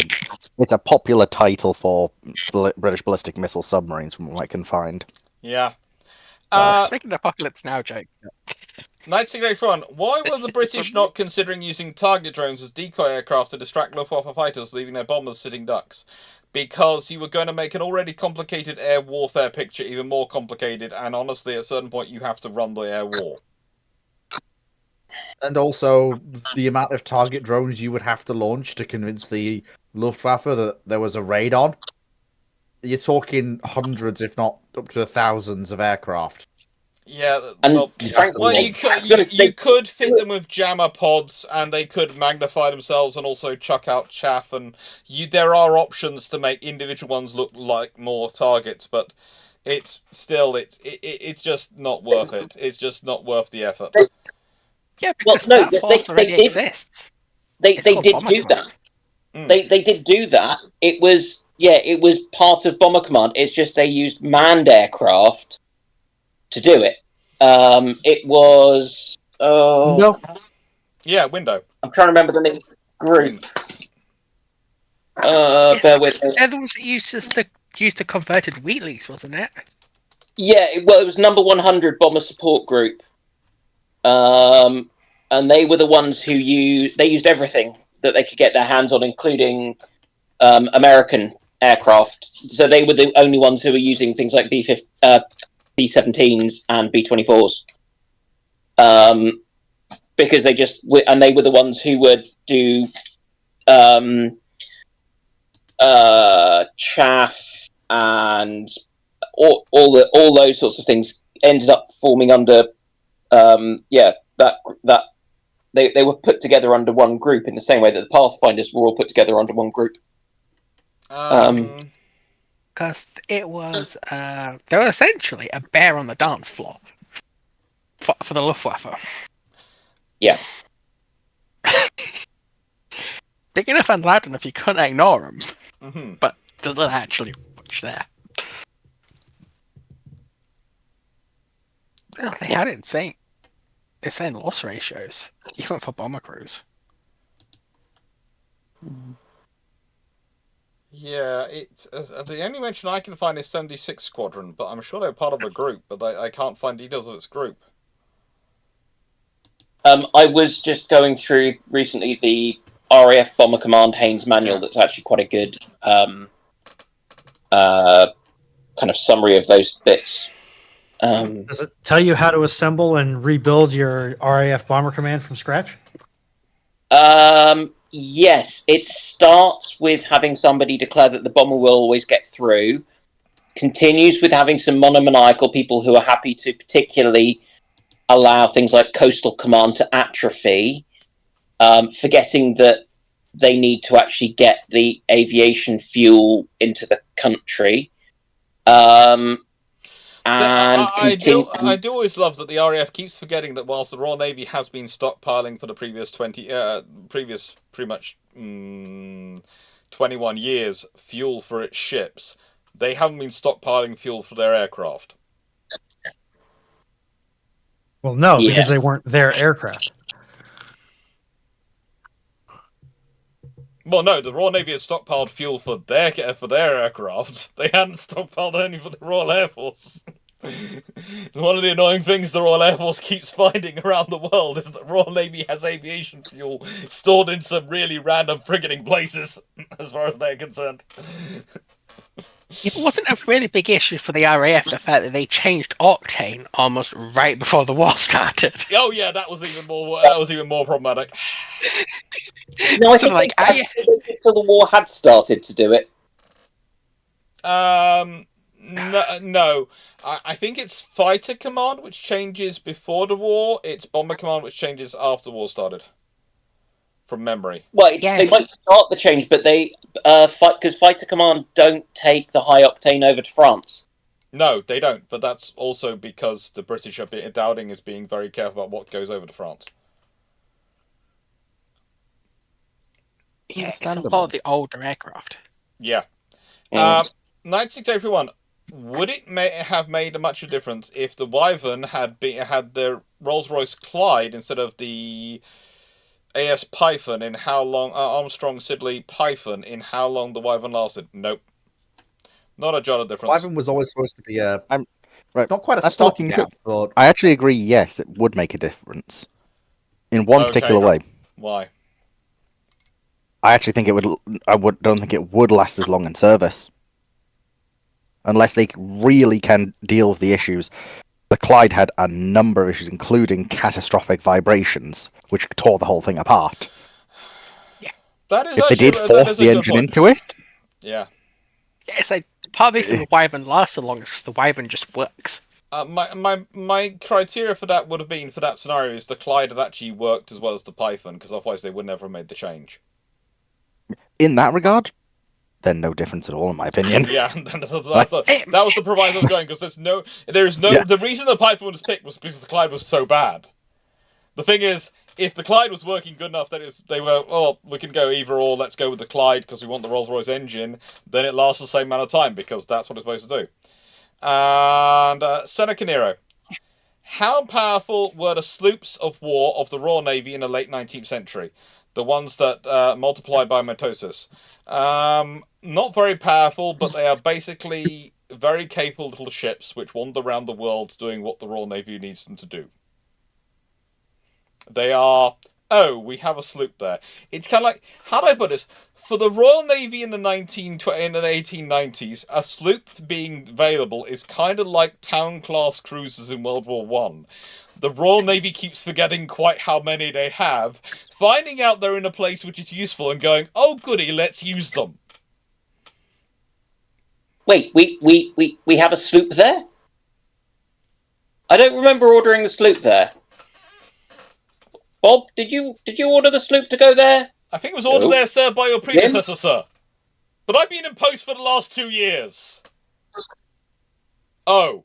Okay. Well, good. They can deal with the problem then. And to be fair, they'd have been given sufficient latitude in their orders that it would be fine. It would be like, patrol this broad swathe of territory, plus minus anything else you fancy doing. And if you What's my swathe of territory? Indian Ocean and Pacific Oceans. If you want an interesting example of this, of the town class in World War One, the town class which eventually sinks the German surface raider, the really successful one, which was going around the sort of the Southeast Asia and that area.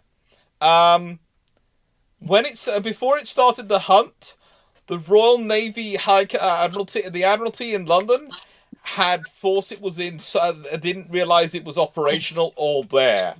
Because the people coordinating it had been the local admirals, and the Admiralty hadn't realised that it was back in service and available. And they would go after a short refit. And, the paperwork just hadn't caught up. And this is the thing, the Royal Navy just has... This is the difference when we start... this is why when I did the Battle of Jutland video, why it was so interesting, the building a fleet to Jutland, is when people talk... They talk about the Dreadnought race, and they're just comparing the numbers of Dreadnoughts the Germans build, and the number of Dreadnoughts the British build, and they're just going, okay, the Germans are keeping up. Once you start looking below that, you look at the number of cruisers being built. The Germans are... gone. You then go below that to the destroyers, and the British are building these quite big destroyers in comparison to the German torpedo boats. And sometimes they call them ocean torpedo boats, so they say they're the same as destroyers. Go and look at their size differential. Look at their stability profile. It's just no. And so, yeah, it was Emden, yes. It's just nuts. But the thing is, the reason the Royal Navy's got in that situation is because they're just building the ships for the infrastructure, because they need to build the cruisers, because they need to have the presence around the world. And the thing is, they have enough that they were already doing their jobs, so they didn't need to worry necessarily if that was available. Then when they need an extra one, oh, it turns out we do have an extra one. Oh, that's good. That is the useful thing, because that's what the Royal Navy, pre the Washington Naval Treaty, used to do, was every time there was a recession, they turned to the politicians and go, do you want to make some jobs? And the politicians would go, yeah! Do you not want to look like you're doing socialism? The politicians would go, yeah! The Navy would go, shall we build some cruisers then? The government would go, yeah! And they built some cruisers. That was literally the Royal Navy's policy. Build the cruisers. It helps everything. It's an answer to all solutions. Stephen Marr, what happens if at a launch the hull of USS Iowa BB-4 is replaced with the as-launched hull of USS Iowa BB-61 or BB-51? How long would it take for USN to get more funding? How long till the RM match? USS Iowa BB-4. Let me just check the exact date. Please tell me that's not one of those battleships that had the stacked turrets. It is one of the double stacked ones, isn't it? It is. No. Not. It is. Well, it could have been, but it wasn't. It's launched in 1896. If they are launching... how long until they get funding? How long until someone finds out how to support or sustain it? Till the Royal Navy matches? Oh, good lord. It'll be a race. The Royal Navy will go into massive overdrive and massive funding, so goodness knows how long. It would be at least 15 years, but yeah. For 15 years, the Americans would have the most powerful ship on Earth. By a long margin. But the trouble is, the way things work in that time period, in terms of technology sharing and security, yeah, there would be an interesting change. I'm trying to figure. It would. You are talking about something. It would literally the yard that they built. They built that in William Cramp & Sons in Philadelphia. The yard would be squashed if it was launching BB-61. They don't have the slip space. They don't have. I'm more imagining that as soon as it sort of hits the water is when it transforms. Like once the final bit is off the slipway and in the water. You'd have to hope, but even then, go and look up William Cramp & Sons and where exactly they were launching in Philadelphia, and then work out how you're getting an Iowa hull out of that patch of water. You can do it, but it's going to be fun. And also, hang on. How many of the 12-inch gun turrets do you think we could stick on Iowa in that regard? Then, well, no, I'm presuming it comes with a 16-inch gun types, but I'm just checking up the exact Philadelphia. Oh, that's gonna be fun. I suppose you can get it down the Delaware River to the Atlantic. But from William Cramp & Sons, that's gonna be interesting. Especially in the form they were.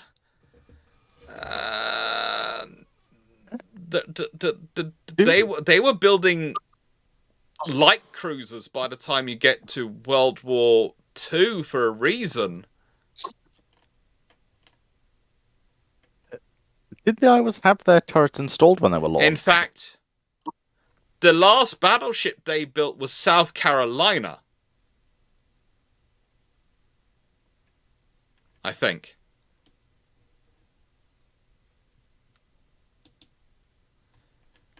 Yeah, I think I think the naval shipyard took over the building of larger ships. After that, I don't think William Cramp & Sons. That's just going to be yeah. Messy. It's going to be painful. It's going to be painful. It is. Has Fleet gone to sleep, or should Fleet be in bed because it's midnight? Still here, but you are. Thank you for reminding me. I will take my Because I will take my chance to. you, unlike me, need to sleep, and I do worry about my friends. I do. As Dan will tell you, and when we're on the ship-shaped trips, I shoosh you all off to bed, and then you have no idea what I get up to in the middle of the night in a strange city, and then in the morning I'm sitting there at breakfast, looking, going, "Hello." Oh dear. Right. Good night, everyone. Good night. The I thing I will find leave. interesting about this is it does explicitly mention the as launched hull of the Iowa, and so that means it doesn't have any of the upper deck works or turrets. It has the barbettes, but oh, God, they're just having a nightmare. I don't think they ever get that ready. I don't know if they can get that ready. I don't know what they can do to get that ready. If they've just got the hull, then nothing happens. The British are going to be trying to build something as big as that hull, though, straining at it, so the eventual HMS Dreadnought equivalent, when it comes out, is going to be massive. The British try and resurrect Brunel and go, this Great Eastern, could you make it bigger and more shooty? No, they don't need to. They've got White, they've got others. They can soon work this one out. But we like this. This is a big ship. We like this ship. We want bigger and more shooty, please. But the thing is, you might have an earlier all-big gun ship, or rather earlier, you might have a the Royal Sovereign style ships that come out could be really interesting. Could be really. You mean not just two 12-inch turrets, but two 18-inch turrets? Well, they did have the 18-inch gun version of the Admirals, but the Royal Sovereigns, it's probably actually they go for the 13.5-inch guns. They go for the gun up, and they possibly go for at least three turrets. Or maybe they even try and step them up and have them super firing. Or something. Or even stick them in as wing turrets or something. It's going to be a whole thing. It's going to change a lot of this construction time. Knights of everyone. If the Westland Wyvern had the more... We've answered that one. it also, I don't understand. The Clyde's actually less powerful than the Python. Yeah, and they would... And I don't even understand that in the nicest way, they would never pick the Clyde over the Python if it was vibration levels. Do we have timeline for the Kindle book? There was mention of May. And now I've been dealing with mortgage issues. So it will come as soon as I can get everything sorted out. As soon as I've got everything sorted out and I have time to make Kindle things set up, I hope to be done long before I go away on a Japan trip, which should all be announced this week, because I've got the last email as of Friday. So hopefully we can announce the places we intend to visit if we get the full funding. Castner, did any Royal Navy subs get into the Baltic in World War II? I don't think so, and I don't think they needed to, really. But I don't think any Royal Navy subs went into the Baltic in World War II. No, Baltic, yes. Baltic, I thought I was confusing Baltic and Black Sea. Baltic, yes, they did. Some Royal Navy subs did wander into the Baltic. They just wanted to go say hello. You know, look, we have lovely torpedoes. Let us show you.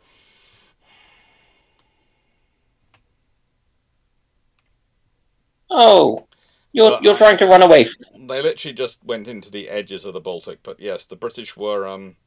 some British submarines were really trying to gun and get their German surface ship badges. 1931. If the 200 Royal Canadian Air Force Avro Lincoln B-15s had been completed, would they have outlasted the Royal Canadian Air Force Lancaster? I hope so. They'd be newer aircraft. YouTube Minecraft Watcher. I don't think they would. You don't think they'd likely be retired at the same? They'd be retired likely at the same time. Keep in mind, historically, the Lancasters actually outlived the Lincolns. Potentially. And also, the primary role of the Canadian ones were for coastal patrol. And the Lincoln doesn't really offer anything more over a Lancaster, apart from being a bigger airframe, slightly more maintenance intensive. They probably just sell them off. Which would have been and it's got its tail issues. The question is, which would have been a smaller air fleet? It would have been the Lincolns, wouldn't it? I just need to double check that one, but I don't remember Because exactly how many they operated. I thought they had more Lancasters than they had 200.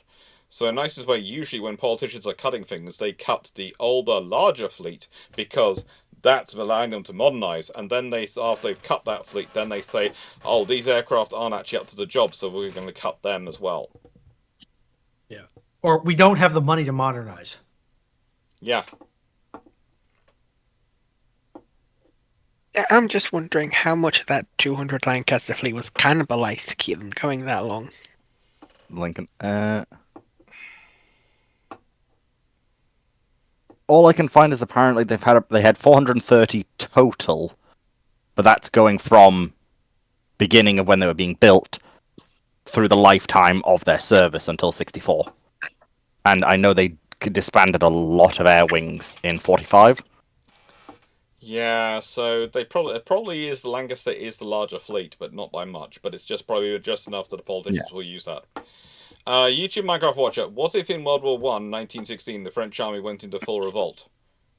If the French army goes into full revolt, you have a problem because the front line in Europe disintegrates and the British need to withdraw their army from Europe and from the continent. But also, the fact is, the French army goes into full revolt. Are they going to go into a full revolt whereby they let the Germans through, or are they going to go into a full revolt whereby they refuse to advance? Full revolt. Full revolt suggests they're going against their own government, in which case you have problems, and Germany might not want to advance into a France which is in the middle of a civil war. How much of that issue? I suppose the army just stopped listening to the central government. Yeah. And then when the central government tried to enforce their rule, the army saying no. Well, it's already a problem enough for the French government to try and control. One of the legacies of World War I was the French government found it very difficult for politicians to control the military because they were so big and so there were so many people under arms that they really couldn't. Let's sort of say, at several points, the electorate was pretty much the armed forces. And that changes your fear. That makes them very worried. Yeah. And what if the panel was sent to Halifax on December 5th, 1917? What will you do? Get away from the harbour. Get away from the harbour or die. Actually, it's not. This would actually be 4 days after the explosion. The explosion was on December 6th. So this is 4 days later. If it's December. It's been changed to December 5th. Right. Previously it was December the 10th. Yeah. Then yes, leg it. Possibly take the opportunity to get some ammunition for my pom-pom gun, so that I can actually go through with the kills of the ferries and then run like a skunk. Because to be honest, they're not going to listen to most of us here out if we tried to say anything. So yes, but there are ferries that must die due to being, their appearance is an offence to man and God. So I do need to address that. By any chance? Well, I don't know who makes them. The thing is, the Mont Blanc collides with the SS Emo, and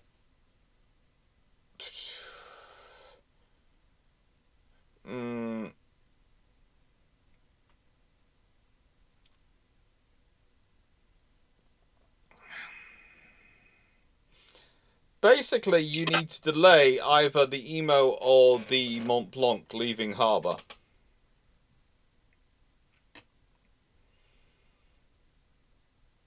The Emo was already delayed due to her coal not arriving as meant to.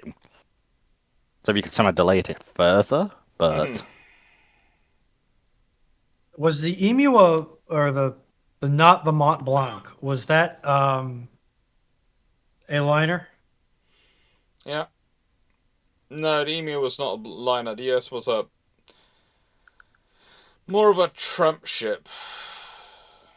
Yeah, merchant steamship in particular, carrying livestock and passengers.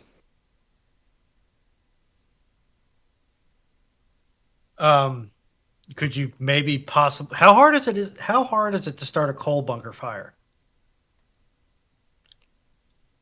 Very difficult.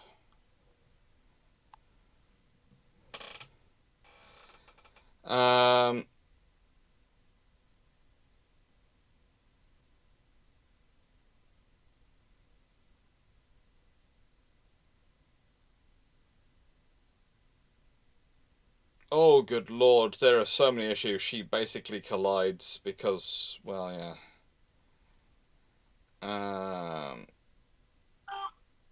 Yeah, and that starts the fire on the Mont Blanc. So basically you need to stop the emo leaving, because the emo's the one which is having control issues. So you need to somehow, if you want to stop not have the explosion, you stop the emo. You stop the emo leaving port. Well, butter my buns and call me a biscuit. Yeah. What? I was expecting that to go a different way, but Well, that's actually is the saying, and we're also on Dr. Clarke's server, channel, which means I can't say anything more profane than that. But that is actually the saying. So my dad salvaged a windmill, a water pumping windmill from a client's rental property. Yeah. He actually has it re-erected and moving. Excellent. And repainted. I am gabberflasted. What's he going to use it for? A lawn decoration. Oh, so he's not setting up a water pump for his own property. We already have our own water pump. Neo QB4472. What was the deepest submarine on submarine combat on record? There has only been one submarine on submarine combat.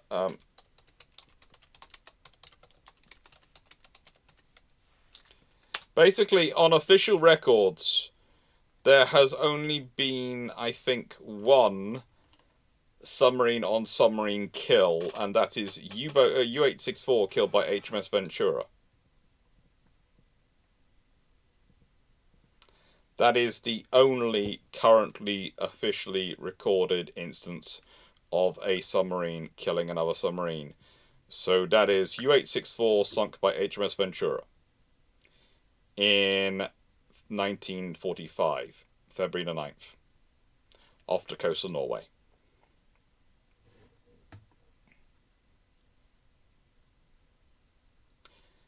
No, actually it didn't happen several times during the First World War.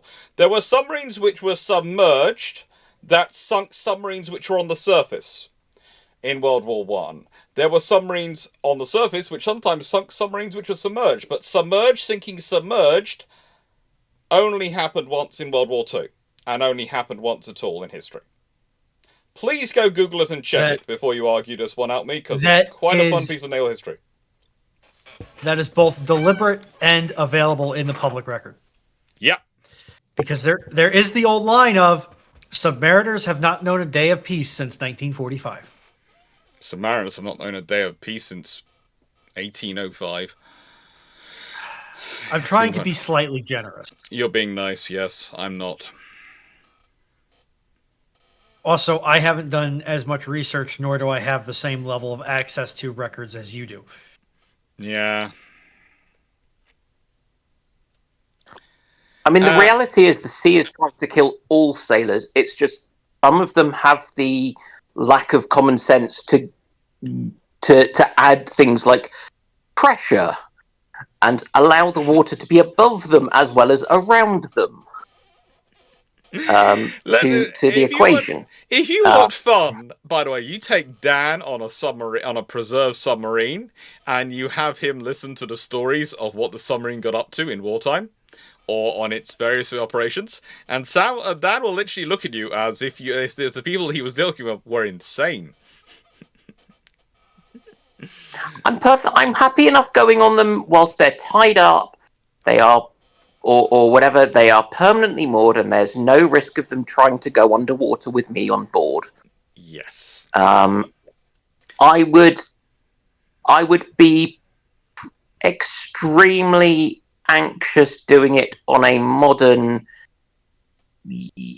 I would consider going on a Collins class, British or American boat, the Israeli boats, the German boats, kind of modern European ones, Japanese, things like that. Yes, modern stuff. Anything older? Or where I might have any doubts about the reliability? No. Okay. Yeah. Tema 2, 82. Could the Royal Navy have an autoloader on the 4.5-inch guns before World War II? Theoretically, if you haven't got the weight restrictions on ships, that was pretty much where they were heading anyway. And you have to remember the dual-purpose guns, which come dual-purpose 4.5 UD mount, which is not necessarily an autoloader, but definitely as close as you're going to get with the technology they have available at the time. That the Fitz Darings was in development prior to World War II. So theoretically, you could have been getting very close to what we would consider an autoloader and its rate of fire prior to World War II. If it would be compared to the speed and the scenario of a modern autoloader, probably not. But an autoloader, as in what they considered autoloaders at the time, yeah. Tema 282. Could the answer that one? That's two questions. Knight Security for one. There was supposed to be a variant of the Vought F4U, 4B for the Royal Navy. It was the Vought 4U, 4C Corsair. What are the likely reasons for it not getting used by the Royal Navy other than the Hawker Sea Fury? Cost? I'm also a little curious about this one because I can't find any sources of an F4U-4C. Oh, it was one of those, how do I put this, marched on paper ideas. I can't even find anything saying about it on paper, but no, I've only ever seen it. I will mention in one book. That's the only scenario I've seen. It was I in can find one the book. 4B and 4E, but C and D seem to have just been completely skipped, as well as a whole bunch of others. Yeah, basically they march on paper. They march on paper. They never go more than a paper proposal. Then I'm not sure they reach the design stage. Because the 4B would have had the 420 mils, which is the M3 cannon, instead of the British ones. So. AC-75. Has the difficulty of closing the Straits of Hormuz changed over time? Basically, as coastal artillery has turned into missiles and various other things and mines, it's got easier, but also in the nicest way, there are also aircraft carriers and other scenarios where you can use to, push those things back. So basically, it's easier to close, it's also arguably easier to open. And it always is the way. There's always a defense, offense, ability to close something versus ability to suppress the ability to close it. Contest. It's an ongoing thing. There are various points in history where people claim they have squared the circle and they finished it for all time, and usually they're just talking twaddle, or rather, they are trying to sell something. Yes, the only thing I mean at the risk of using the wrong phrase, the sea change occurred when gunpowder became available for doing this, because I'm pretty sure the Straits of Hormuz are narrow enough that you can shoot across them, even with a fairly old cannon. To an extent, yeah. So once you could, if you had both shore sides of the shore, you could shoot at people. That kind of changed it, but then you start having to worry because people will then get up on the land and go and attack your gun positions, and so then it escalates from there, as you say, to the point of aircraft carriers and long-range missiles being used as the attack defense to open, close, whatever it. Yeah. It's even worse than that. There's a large island in the middle of the Straits of Hormuz. Yeah. That's inhabited. Mm-hmm. And as early as the 11th century BC has had a fortified city on. I mean, we can depopulate it. We don't tend to do we don't tend to do these things these days, but yeah, there's the large island. There's also the fact that the promontory, the Kumzar area, is kind of interesting in terms of its its spaces, etc. It's a fun space to get through, basically. And there's currently the current latest fun is that the Iranians have taken photos of a United Arab Emirates Gowin class sort of vessel wandering around, and have said they have forced a Royal Navy destroyer to withdraw. And you sit there and go, well, maybe in their world the Gowin class is a destroyer, but you know, most of the rest of the world call them frigates or corvettes, depending on, or offshore patrol vessels, depending on which variant they're using, as they are about 3,000 tons at maximum 1,000 tons in their smallest. And I think, if I'm not mistaken, the UAE specifically operates some 2,500 ones, which are corvettes, and specifically are roughly 2,500 tons. Cute vessels, good vessels, but they're not exactly what we call a destroyer.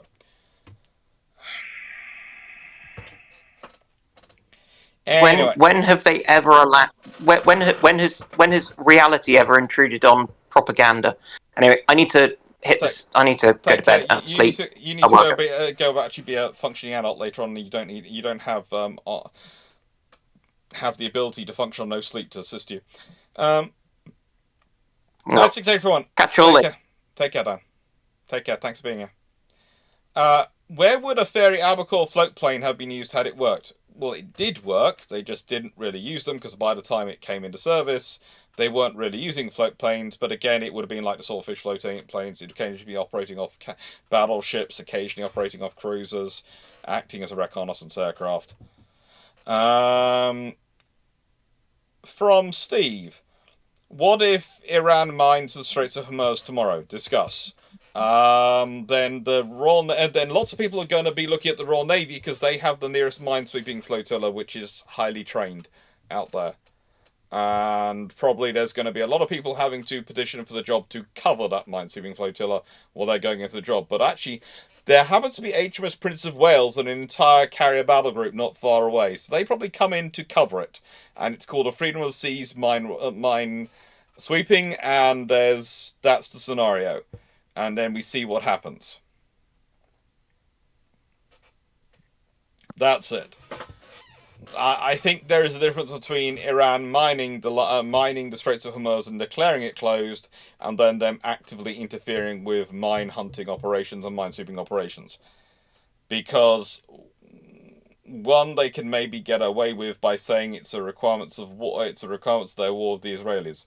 The other one prevents conflict with the other. And when I say war with the Israelis, I'm not sure if it's been declared or anything like that, but let's be honest, functionally, those two nations are blasting each other with everything they've got at the moment, because one's fed up with being the target of the other's proxy war. Do we actually know if the strikes against the nuclear facilities were actually against nuclear facilities yet? From what I've heard from most reports, yes, mostly. Yes. But it's a current active situation that we don't really know the most on, as I recall. We also know they have hit most of the hangars, I believe in particular, because a certain friend of ours, Foxo, was very happy to hear the F-14 hangars were hit. Yeah, Aww. So there's a good chance the Tomcats keep their 104-0 record. Well, also the likelihood that the F-14 is probably removed from service. Mm-hmm. Yeah, because those are likely original spec F-14s. Yeah, F-14. And I won't want to take those against an F-35. No. be honest, I don't think I want That's to put almost most planes like versus an when Iran F-35. used them against MiG-15s. Knight 681. If the dinos were built as Crown Colony class hulls with 6 to 8 twin 5.25 inch guns, what response would that trigger from the Axis? Nothing. Because in nicest way, the Axis couldn't respond to the dinos as it was. They don't have the infrastructure to do a response to them. The most you're going to get is them going, ouch. Again, Well, I'm slightly their curious. response to the 5.25 inch gun and those systems, and I'll just answer this and then I'll let Dragon and Foxo come in and thanks for staying here and Runon. Is that is to develop the standoff weapon systems that for want of a better word, the early anti-ship missile systems which they develop to try and stand as far away from those guns and radar controlled firepower like that as they can, because going into it was getting costly.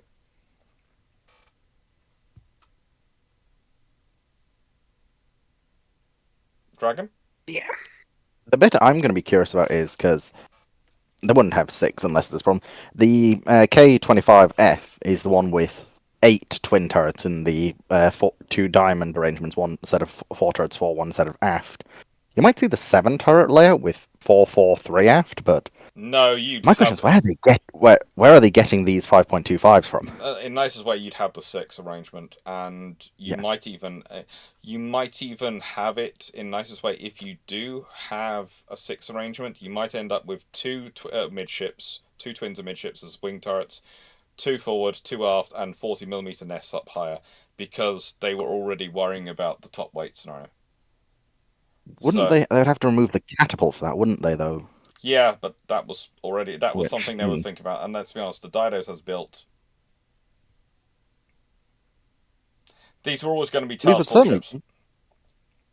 These would certainly be better ships overall because they are built off the Crown Colony lineage in comparison to a Dido. Yeah.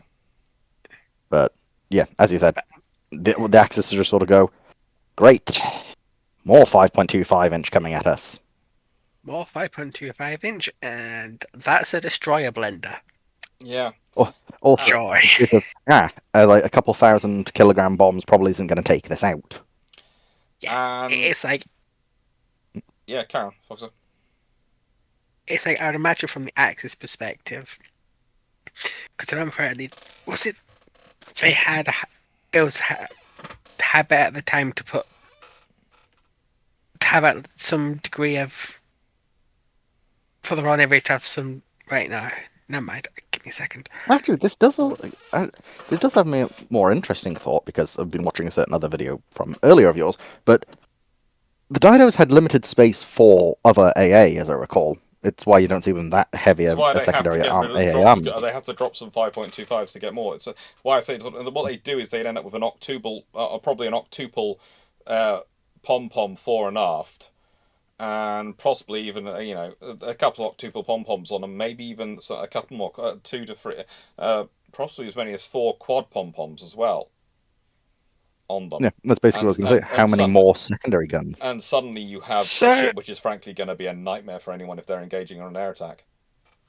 Because that's now a much better envelope of you've got the 5.25 for long range to try and break up the strike. And when they do get into that, basically, we can actually kill you range, the pom-poms open up and good night Luftwaffe. And you also will still have your 4 quad torpedo launchers as well, so a nice way it'll be fun times to try and engage them.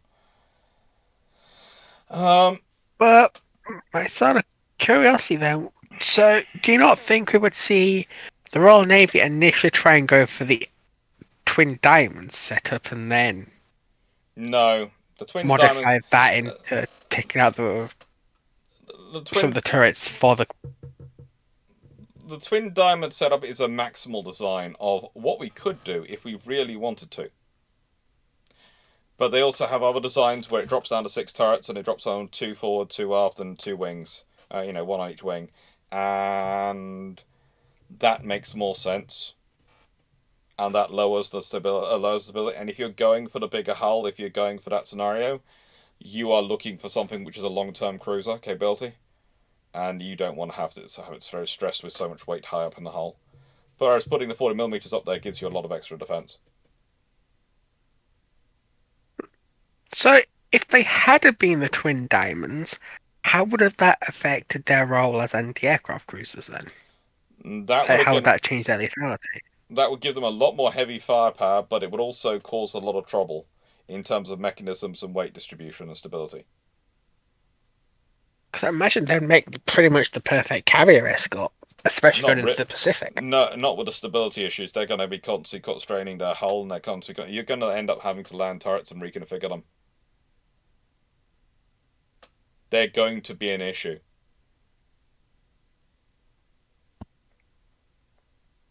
Huh. Sorry for the yawn. I'm getting a bit tired. No, don't worry. That's fine. No worries. We've We only got 5 more questions. 5 or so questions. Yeah. One, So 2, yeah. 3, 4, 5. Yep, 5. The follow-up to that is from Knight is if 16 Crown Colony Didos were running around, how many would be deployed on foreign stations? They'd be deployed where they're in need, and unlikely if they are running around before World War II, they're probably not on foreign stations. They're probably on the Mediterranean and the North and the Home Fleet, because they are as I talked about, they are fleet ships. They are for protecting against threats. They are what's the role? Then I'm trying to remember the phrase. They are for. Oh, my brain's gone. I said it in the video a lot because I was making a point. I'm trying to remember it.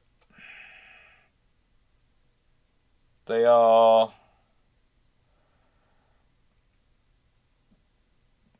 Oh, what's it? Oh God, brain engage. Can anyone remember from the video? I watched it like 2 weeks ago. My brain's. They're not skirmishing ships. They're not escorts. They are.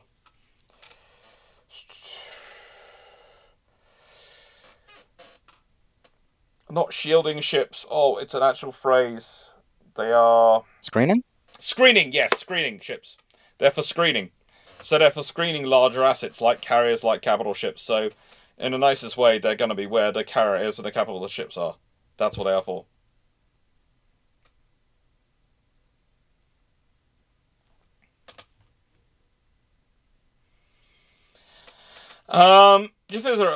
What are your thoughts about the Royal Navy's support for the Free French during the Battle of Gabon?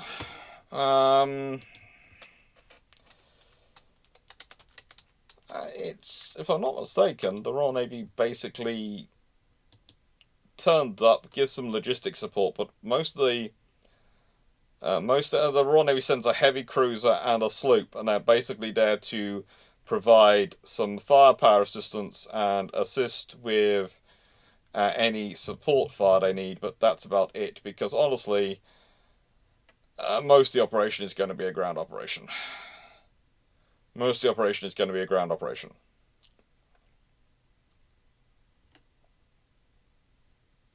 But, yeah.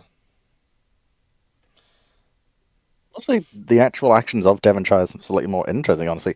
Of basically, since the French submarine Porcelet was shadowing the Anglo-French task force, giving chase with HMS Milford, a Shoreham-class sloop being too slow to intercept, ordered Devonshire to launch its Walrus and proceeded to straddle it with 200-pound depth charges, heavily damaging it. And that's basically the action they saw of it, from what I can tell, but... It's John Cunningham. I'm just going to clarify the flagship commander. And, honestly, again, that's... Yeah, I do love it. They're going, she was too slow. No, you always send off the aircraft to go after it as well while it's on the surface, because you hit it while it's on the surface. Yeah. And the ship follows it as well. That's basically it. Also, calling those things slow, I think, is cheating a little bit, but... Yeah, because they were supposed to be designed not to exceed 20 knots, and officially were 16 knots, but it's Shoreham's sister, which does the amazing trip to...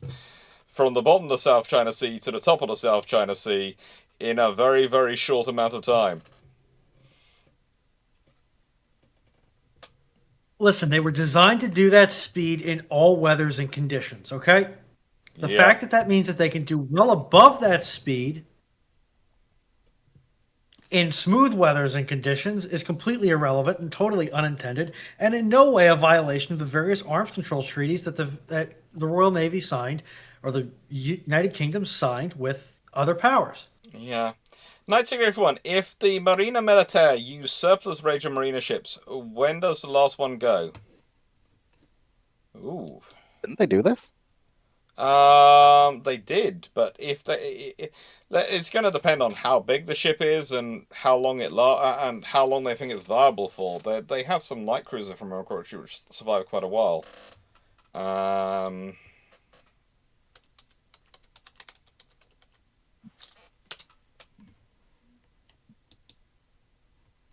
And they did. So this is just to definitely confirm. This is the Italian Navy post World War II, the Marina Militare, or right? Yeah.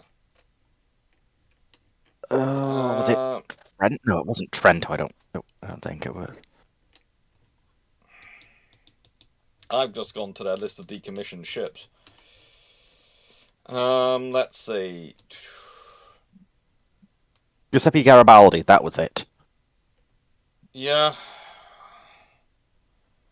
There was a Condottieri,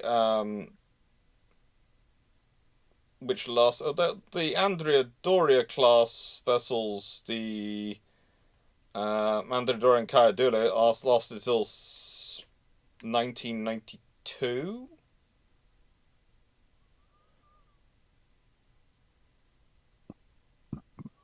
But they're not them. Condottieri, she was launched in 1936. She lasted till 1971. The Luigi di Salvadoria, but yeah. Because as you were saying about the Andrea Doria, in particular Andrea Doria herself served until like 53. Yeah. They had some ships which lasted quite a long time. I think the longest lasting is the Giuseppe Garibaldi, which lasts till 1971. I think that's. Considering she was laid down in 33. Yeah. It's quite impressive. It is. I think it's her that's the longest lasting.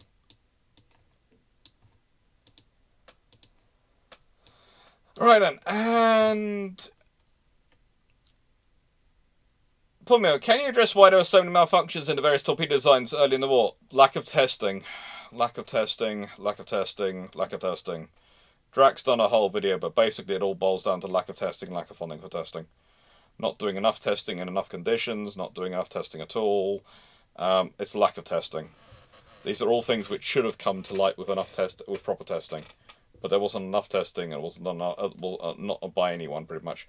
The only ones who come close to having it, the reason why the British have so relatively few problems, still have problems with the relatively few, is because they do a lot more testing as standard than anyone else at that point.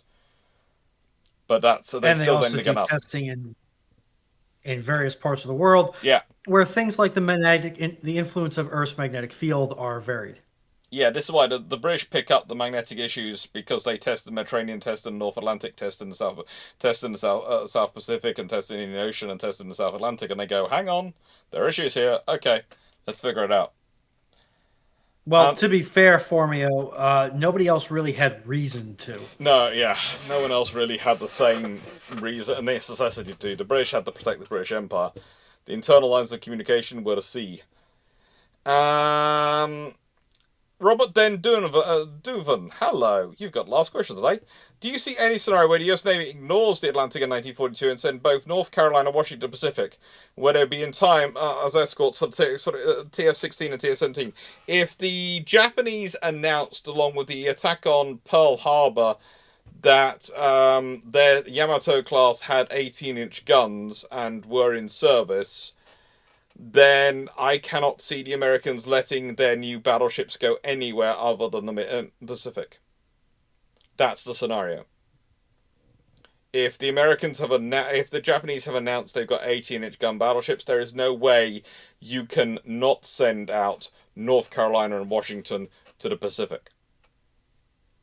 The Americans believe that they were... Well, the Americans debate on what they believe for quite a while about those ships. The British believed they were 17-inch gun ships. And that's basically the scenario. That's the options.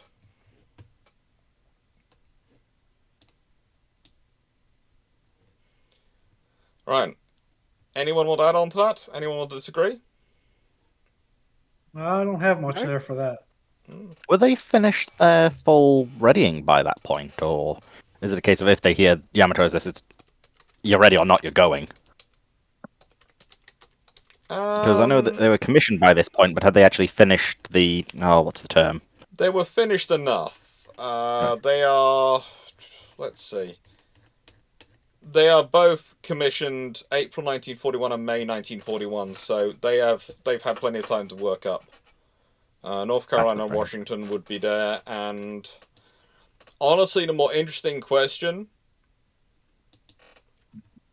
and the one we should probably be asking ourselves, is the South Dakotas, because South Dakota is commissioned in March 1942, Indiana's April 1942, Massachusetts May 1942. I think you possibly have at least the South Dakota and Indiana also shuttled out there as quickly as they possibly can be.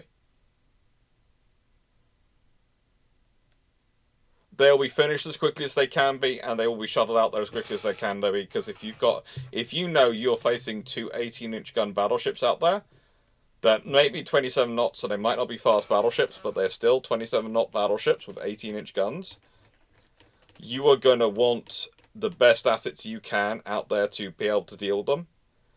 And yeah, your South Dakotas have half a knot speed advantage over them. The North Carolinas have,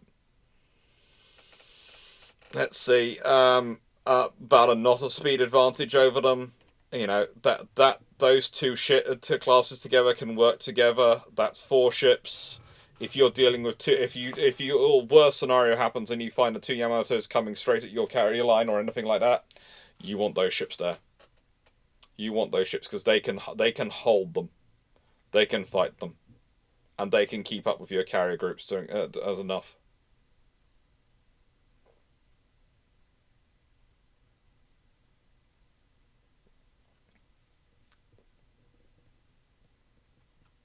Draconite, why did England think they were 17-inch? Oh, that's an interesting thing. The British got some photos, and they based it from the photo analysis, and they were extrapolating from the photo, and they worked it out. It was about 17-inch, give or take an inch.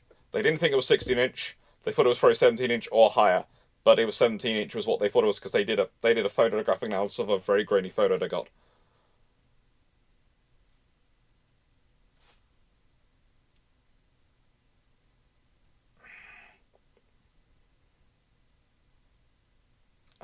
Yeah, it's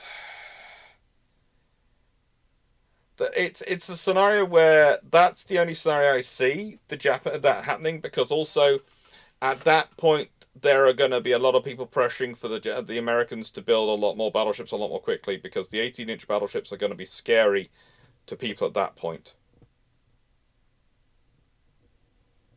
They're going to be scary because you have to remember, today we see the loss of Repulse and Prince of Wales as the ending of the battleship. At the time, it was just said, well, that was stupid because they didn't have a carrier with them, so they had no air cover to help with the air defense, so of course they were sunk. Today, people mark that up far more as the end of the fast capital ship, end of the capital ship as a one war. At that time, it was just a case of, oh, frigate, the British was stupid. And the Royal Navy was going, we told you, Churchill! And Churchill, of course, went, wasn't me. Wasn't me.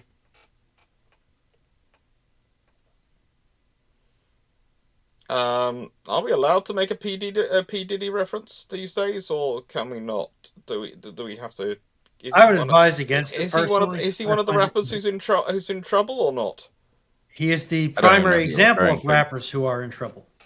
But was he the one who did the "It Was a Me" video thing? I believe so, yes. Yeah, he does so, and he's currently sharing bonks with Mr. Epstein. Levels are bad. So probably best to not bring him up. Okay, we won't. But yeah, that's a fun piece of history.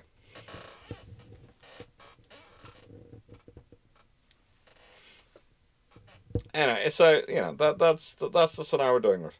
Right then, it is now 1:45. We have been live for 5.25 hours.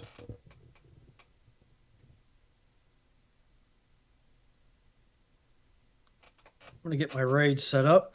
Hopefully you've all had a fun time. Thank you very much for being here. Thank you to Fleet and Dan, who are no longer with us, to Foxo and Dragon for joining and adding their commentary. It's always appreciated. And for Runon being here and doing all the work she does with trying to keep the apps going and the bot going, which only seems to like to work really on a Thursday at the moment because of the various joys of the things. Although I will say it has been... There's a link in the server that has a far more adroit explanation than I was trying to give. So that's good. Thank you very much, everyone, for being here. Thank you for all the super chats and super thanks and things that come in. Thank you for all the Ko-fis, the memberships, all the stuff you all do to support the channel. Thank you for chatting away in the chat. Thank you for watching. Thank you for liking, sharing, subscribing, all those things. It really does help the channel grow, and thank you for being so supportive. We wouldn't be here without you. We really wouldn't. And again, you can usually find all the links to the people in the who have been on the chat in the chat, talking away. And I will hopefully remember at some point tomorrow to update the description to make sure their links are in the descriptions. Sometimes they already, sometimes some I've already managed to do, but for some reason some I haven't done. I thought I did and had skip through. So I will fix them. For me, no. Corvette is defined by role and equipment fit more than tonnage. Otherwise, just look it up under the Washington Naval Treaty. Yeah. The escort, which I think is what, 5,000 tons or less, 2,000 tons or less. Let's put it this way. Basically corvettes, sloops, and frigates are variations on the same thing. So they are vessels which are not designed with torpedoes. They are designed primarily for the ASW role. They might not be designed for a speed in excess of 20 knots, but leave that to one side. Sloops are built to full naval construction. Corvettes are built to pretty much merchant construction, and frigates are a halfway house. So that's pretty much the differential of them in World War II. And that's the scenario we'd be talking about. Okay?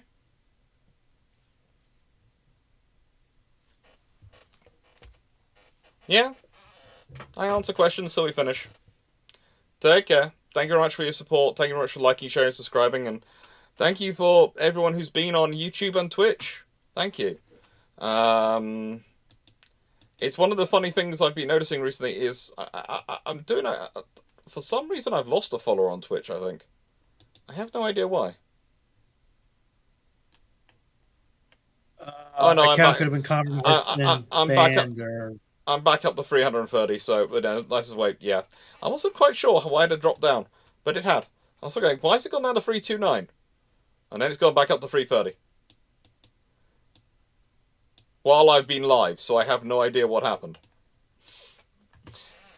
Oh well, obviously annoyed someone and someone else enjoyed it. Oh well, life happens. Thank you very much, everyone. Hope you enjoyed and take care. And let's find the running screen.